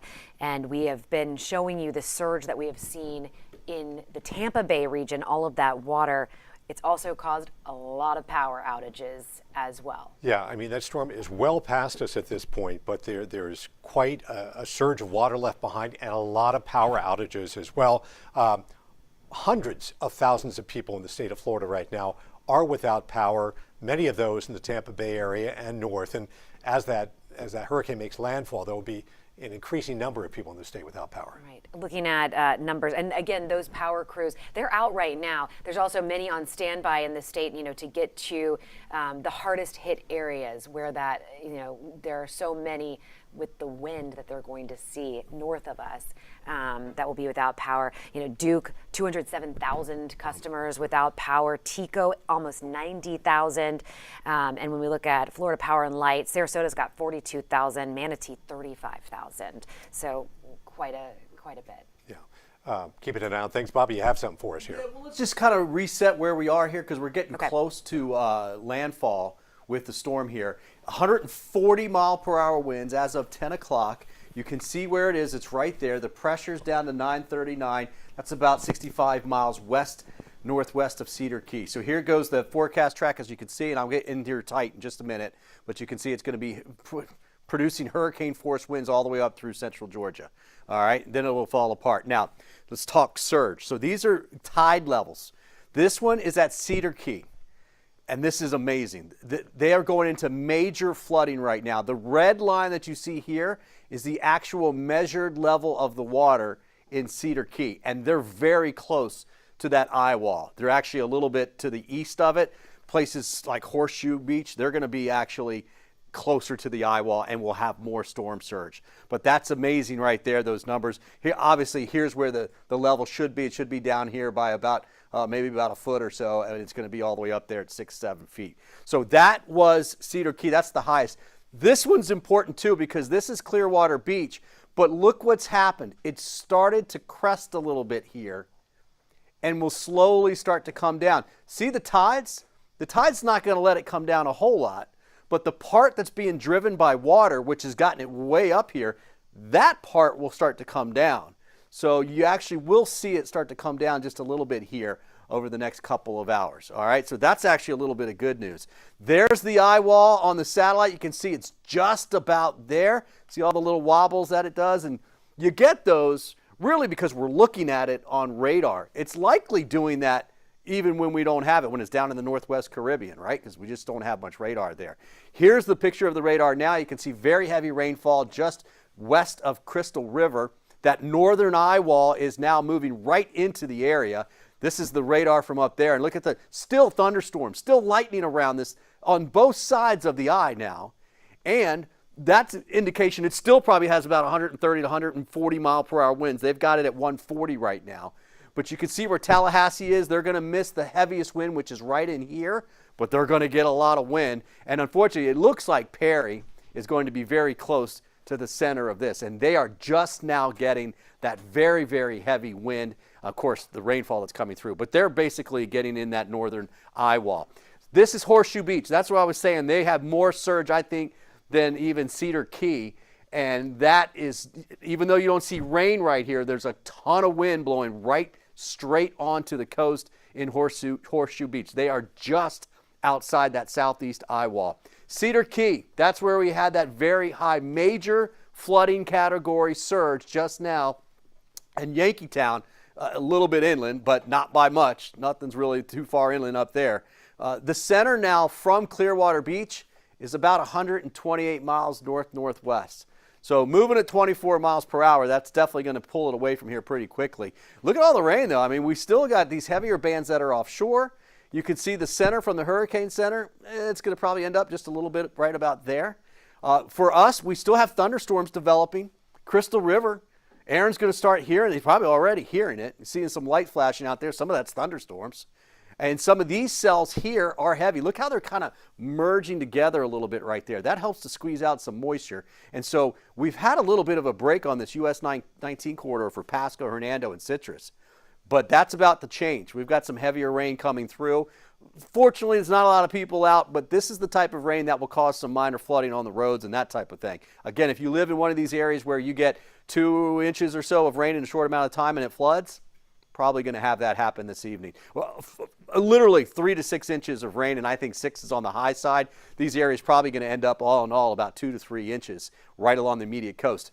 Very sporadic rain for our inland friends, Polk County, Haines City, Lakeland, Lake Wales, Fort Meade. Heavier rain now coming in from Clearwater, Bel Air Beach, all the way up to Dunedin, Tarpon Springs, Trinity, Newport Richey, Port Richey, and Hudson. We're basically going to see that continue to break up further south you go. So Manatee, Sarasota County, boy, do I know you're happy that you didn't get all that rain that you got from Debbie, that's for sure. But we do have that heavier rain moving out into Highlands County right now.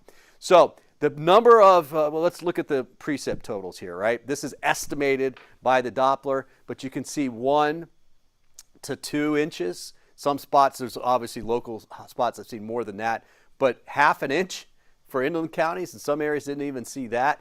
Again, we have another inch or so to add to these numbers. So rainfall is not going to be the primary threat from this, but it is certainly going to add to the mess of all of this. So one last thing here, guys, and then I'll toss it back to you. I did want to measure, we're talking about the size of this. This is just the extent of basically the rain from it. About 1,000 miles. It's raining right now in parts of southern Ohio, while at the same time there are rain bands down towards Key West from this one system. It is kind of merging with some systems up there, but literally you can see how it's all rotating up there. And then there's rain in almost Mississippi, West Tennessee. At the same time, there's rain on just about to the Outer Banks of North Carolina.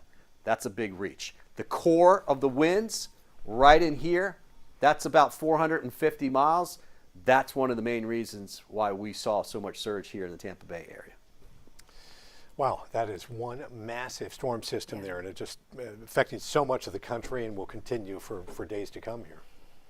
And I'm just checking in right now too with different friends and that sort of thing who are in their homes and trying to see, you know, especially in areas that we can't get to, what things are looking like, and it's a lot of water. It's a lot of water. Yeah.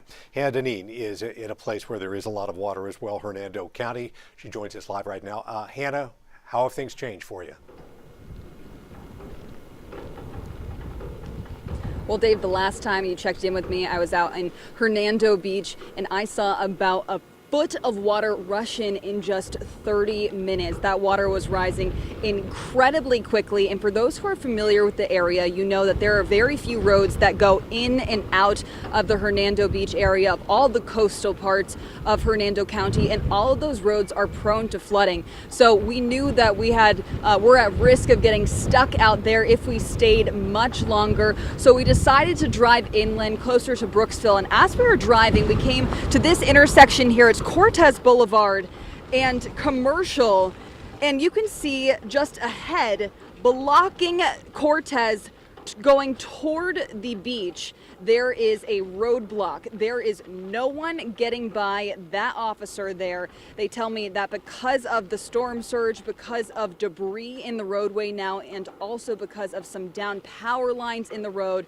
again, no one is getting by them despite if they have proof of address, if they live in the area. They are keeping everyone out at this point for their own safety. Just on our own drive through that area down Cortez, we did see a lot of debris in the roadway. We saw a tree that had fallen over that had partially blocked Cortez Boulevard. We did just see some utility crews go beyond that cop car there, and I'm sure that they're on their way to tackle that downed tree. But again, at this point, no one except for first responders and those utility crews will be making their way from this area towards Hernando Beach. In Hernando County, Hannah Deneen, 10 Tampa Bay. Hannah, I'm glad you went to higher ground there, to a safer place. Good to have you with us again. Thanks for letting us know what's going on there in Hernando County. And that water does come up quickly. I want to give you a look here in Tampa. We have the Courtney Campbell Causeway by Gators Pass, kind of looking toward downtown Tampa.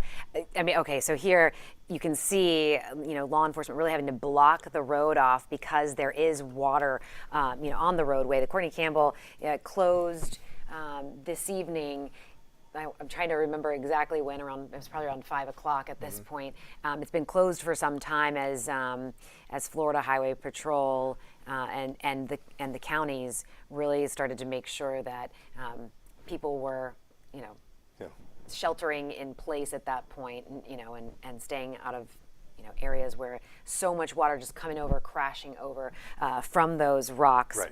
And all the bridges, all the major bridges, the Courtney Campbell, the Gandy, the Howard Franklin, the Sunshine Skyway Bridge, they're all closed. Keep in mind, we do not have a time as to when those may reopen. I've been seeing people talking online. Do you know when the Gandy Bridge is going to reopen, or the Howard Franklin? We don't know at this point.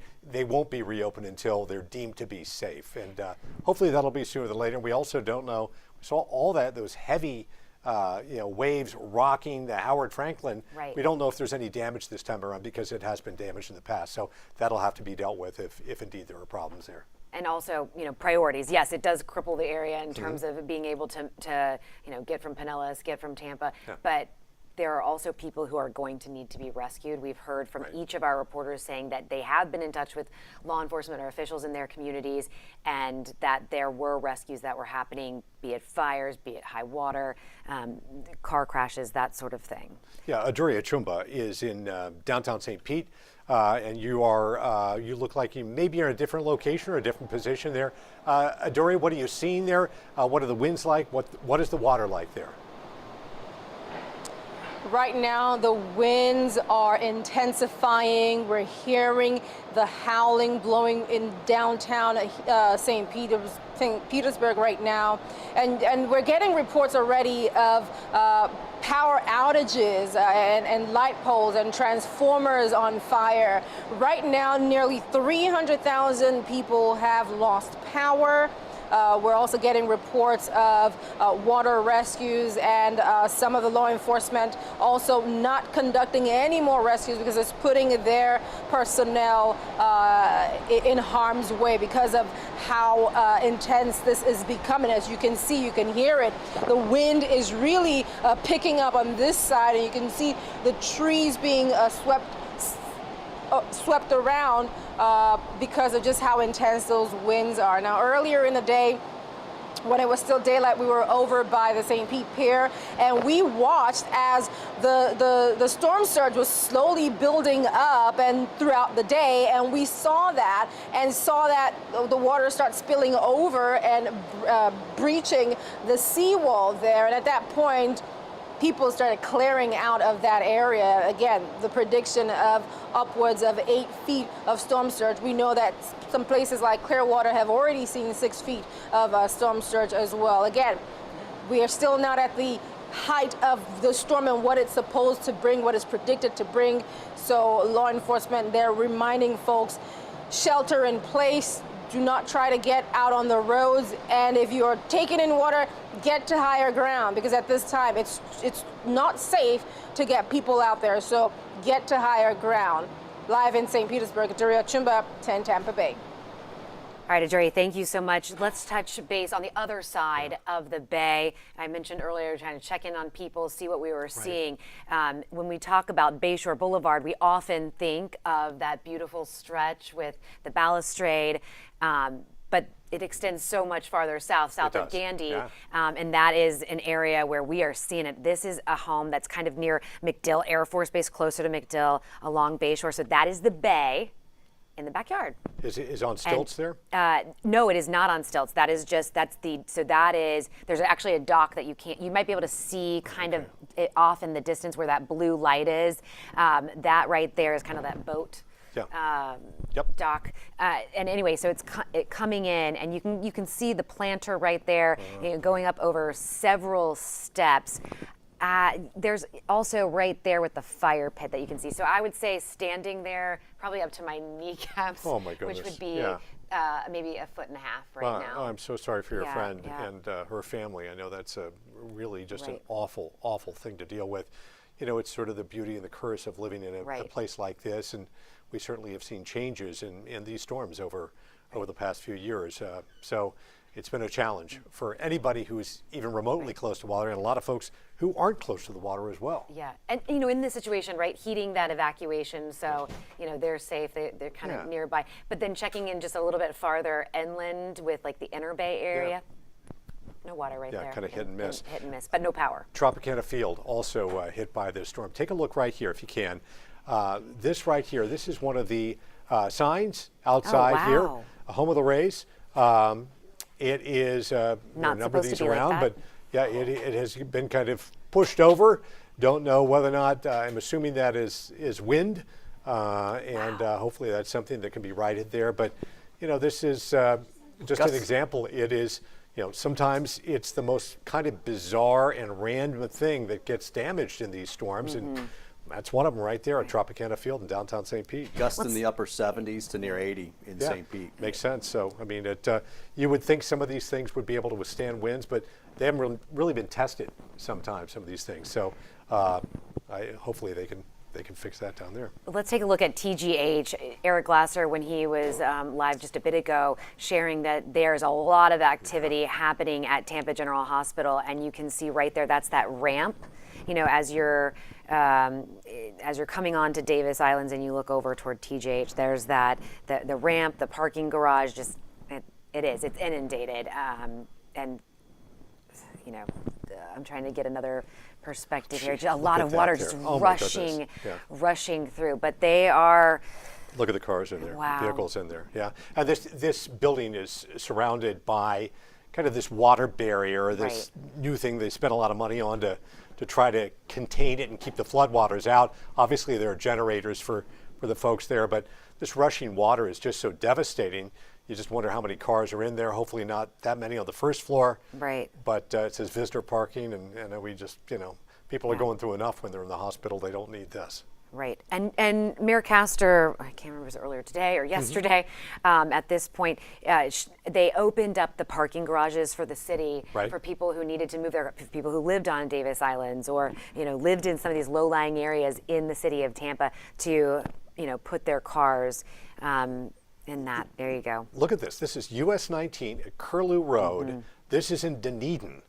And wow, look how deep that water is. Wow. I mean, and yeah, I mean, and that's, you know, that's not waterfront, waterfront area there. So it is, wow, that is amazing. And you think about all the homes and businesses around that area, you know, pretty heavily populated area, and just a beautiful community there. You just wonder how much damage there is, but we've seen this scene repeated and repeated and repeated throughout our coverage area. Bobby, is that old? 19? Yeah, that's it probably is old 19. I was just looking it up right now because we both kind of. Yes. Home Depot would be flooded. No, that's Home Depot. It's right near Home Depot, right? Is that? Or that's alternate 19. No, that's closer. That's old 19. No, that's alt 19. Yeah. Okay, that's the old one. There's You're no right. way You're to right. get that much water. That's a big ridge up there. Yeah, but still, that's a lot of water for that area there, and we still have, Bobby, we still haven't technically reached peak storm surge. No, we haven't. We have not at this point. Clearwater Beach's level did look like it's starting to crest a little bit, so that's good news. Okay. And I think a lot of the cresting will happen within the next hour or two. Okay. All right. Lee was just talking, in charge of our building. He was just asking. We've got about 6 inches in our parking lot, and I can show you that. If you guys want to take my weather computer briefly, I can show you that. That's why we're not at the TV station, because even though it's not going to get in the building, you can see that the building is surrounded by water right now, and you don't want This is cars. directly on the inland waters of Tampa Bay. Our station is this little building. That's not our television station right there. That's actually what used to be our landing pad for our helicopter, but it's now kind of a picnic area. Became the Dodge Jeep Chrysler Weather Center for some time. Yep, absolutely. Now it's home to otters. Yeah, that's right. And no-see-ums. Yes. So, and we normally this is not covered in water there normally, but it's got even in heavy rain, it's not like this. No. You know. So Lee's question was, if it comes like another 1 to 2 hours before it crests, which I think 2 is probably long, maybe another hour, is it enough time to get another 2 foot of water there? Because that would be his concern with that level, and I don't think it is. I don't think we'd see another 2 foot of level anywhere, especially in the Tampa Bay area. Perhaps up into Crystal River area, because they still have a little bit more time than we do. But I think that. I mean, if we even saw another foot, I'd be surprised. So, you know, we don't want to focus too much on ourselves because there's so many people out there who've lost so much. It's just a marker. No, yes, but Bobby, I wanted to ask you, looking at this video here right now, how long before this is likely to recede and it would be a dry parking lot? That's probably going to take, I'd say, 2, 3, 4 o'clock in the morning for that to happen. Because what's going to happen is, and it came up quick, it won't go down as quick, But I think we were talking to Aaron. Aaron said it was this high, but then it actually did start to come down a few inches. He was talking to somebody up there. That'll be kind of the nature. Meanwhile, at Port Manatee, we had it come up 1.5 feet in 30 minutes earlier. That's not going to drop 1.5 feet in half an hour, right? That's not going to happen. It'll slowly come down. Remember, we've got high tide in this area, and this is Feather Sound, this is Gandy Boulevard, this is Shore Acres area, right? In that part of central Pinellas, southeast Pinellas. We have high tide there around 2 in the morning. So the moon's pulling the water up anyways, but the amount of wind that went on top of that lunar tide is coming down, and so the water level will come down just a little bit, but it's not going to be a whole lot. It'll be more so after we get past 2 a.m., 3 a.m. for most areas. Then it'll start to drop off. Yeah, and we know what's oftentimes in the waters there beyond the fish and whatever. There are snakes in the area. There are all kinds of little critters. So when you're getting out there, keep in mind that the area that you're walking in, animals may have sort of drifted your way. It could be alligators, it could be snakes, red ants, all kinds of things. So it's and certainly we're not even talking about some of the toxic chemicals and the oil and everything else that you could be exposed to. So just be really careful in the water. You don't want it to have contact with your skin. I know some people want to walk around in it, and that's not a good idea with moving water. But I understand the temptation. But just keep in mind that some of the stuff in the water is pretty dangerous. Wow. And speaking of that the Northeast sewer treatment plant, that is now offline. So listen, if you live north, if you live or if you work north of 30th Avenue North and kind of east of 275 Haynes Road in St. Pete, you're going to be impacted by this. So we're talking, you don't have, water for your toilets, showers, all of that. And again, the sewer treatment plant offline. Yeah, so, Fort Myers really took a hit from Ian here, and I want to show you some video right now, if we can, of some of the wind. This is from earlier today, and some of the problems they had as a result of that wind. If we have the video, maybe we don't at this point. They're working. Okay, maybe working on it here. So we'll just sort of talk. Bobby, yes. That I wanted to point out something that what Courtney was just talking about. That city of St. Petersburg, the Northeast sewage plant. Yes. Some of the things that they were saying is, do not drain water in any part of your house. So don't take a shower, don't do laundry, as you said, don't flush toilets. That water that you try to drain down there will back up in your house. Yeah. And that is the reason why you can't do that. No. Yeah. And then, we talk about after storms move through, right? Like you don't want to be, don't do in your washing machine, doing your wash. Drinking the water, taking baths. Turning on the bath, exactly.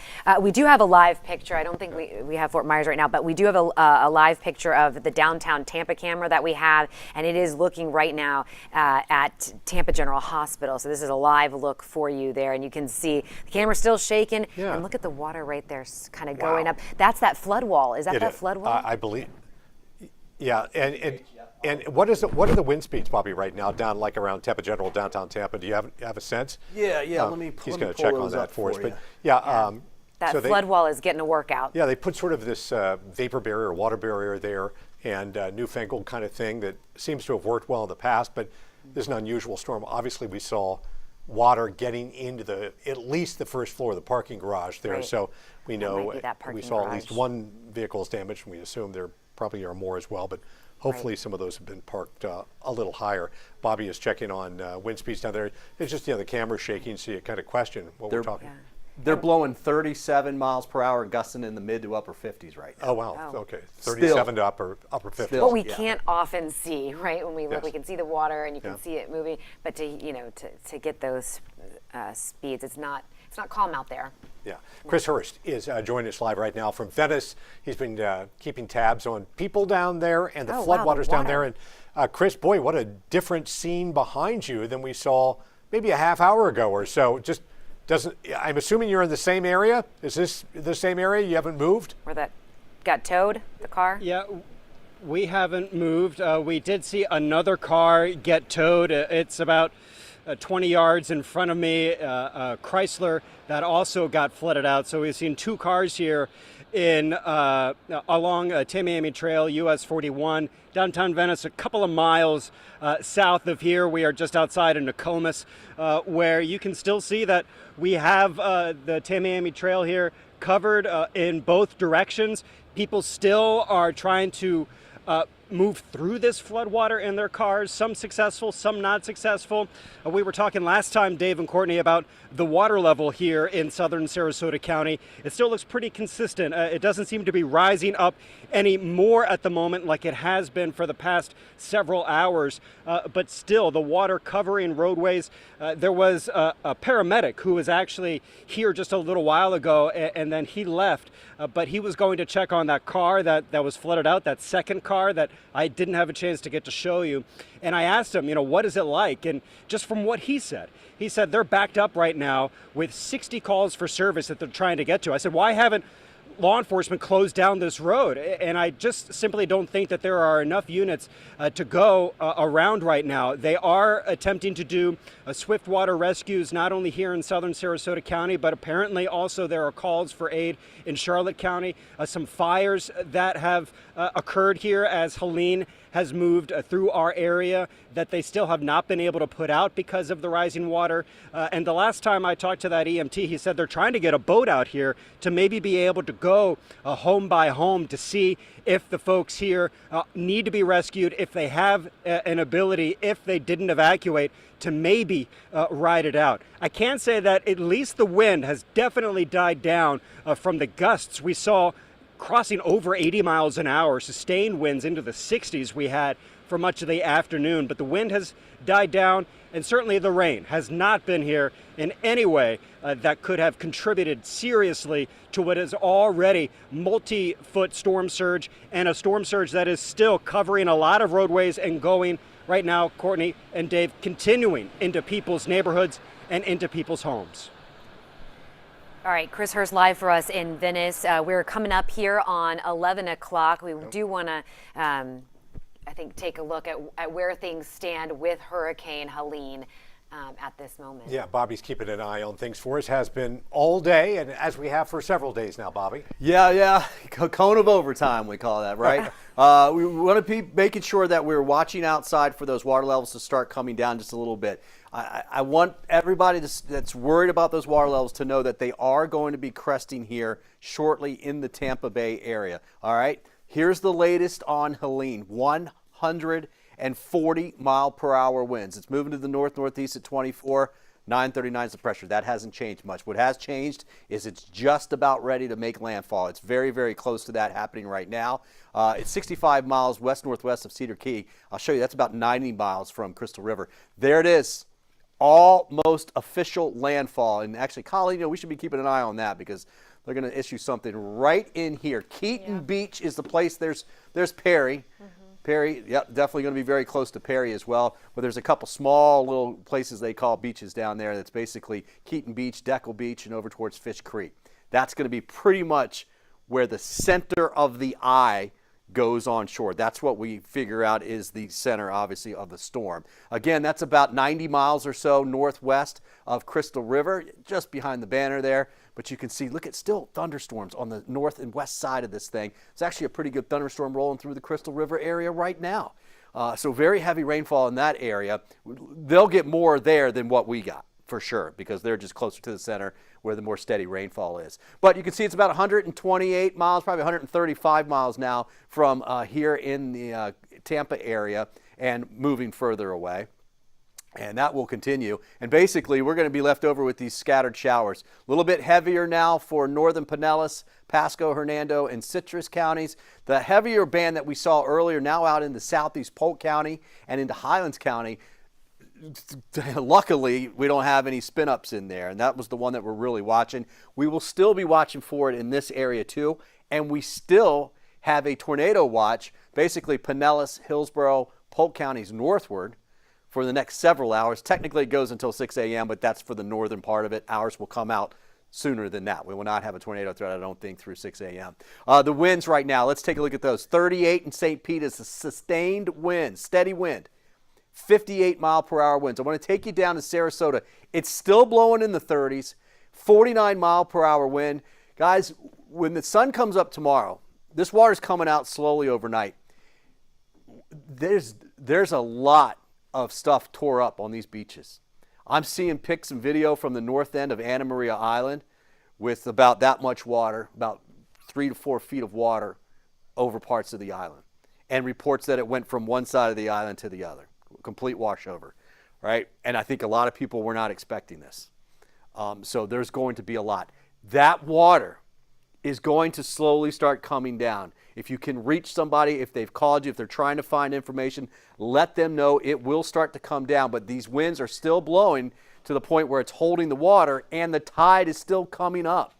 Okay, but over the next hour to 2 hours, it's just about 11 o'clock, just about 1 a.m., we will start to see these waters come down. I think we've already seen a little bit of crest at Clearwater. It's gusting to 54 miles per hour in Clearwater, 52 in Tampa, 55-mile-per-hour wind gust in Brooksville, 44 in Lakeland, Wauchula, Sebring. Look at 4-mile-per-hour wind in Sebring. Wondering what all the fuss is, right? And Newport Richey and Port Richey not really coming in with too much data, but generally they're in the 30s with gusts in the 50s. Here's the forecast for the wind gusts through midnight. See them coming down, but not that quickly, right? Gusts well into the 50s. These are basically severe thunderstorm warning gusts, although you have to get that to 58, but that's in the ballpark. And then after that, 2 in the morning, 4 in the morning, and here we go. It just jumped ahead because we just got to 11 o'clock. So you can see it will be jumping down as we go slowly through the overnight hours. But look, that's breezy all the way through sunrise early tomorrow morning. All right. Again, the water will start coming down here, I think, over the next hour or two. We've got to get past high tide, but what's pushed this up is diminishing. And so that is starting to come back down. 5 to 8 was the number. I think we're going to end up with 4, 3 to 5, maybe 4 to 5. Some spots will have seen 6. So pretty good number there, and we'll have to see some of the other spots. I mean, there are a couple spots. At Port Manatee, that number looked really high to me. So they may have gotten a really good surge out of it. And these records have all been broken today. Every one of these. Let me get out of the way so you can see it. Clearwater, East Bay, Port Manatee, Old Port Tampa, St. Pete. And those numbers are as of 9 o'clock tonight. Yes. So you could possibly add a foot to a foot and a half to every one of those numbers. And these numbers already broke the record. From a storm that's 110 miles offshore and not even going to make landfall here. That's Tampa Bay. That is the problem that we have with us for here.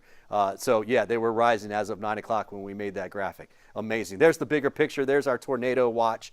Again, that will be cut off slowly from south to north as we go through the overnight hours. There will likely be they have high wind warnings that have been issued for this area up here. But you can see we are just moments away now from official landfall. This thing really sped up. It's going to be around 11 o'clock. I'd say Keaton Beach is probably what they're going to put it at. Rainfall totals for us, about 2 to 3 inches along the immediate coast. We still have some more rain, especially northern Pinellas, northwest Hillsborough, really, Little Road, US 19, Trinity, up into Port Richey, Newport Richey, up into Hudson as well. Those areas are going to get another possible inch or so of rainfall. It's not going to be terrible. It's not going to be, we've seen worse sometimes in the summertime, but obviously it's going to cause a little bit of minor flooding. And the numbers have been adding up, but this purple area you see out here, generally when I queried those earlier, they were in the 4 to 5 inch range and climbing. And so some of these spots out here end up seeing about 3 to 6 inches, and some of us are actually going to be a little less than that. So definitely not the headline for this storm, that's for sure. There you go, 3.5 out there. This is just in the last several hours. So yeah, those numbers did pile up just a little bit out west of us. There's our forecast model, taking it out of here by midnight. See these little stragglers left over? That's it, but there'll be quite a bit of dryness in there, at least as far as rainfall is concerned. But this fetch, this wind, right, that doesn't change much. Remember, it was blowing out of the south. This wind, this is what we had for the better part of 12 hours before the storm really got here. And now it's all southwest. And then watch as we go through 3 o'clock in the morning, southwest. As we go through 8 o'clock in the morning, southwest, west-southwest. It's just less wind. It comes down as we go through the day there. So things will be getting finally starting to quiet down just a little bit. Forecast rainfall from the GSF model. This is going to take it off to the north, and I think there's a little bit of rain that's added through tomorrow. Not much tomorrow, but really Saturday. That's what some of that is adding up to. We're going to get caught with some light rain on the backside of this really late Friday night and Saturday. I think Saturday afternoon we'll get some showers. But further up to the north, we've got some heavy rainfall, and that's where we're going to get all kinds of flooding. What was that? Oh, here we go. This is 19, what we were looking at just a little bit ago. Yep. Right there, alternate 19 at Curlew, and you can see they've gone in and got somebody. First responders, yep, going in. It looks like a family now coming out to It's like safety. they got that couple there. They're getting off the boat. Yeah, There well, we thank go. goodness these first Yeah. responders are out there and able to help. You know, as they mentioned, you know, it puts their lives on the line too. Right. So that's why they don't want you to do this. But a lot of people just don't expect the water to reach them. In an area like this, it's like, well, I wouldn't think it would reach me. It never has in the past. So why is it doing it now? That crosswalk is the Pinellas Trail. So this camera is across the street by the McDonald's, and there's that pirate. It's like a stop and go shop. Gotcha. In Palm Harbor, yeah. Yep, and so that pole is probably sitting actually in more water than what they're standing in. But just to the right of the screen is looking northbound on Alt 19, and that's a very low-lying area. There we go. Now we're looking up towards Publix right there. That's the staging area. You can see all that. That's the Publix parking lot. If you look to the right up, that was the water tower that has the it looks like a sea turtle coming out of its shell. That on the right-hand side, you see another boat down there. See that? They're zooming in there. Yeah. Wow. They've got another. Looks like they've got somebody else in the bow of that boat. Yeah, and you can understand how people get trapped in water like Right. this. I don't know how deep it is. I mean, it looks like a couple feet there, but it's moving water, and Right. that's the scary part of it. You know, it's difficult to stand sometime in moving water, and you know, who knows where that moving water is taking you. They're driving a boat with the motor in the water on Alt 19, going in that direction. I think it's Pirates Cove is the marina down there. That's a wild place because the low tides there, but they also get very high tides. And obviously you can see what they've got now. It gets dark, it gets deeper over there. There's a driving range on the left-hand side there, and that's looking towards Dunedin. Right, so the causeway.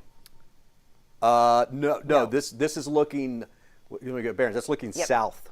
Okay. That's looking south on Alt 19 right there, heading southbound. To the right would be the causeway going out to Honeymoon. Got it. If you just just went right to the right there. Wow. You know, this is the live rescues that we're seeing right here in Palm Harbor this evening. Again, 11 o'clock right now. This is, you know, one of several that we know about in communities in different counties. And you imagine just how many more are going to happen throughout the evening and, of course, early morning hours. And it's dark. You're dealing with that surge on top of that, not being able to see. We've talked about the power outages. Dark, as dangerous. We've seen the Coast Guard rescue. We've heard from Right. Eric Glasser in downtown Tampa. A lot of rescue units coming into TGH. We don't know what that's about, but certainly, you know, people have emergencies and people have health issues during these storms. Yeah, Chris Hurst talking about similar issues down there in terms of, you know, people need to be rescued. So it's. Unfortunately, these first responders, you know, there are medical calls that are even unrelated to the storm itself. So they're trying to get people to medical care as quickly as possible. But boy, we certainly appreciate the job they're doing.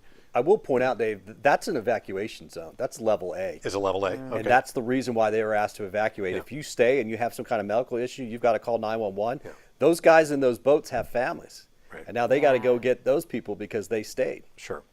That's the idea, and some people don't understand that, and that's why we try and educate people that all year round to get ready for this time of the year. But again, who knows? Those people have been there forever because we haven't seen this. Right, and people rationalize this, and I understand why they do. Some people want to stay in their homes because they're afraid maybe somebody will break in or somebody will take something. They want to keep an eye if the water is coming into the house. Maybe I can do something to protect or fortify my house while this is going on.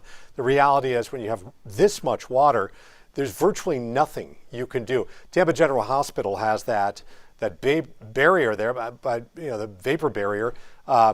which may help it from getting to the hospital. But as you saw, parking garage completely, inundated with water. So water will go where it wants to go, and these folks are paying the price tonight, and I feel so badly for them. We also have tremendous number of power outages in our area.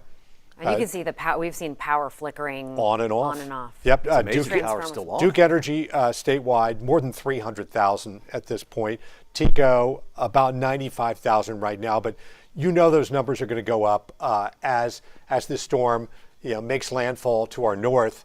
It may not be as highly populated of an area as the Tampa Bay area, but there's still a lot of homes up there. And then it's going to move to the north. It's going to go into Georgia. It's going to go to Tennessee, Bobby, right? Yep. Tennessee, the North Carolina mountains, 15 inches, and 10 to 15 inches of rain. Even Ohio. It's going to hit Ohio. It's raining in Ohio right now. Yeah. In South Ohio from the northern part of the storm. Well, a massive storm. So, and this is Look just at how it's. Oh, you can see the wind picking up right there. Yeah, and you can understand how people could get stuck in there. It's like, I can't get out. And, I think people are oftentimes well-intentioned in staying in their homes. It may not be the smartest decision, but it's hard to make a decision during these storms for some people. It's very difficult to leave something that feels comfortable and safe. Well, and not even that. We don't know what the circumstances are, and I understand that. Like, one of those rescues that we saw during Idalia in Hernando County, they were trying to leave. The car wouldn't start. Right. And then by the time they got it going, it was. They couldn't go forward. They couldn't go back. They got stuck. And looking at these, like almost 1 million people without power in our state. This is a different.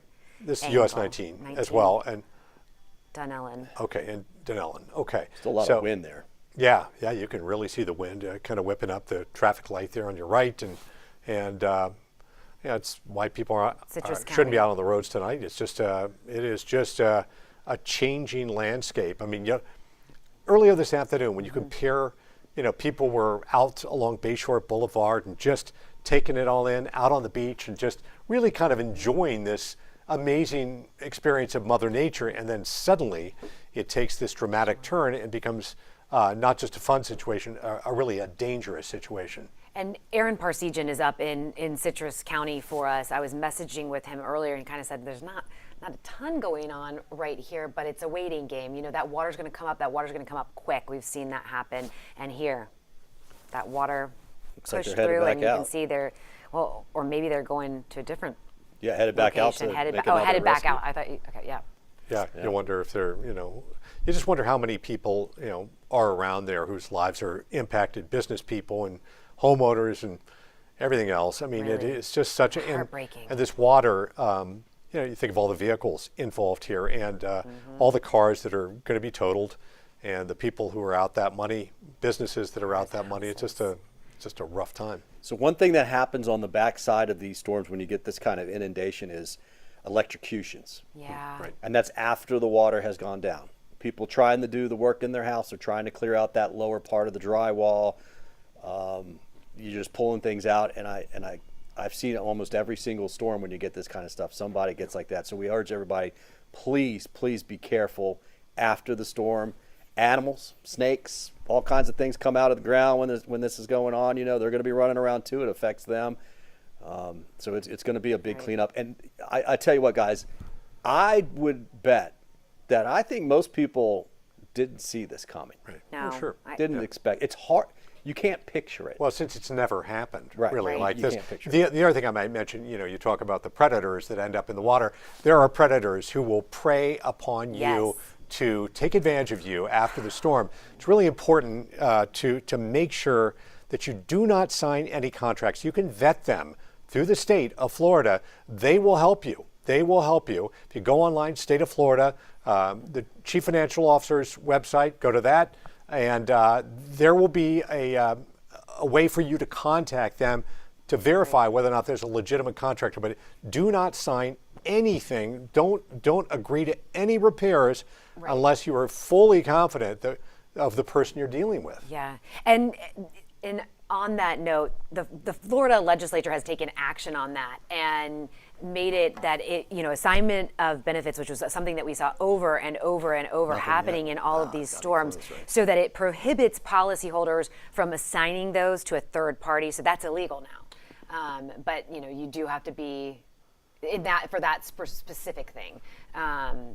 the assignment of benefits. But there's a lot of different things that happen. Where are we going now? Well, we're going to talk about the sewage issue in Northeast St. Pete. Yeah, let me. Here, I can pull this up if you know. Yeah, I mean, right now we've gotten a message from the city of St. Pete that because of the storm surge, the high storm surge, this is what they're saying: the Northeast sewage plant is offline. It affects everyone. This is north of 30th Avenue North and east of I-275 Haynes Road.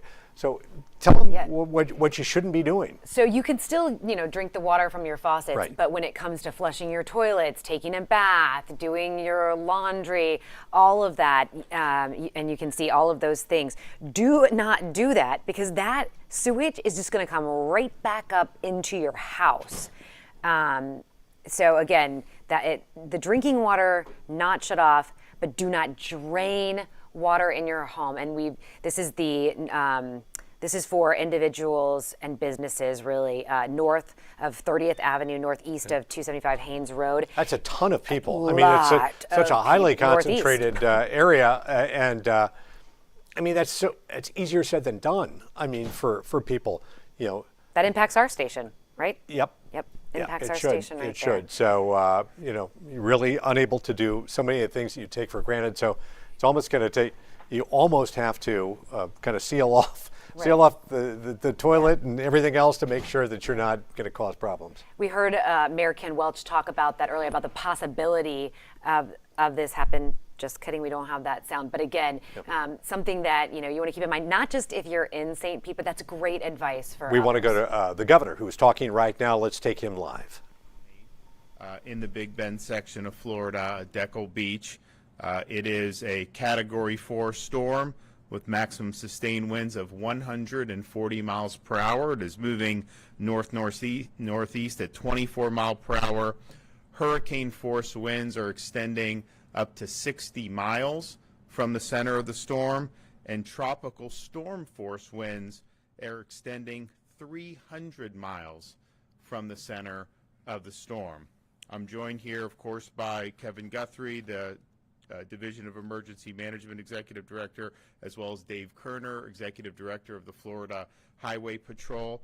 We have had a report of a fatality on the roadway. Car driving on I-4 near Ybor City in Tampa was hit when a sign fell onto the highway. So that just shows you that it's very dangerous conditions out there. You need to be right now just hunkering down. Now is not the time to be going out. Not only are we seeing it hit landfall here in northern Florida, you're still seeing surge and water rising in parts of Florida far south from the Big Bend area. So you look at southwest Florida, you look at the Tampa Bay area, you're seeing really significant amounts of surge. There's going to be streets that are flooded and will continue to flood all up and down the west coast of Florida. So it's hazardous conditions right now, and please, do not be going outside until things settle down.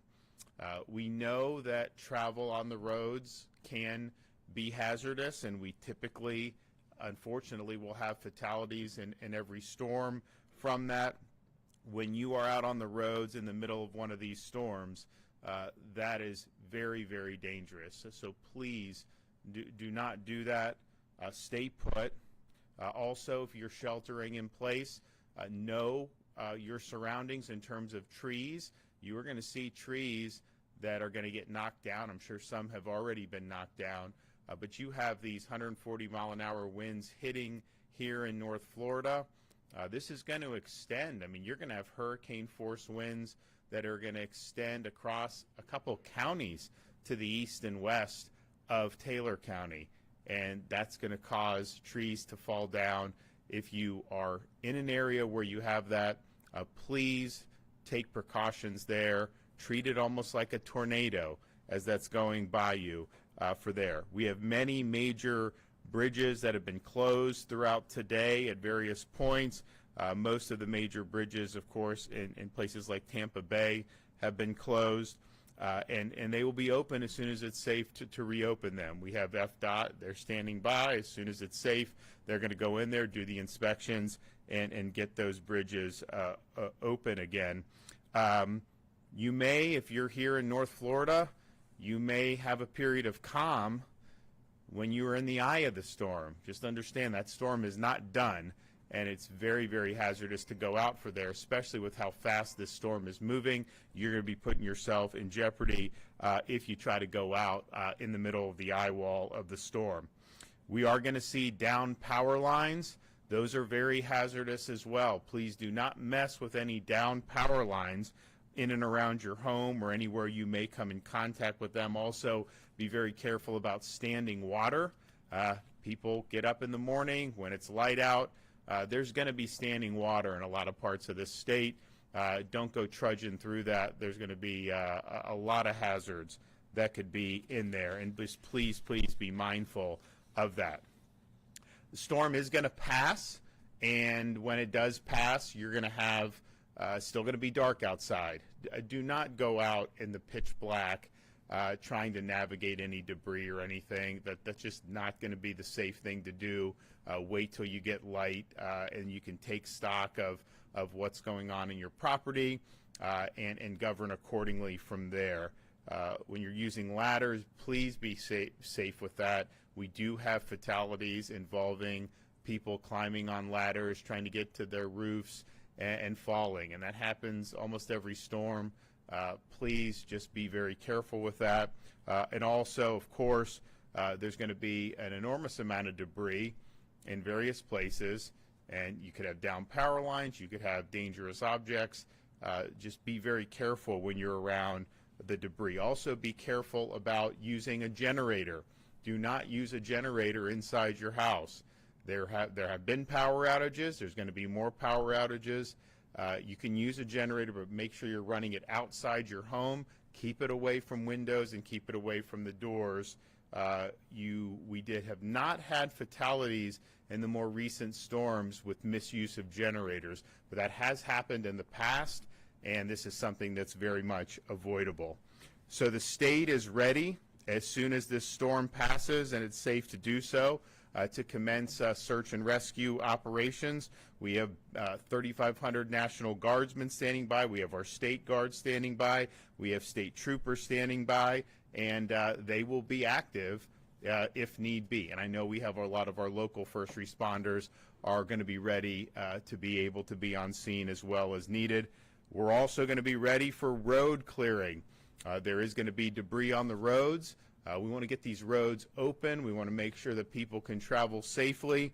And so our Florida Department of Transportation is standing by for cut and toss operations. And those will begin as soon as it's safe to do so. They're also going to go in and inspect the bridges so we can ensure they're safe and can be reopened. They have 40 large pumps to be able to pump water out of areas that have flooded, as well as almost 700 generators. And then, of course, another mission is going to be power restoration. We have tens of thousands of linemen that are standing by. I think people have seen some of the pictures that we've seen from TECO, from Duke Energy, from FP&L, and they are going to be on scene probably as soon as it's light outside in the morning. And so you'll have all day Friday, a full day worth of power restoration. I think they're going to get a lot done. Obviously, we're going to have to navigate this debris, and hopefully they're going to be able to have easy access to these power lines. But this is a priority to be able to get the power restored as quickly as possible. And then we're also standing by to help with disaster supplies for people that need them. We have meals ready to eat, of course, the water mission, bottled water, Starlink internet devices, fuel for folks who may need fuel. So that all is standing by and ready to be done. And there'll be a lot more that is going to be done as circumstances warrant. If you need assistance, non-emergency assistance after the storm, you can call the State Assistance Information Line at 1-800-342-3557. Now, this is not for emergencies. If you are in a situation where it's emergency, you make the normal emergency calls. This is for non-emergency assistance involving the aftermath of the storm. and we urge you to call that number if you need help. So we are here. We're going to face the storm in Tallahassee. I think we're on the west side of the storm, but I think the winds are actually going to be very, very significant. And even though the eye of the storm has entered into Taylor County, you are absolutely going to see major, major gusts in Jefferson County, in Wakulla County, in Leon County. That's going to happen. So we'll be here at the EOC through that process. And then when it's safe to kind of be liberated from here, we're going to be out and about surveying the damage and coordinating the response. With that, I will bring up Kevin Guthrie.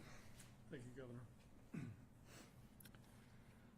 Hurricane Helene is, as the governor mentioned, is currently making landfall in the Big Bend area of Florida. Please shelter in place, as the governor has said. Stay indoors. Again, I like his analogy of treat this like a tornado right now. Again, those individuals along Deckle Beach, maybe even as close to Steinhatchee, you're probably seeing very, very clear skies right now. That's because you're in the eye of the hurricane. If you can hear us and you have power, please do not go outside. That eye wall is going to close on the back side momentarily, probably within the next 15 to 30 minutes as it continues to make landfall. So please stay indoors. Roads are dangerous due to the flooding, debris, potential downlines. Do not risk it. We have numerous roads that FHP and DOT are responding to now that are underwater, and we do not want anybody to drive through that. So please, again, turn around, do not drown. You never know what's underneath that roadway. If you are hearing trees snapping in your area, take immediate shelter. Go to an interior room away from windows and doors, most likely an interior bathroom. Close the doors and get as low as you possibly can. If you lose power and use the generator, do safely and never indoors, as the governor's already indicated. Once the storm passes, listen to your local authorities for updates. There may be situations where it's not safe for you to return back to your home. You can call ahead, you can talk to your local sheriff's office, your local police department, and see if they have anything that may be dangerous to where your area cannot actually be accessed. There's nothing more frustrating than coming back into an area after a disaster and you can't actually make it to your home. So call ahead and see if the area is accessible before you spend all the time in traffic trying to get back to your residence. Do not attempt to clean up hazardous debris or down power lines. Make sure you report the damage to local authorities. If you have damage, make sure you're calling your local emergency management agency or local 911 center. Please do not mess with power lines that are wrapped up in trees. If you do need assistance, as the governor said, you can call the state assistance information line, 1-800-342-3557. Again, that's 1-800-342-3557. We have talked about this in just about every press conference we've done, but do not do dangerous things after the disaster. If you need help, we will send you help. If you need help, your local county emergency management agency will send you the help.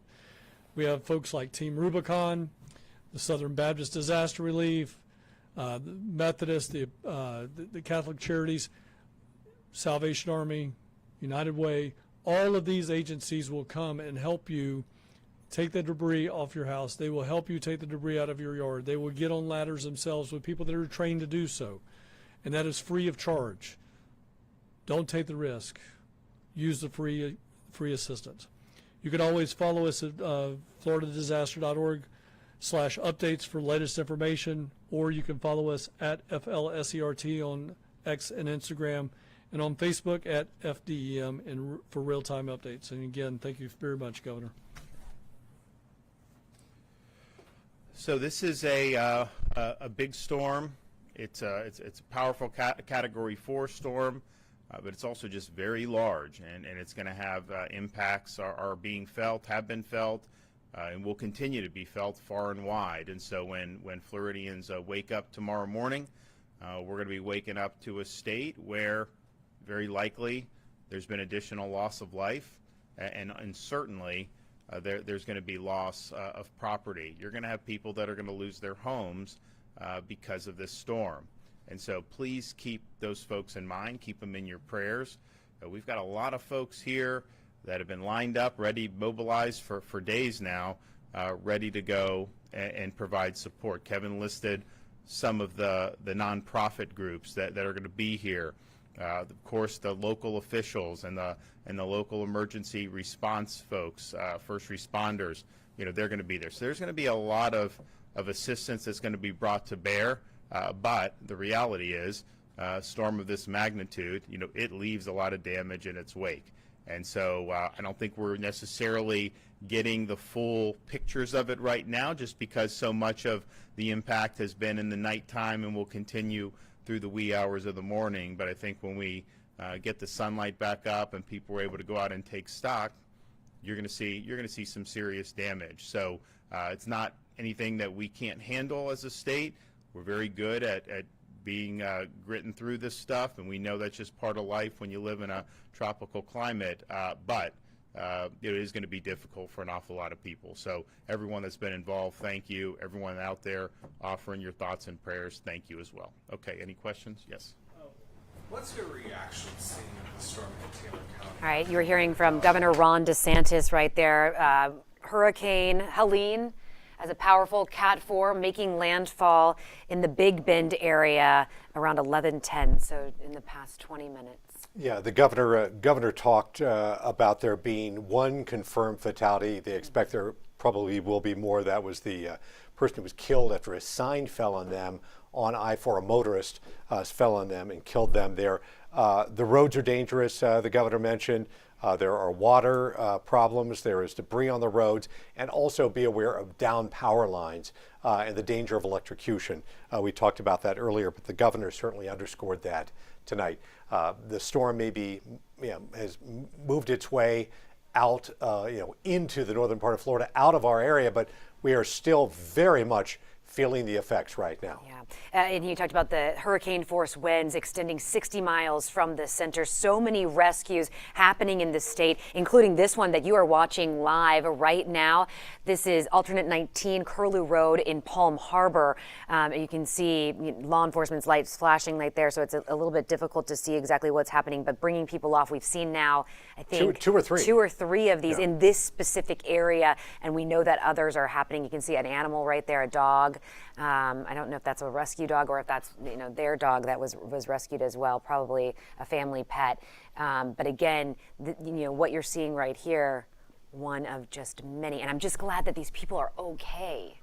Well, and just grateful that you look at that vehicle right there that's able to get across water there. You're just grateful for the first responders in this community who really risk their lives, and you see a person walking out right there. Boy, that is scary. Again, we mentioned that Hurricane Helene made landfall in the Big Bend area. Bobby, you predicted that it would land, and certainly other forecasters did with the National Hurricane Center in that particular area, but it landed with a punch. With a punch. 140-mile-per-hour winds was the landfall wind speed up near Perry, Florida.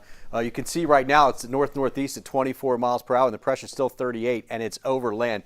It will be weakening, though, as we go through the next several hours as it's moving off towards the north. So let's take it a little bit further to the north here. Colleen, could you just, I don't know why that one won't advance on me. There is the loop now. You can see we're still left over with some of this rain. Maybe my clicker's dying on me here. Look at this. I mean, that's the radar coming out of Tallahassee. Look at that side right there. That's the very, very heavy rainfall that's pushing through that area right now. That has the most wind in it, okay? I just looked at Tallahassee. They've got winds in the 30s with gusts in the 40s. This has gone just to the east of them. Now, they'll get a little bit more wind than that because but if you notice, look how these cells are not moving all that fast versus how fast these cells are on the east side of it. So they got very lucky to be on that west side of it, and that will continue. I do expect this to be weakening. There are the official numbers right now. Landfall at the Osceola River mouth, but that's about 10 miles west-southwest of Perry. 938 was the pressure. That's exactly where we still are at. This was at 11:10, so it was just a little bit ago, about 20 minutes ago, that it did this. Now, think about this town, Scanlon, up towards Cabbage Grove. Look at the way that they're positioned, and that northern eye wall went over them, and then because it's moving north-northeast, they're in the northwest eye wall, and they will basically stay in the western eye wall and then even get the southwestern part of it. Now, that's not as bad as the eastern side of it, but it just came in to have happened to give them one heck of a ride right there with a very heavy rainfall on top of that. So that will continue. This thing is just not working anymore. There's the Tallahassee radar. You can see that it is looking pretty good right now as far as the winds go, but very heavy rainfall is still pushing across the area, and that will continue. Is that it over there? There we go. Looking for these clickers here. This is good news for that area because we really thought they were going to get hit a lot harder than that. And fortunately, they have not. Look at this up in the Valdosta, Georgia. I mean, that's heavy rainfall, and here comes the northern eye wall. It won't have 140 mile per hour winds by the time it gets there, but 80, 90, sure. They will get some wind gusts in the 80s to 90s out there. And in the bigger picture, you can see the rain extending. Notice what we were talking about earlier, the rain extending all the way up to Ohio. It's kind of run into an old boundary sitting up there. But look at these cells that are out here across southeast Georgia into South Carolina.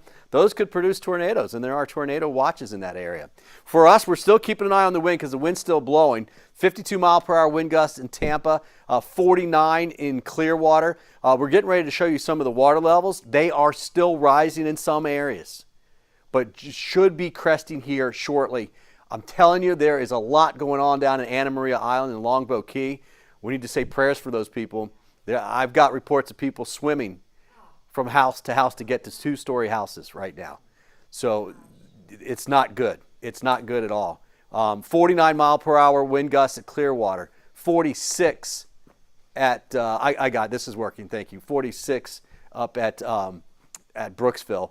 26 at Crystal River. Crystal River's winds down, but that's going to stay high for a little bit. 23 in Wauchula, and we've got 44 in the Lakeland area. So Sebring around 22 mile per hour winds. We have just seen nothing as far as wind goes out in Sebring. There are the wind gust forecasts as we go through the overnight hours here. Midnight, we're still in the 40-50 range through about 1 o'clock, and then after that, we will be pushing those winds slowly down. They're not dropping right off. And these are just the gusts, so the steady wind will be less than that. But also notice this wind direction, southwest, southwest, southwest, southwest. That holds the water in. It will slowly come down. It won't be as high as what it is now, but it's going to take all night for that water to slowly drain. All right, Bobby, thanks very much. We are following a situation in St. Petersburg right now involving the Northeast Sewage Treatment Plant facility in St. Pete that was shut down to protect it from storm surge. That has caused some complications for residents in that area, what they can and cannot do. We have Yolanda Fernandez from the city of St. Pete on the phone with us right now. Yolanda, can you hear us? Yes. All right. Yolanda, this was a real possibility. You all discussed it before. And now when we look at this, I mean, people really don't need to be draining any water. They can still drink it, though. Yes. No, this is a very serious situation, and this is not a decision that the city made lightly. Unfortunately, in order to preserve that plant so that people can have sewage, service after the storm, they're just going to have to suffer for a couple of days, and our crews are standing by to try to do everything they can to fix it. But the fact is that the plant is shut down, and if you live north of 30th Avenue North and east of I-275 in that part of the city, in the northeast section of the city, you do not have sewage service, which means you still have potable water. Clean water will still come out of your faucets, but you can't let anything go down the drain. If you flush your toilet, the possibility is very high that sewage will come back up into your home. And then you've got a big problem. And we're trying to alert people. We waited until the very last minute to make this decision, and so at this late hour, we're trying to notify as many people as possible. Yolanda, we know this is an inconvenience for a lot of folks here, but it's an important thing for people to know about and do and comply with. How will people know when it is safe when you've remedied this problem? We will be sending out a reverse 911 call. We've already done that to 80,000 people to alert them of this. We will be sending out social media, and hopefully through assistance through you guys, we can get the word out. We do believe it's going to take some time. because we have to wait for that water to recede in order to send our crews back out to see if there's any saltwater intrusion or damage to the facility. And then it's a process to bring it back online. So right now we're looking at a minimum of 48 hours. We're thinking, I mean, we don't have experience with this. Our crews have never seen this. We believe the last time this may have happened was in 1985. So this is not, and it's not just affecting those folks who are in flooded areas. It's affecting people who are high and dry. And Yolanda, apologies if you already talked about this, but this is a power issue that's knocked it offline, and we just don't know if it's from surge or wind or a combination. No, we no, it's not a power surge. It's a situation where we're trying to avoid, because the storm surge has come up so high at the plant that we're trying to prevent it from salt water getting into those sensitive electronics. Because once salt water gets into those sensitive batteries and electronics, then that plant could go offline for who knows how long, and that we can't afford to do that. So you all have taken it offline to Yes, be we made proactive. Okay. Yeah, yes, made the decision to deal with a couple of days without sewage service versus a long-term problem, a long-term issue. This is not affecting the other two plants in the city. They're on higher ground. But unfortunately for that third, it's a full third of the city that we're looking at. Anywhere between 25 and 30% of the residents here are going to have to be dealing with this. And this is on top of some folks who are going to be seeing flood damage, because we have several neighborhoods that are impassable from floodwaters that we haven't even been able to get into to see how bad it is. Well, let me ask you, Yolanda, do you know how many people, I know this affects a large portion of the city, do you know how many homes and businesses are impacted by this sewage situation? We can't give you an exact number. We think it's possible around 70,000 people, maybe 25% of the population, maybe a little bit less. But it is going to affect businesses as well as schools, churches, residents, any structure that has sewage service from the city in that part of the city. Yeah, I want to Again, follow north of 30th Avenue North all the way to Gandy, and then east of Interstate 275 out to the Bay. Yeah, huge area, a lot of homes in there and a lot of businesses, as you mentioned here. I want to follow up on something you mentioned about other areas being inundated with water. Are you able to share what some of those areas are that you've been hearing about? I understand that crews may not have been able to get into those areas yet and assess the damage, but what neighborhoods are we talking about? Well, pretty much that level A evacuation zone.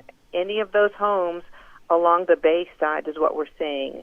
Shore Acres, Snell Isle, Venetian Isles, Coquina Key. Those are the areas that we ask people to evacuate. Those are the areas that traditionally are low-lying. Some of them have seen water in the roads, or some of them have had, home damage in the past.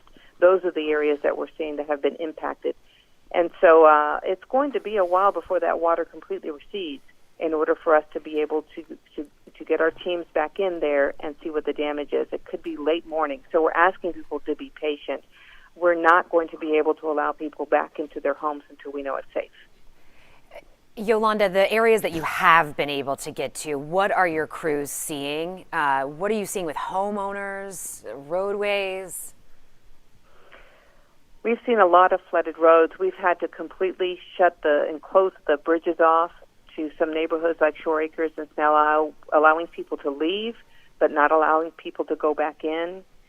Water so high that SUVs and high water vehicles are no longer able to get in. So we're going to be taking John boats, the fire department, fire rescue will be dealing with that in the morning. And we know there are people that are stuck in their homes and are stuck in flooded homes, but at this point it's too late for us to be able to go out and rescue them. We have to wait until conditions are safe. Yolanda, for those folks who, and I know you've worked with the police department for some time here, for those folks who are concerned about their homes being looted or burglarized, that type of thing, people who evacuated, what kind of precautions has the city taken to assure people that, there's not going to be widespread problems like that. I take it that's something you all have talked about and are attempting at least to keep that limited, right? Yes, absolutely. We've had directed patrols. We have had a large police presence in all of those areas, and we have officers blocking off roads to access those areas. So especially now, once the waters start receding in the morning, we will have a large presence there to try to keep anything like that from happening. So you all are basically... We have to wait until some of those floodwaters recede before we can really get into some of those areas. And it could take some time for those waters to go back, because it's not just rainwater. We're talking, this is a storm surge. So that bay has to empty back out, and it's going to take a while. This has been a lot of water. We haven't seen water like this, 5 to 8 feet of storm surge, and it's holding true. The prediction is holding true. Yeah. Yolanda, and we knew that this was there's a lot of preparations that happened. Was there anything that the city was able to do differently with this amount of water for these communities? No, the city has been working with these communities now for quite some time, and many repairs and pumps and all kinds of repairs have been made and upgrades have been made to many areas. But the fact is, there's no way that you can stop the Gulf. You can stop the bay when you've got an 8-foot storm surge. And it may not have gotten that high in some places, but 4, 5, 6 feet of storm surge still does significant damage to many of these homes. Yolanda, we really appreciate you being with us. I know for many years you were on the anchor desk like we are right here. Did a terrific job when you were on the news side of it, and you're doing a great job with the city of St. Pete in keeping us up to date. We greatly appreciate it under really difficult circumstances, you spending time with us. Well, thank you, and thank you for helping us to get the word out. You bet. All right, take care. We'll be in touch. All right. Yolanda Fernandez with the city of St. Pete taking time to talk with us about an issue that is very, very serious. Again, it could be 48 hours or more. The Northeast water treatment plant taken offline to be proactive and to make sure that there wasn't more damage done. So about 70,000, maybe more, churches, businesses, schools, homeowners. You just can't drain the water in your home. You can use the drinking water, but you cannot drain that. So don't flush the toilet, because it will back right back up into your home. You can't shower, you can't do your laundry, you can't do all those things. David Shealy is in Tarpon Springs. He's been keeping an eye on things there. David, what a mess in Tarpon Springs. You were down at the sponge docks. I'm not sure where you are right now, but our hearts go out to the people of Tarpon Springs who are really dealing with a mess, and they will see, in full scope what that mess is tomorrow. Absolutely, and we are right now in a condominium complex right by the Klosterman Bayou in the Gulf of Mexico, and as you said, it is a mess, and mess might be an understatement. It is flooded here on this street. I can't give you an exact number as to how high it is, but I want to give you a visual of a mailbox that is on this street, and you can see that the water has almost submerged that mailbox. That mailbox is just kind of peeking up above the water, just to give you an idea of how high the waters are here. And we go back to that word mess. There's all kinds of things in the water. We've seen light bulbs, pillows, there's a gym mat right there, all kinds of things floating in the water. And that's why we've been saying throughout the evening, throughout the night, this is not the type of water to go and play in. Don't try to drive through the water, don't walk in the water, don't swim in the water, don't drink the water, because you don't know what's in this water. Tarpon Springs police said that they have reports of live wires going down into the water. So you definitely want to stay out of the waters when there's power lines down inside water here. So right now it's not as windy as it was earlier. It's not raining as of right now, but we've seen flooding in this neighborhood. We've seen flooding by the docks, and we're going to keep eye on if there's any floodwaters anywhere else. But there has been some flooding that's gone up to about waist deep and even higher in some areas here.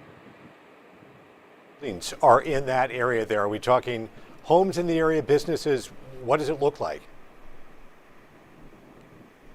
Yes, so we've seen businesses flooded right by the sponge docks. Those businesses have been flooded over there for a little bit. We talked to one business owner a little bit ago, and he said water never enters his business. It does not flood his business. It always just has water on the sidewalk. And for the first time since he's been a business owner right by the sponge docks, there is water inside of his business right now. So he's dealing with that situation, won't be able to get the full scope of what's going on until daylight tomorrow or possibly later, but he can tell as of right now that there is water inside of the business that he owns by the sponge docks.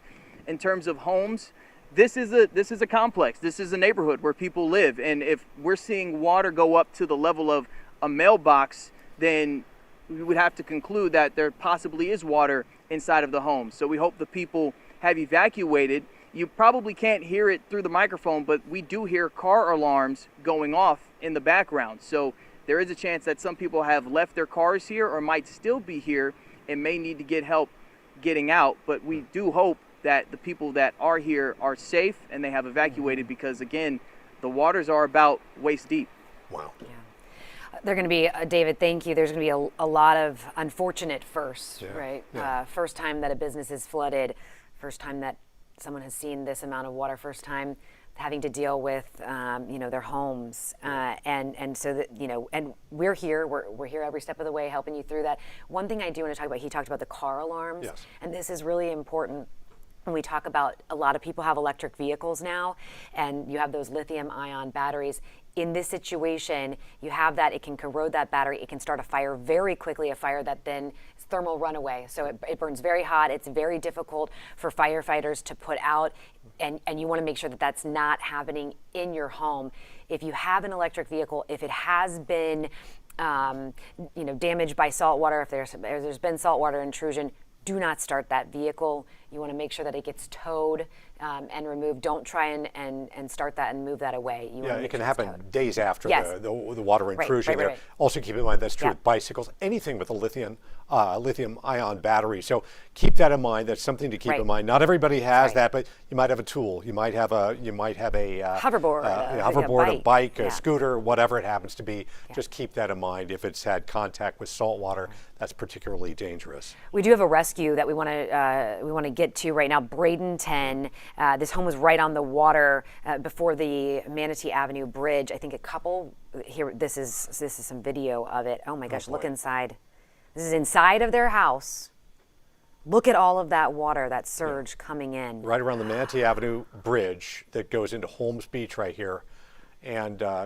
Wow. What a, this is from the second floor. And again, we talk about evacuation, but not everybody does that. And there are a variety of reasons. Sometimes people's health prevents them from evacuating easily. Sometimes people's pets, they stay because they have pets, or they have, difficult circumstances, or they can't afford a hotel, or they don't feel comfortable in a shelter. Whatever it is, people do stay behind. And this happens during every storm. And unfortunately, some of these people have to be rescued. But this is from a balcony. Yeah, we're sure hoping that everybody's fine in there, but it's a scary scene when you see this kind of rushing water in there, and it's tremendously dangerous as well. And you can see that this is video from one home. It was a couple who had to be rescued again in Bradenton. This is before the Manatee Avenue Bridge that goes to Holmes Beach, and look at all of the other houses there as well, experiencing the same water. And this is just one thing that we have video of. You just wonder how many times this is repeated across our area. Yolanda Fernandez with the City of St. Pete talked about Shore Acres. She talked about Snow Island. And, those areas are used to getting some water, but not so much. Well, Shore Acres, to a certain extent, has experienced a lot of water incursion in homes, but not as much in places like Snow Island. And, it's I'm sure, shocking to those who live in those areas. And there are areas that we just cannot see because there's no access there. Anna Maria is one of those areas, Longboat Key, and I know that we're working on that right now, trying to get some information. And Bobby Deskins shared with us some of the information. He said Anna Maria is just got hit really, really hard. A lot of people in a lot of hurt there. Yeah, he mentioned that person even swimming from one building to another or whatever. Aaron Parsegian is in Crystal River for us right now. That's an area that's been hard hit. We've seen a fair amount of flooding there. Aaron, give us an update on what you're seeing. Well, Dave and Cordy, if I remember, you last checked in with us about an hour ago. And then since that point, we've seen some of the worst wind we've seen in this area thus far. Of course, I'm standing right outside Kings Bay here in downtown Crystal River. This is the area of concern when we're starting to talk about storm surge that could be coming over the next few hours and early tomorrow morning. That water level has risen quite a bit in the past hour or so. If I pull out my flashlight here, you can see this water was below this wall pretty significantly. Now this wind is blowing these waves and water is starting to pool up right about here. We're going to be watching this area closely, of course, because as you mentioned, this is a place no stranger to flooding. Hurricane Idalia over a year ago brought 7-foot storm surge, damaging homes and businesses in this area. Now we're projecting that type of storm surge or possibly larger as we approach early in the morning. So it could do some damage. And this has kind of been our landmark of sorts, this seawall. We were told by some of the locals in this area that once it starts breaching the seawall totally is when we should start making our way out of here. We've about 15 minutes because it can really start to collect quick. And Aaron, have you seen people coming down there trying to check it out? Have you been able to talk with folks throughout this? Well, early this afternoon when conditions were a little less, we were talking to many people out here just out and about trying to see what impacts there would be from Hurricane Helene. That's not the case now. The only people really out and about besides the news crews are sheriff's deputies making sure people stay away from this area for the most part, because now it's starting to get a little more hairy as far as the concerns with the storm surge and some of the water beginning to rise here in Kings Bay. Yeah, it is so tough to see at night. That is the challenge. It's awfully dark out there, and there are a lot of power outages as well, so difficult for drivers to know exactly what they're driving into. I want to take a live look at Bay Pines. This is a picture at Bay Pines.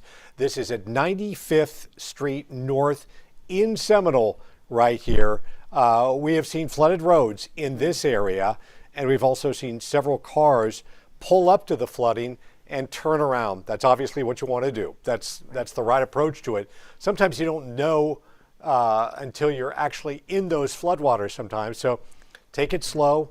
You know, the best thing right now is to stay out of there. Yolanda Fernandez with the city of St. Pete talked about how, you know, they have police officers stationed to prevent people from getting in neighborhoods and getting in trouble. And some of those neighborhoods are just underwater right now. And right here, very important that we're sharing this with you. This is the This is Veterans Hospital. Mm-hmm. Right. So this is, you know, right there in St. Petersburg and Seminole, and thankfully we're not seeing any cars there currently. Right. Well, but there's flooding. And I don't know if they're being kept off that road. Hopefully they are. But you know, the law enforcement is, I'm sure, is spread thin at this hour, trying to. Because there's so many areas that need to be blocked off that they just probably don't have enough manpower right now. Our producer is saying that yes, they have seen, as they've been watching this, they have seen cars that have been pulling up and then they have had to turn around. Yeah. You know, look, if you're in need of medical care, if you're a veteran, you know, please be aware right now that there is a lot of water, a lot of flooding right here. Again, Bay Pines at 95th Street in Seminole at the Veterans Hospital, VA. Let's check out what's going on in Tampa right now. Eric Glasser standing by live.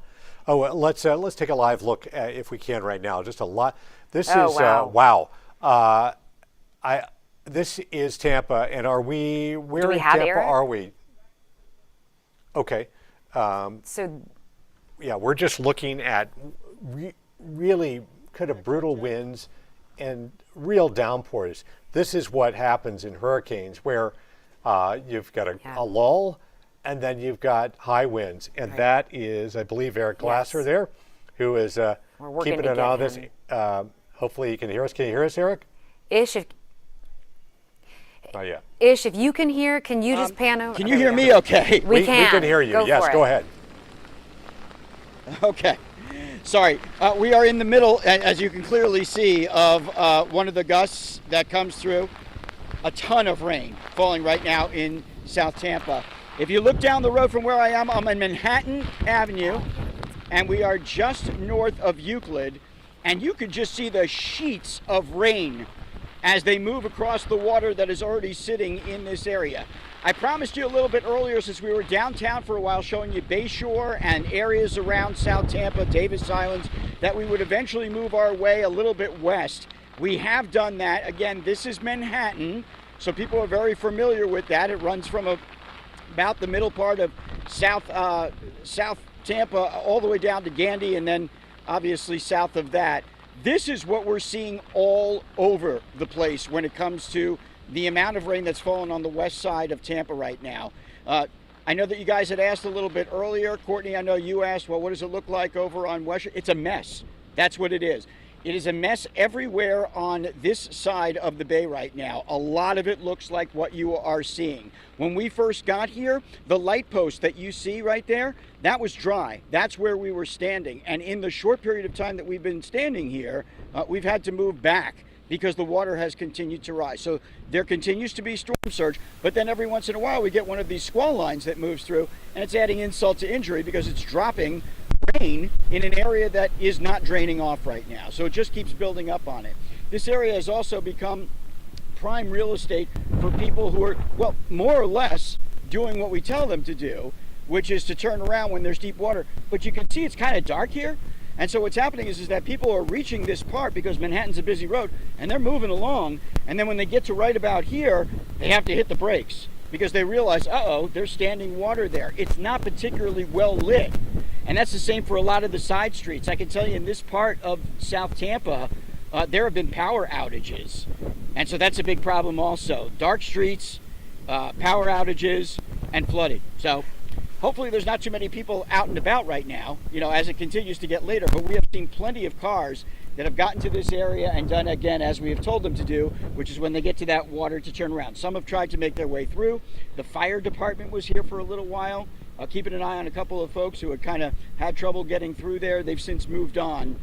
But again, you asked, we traveled over here so that we could show you this. This is very typical of what's going on right now in the west side of Tampa. Every place from West Shore Boulevard over to Manhattan and then south has a lot of standing water tonight.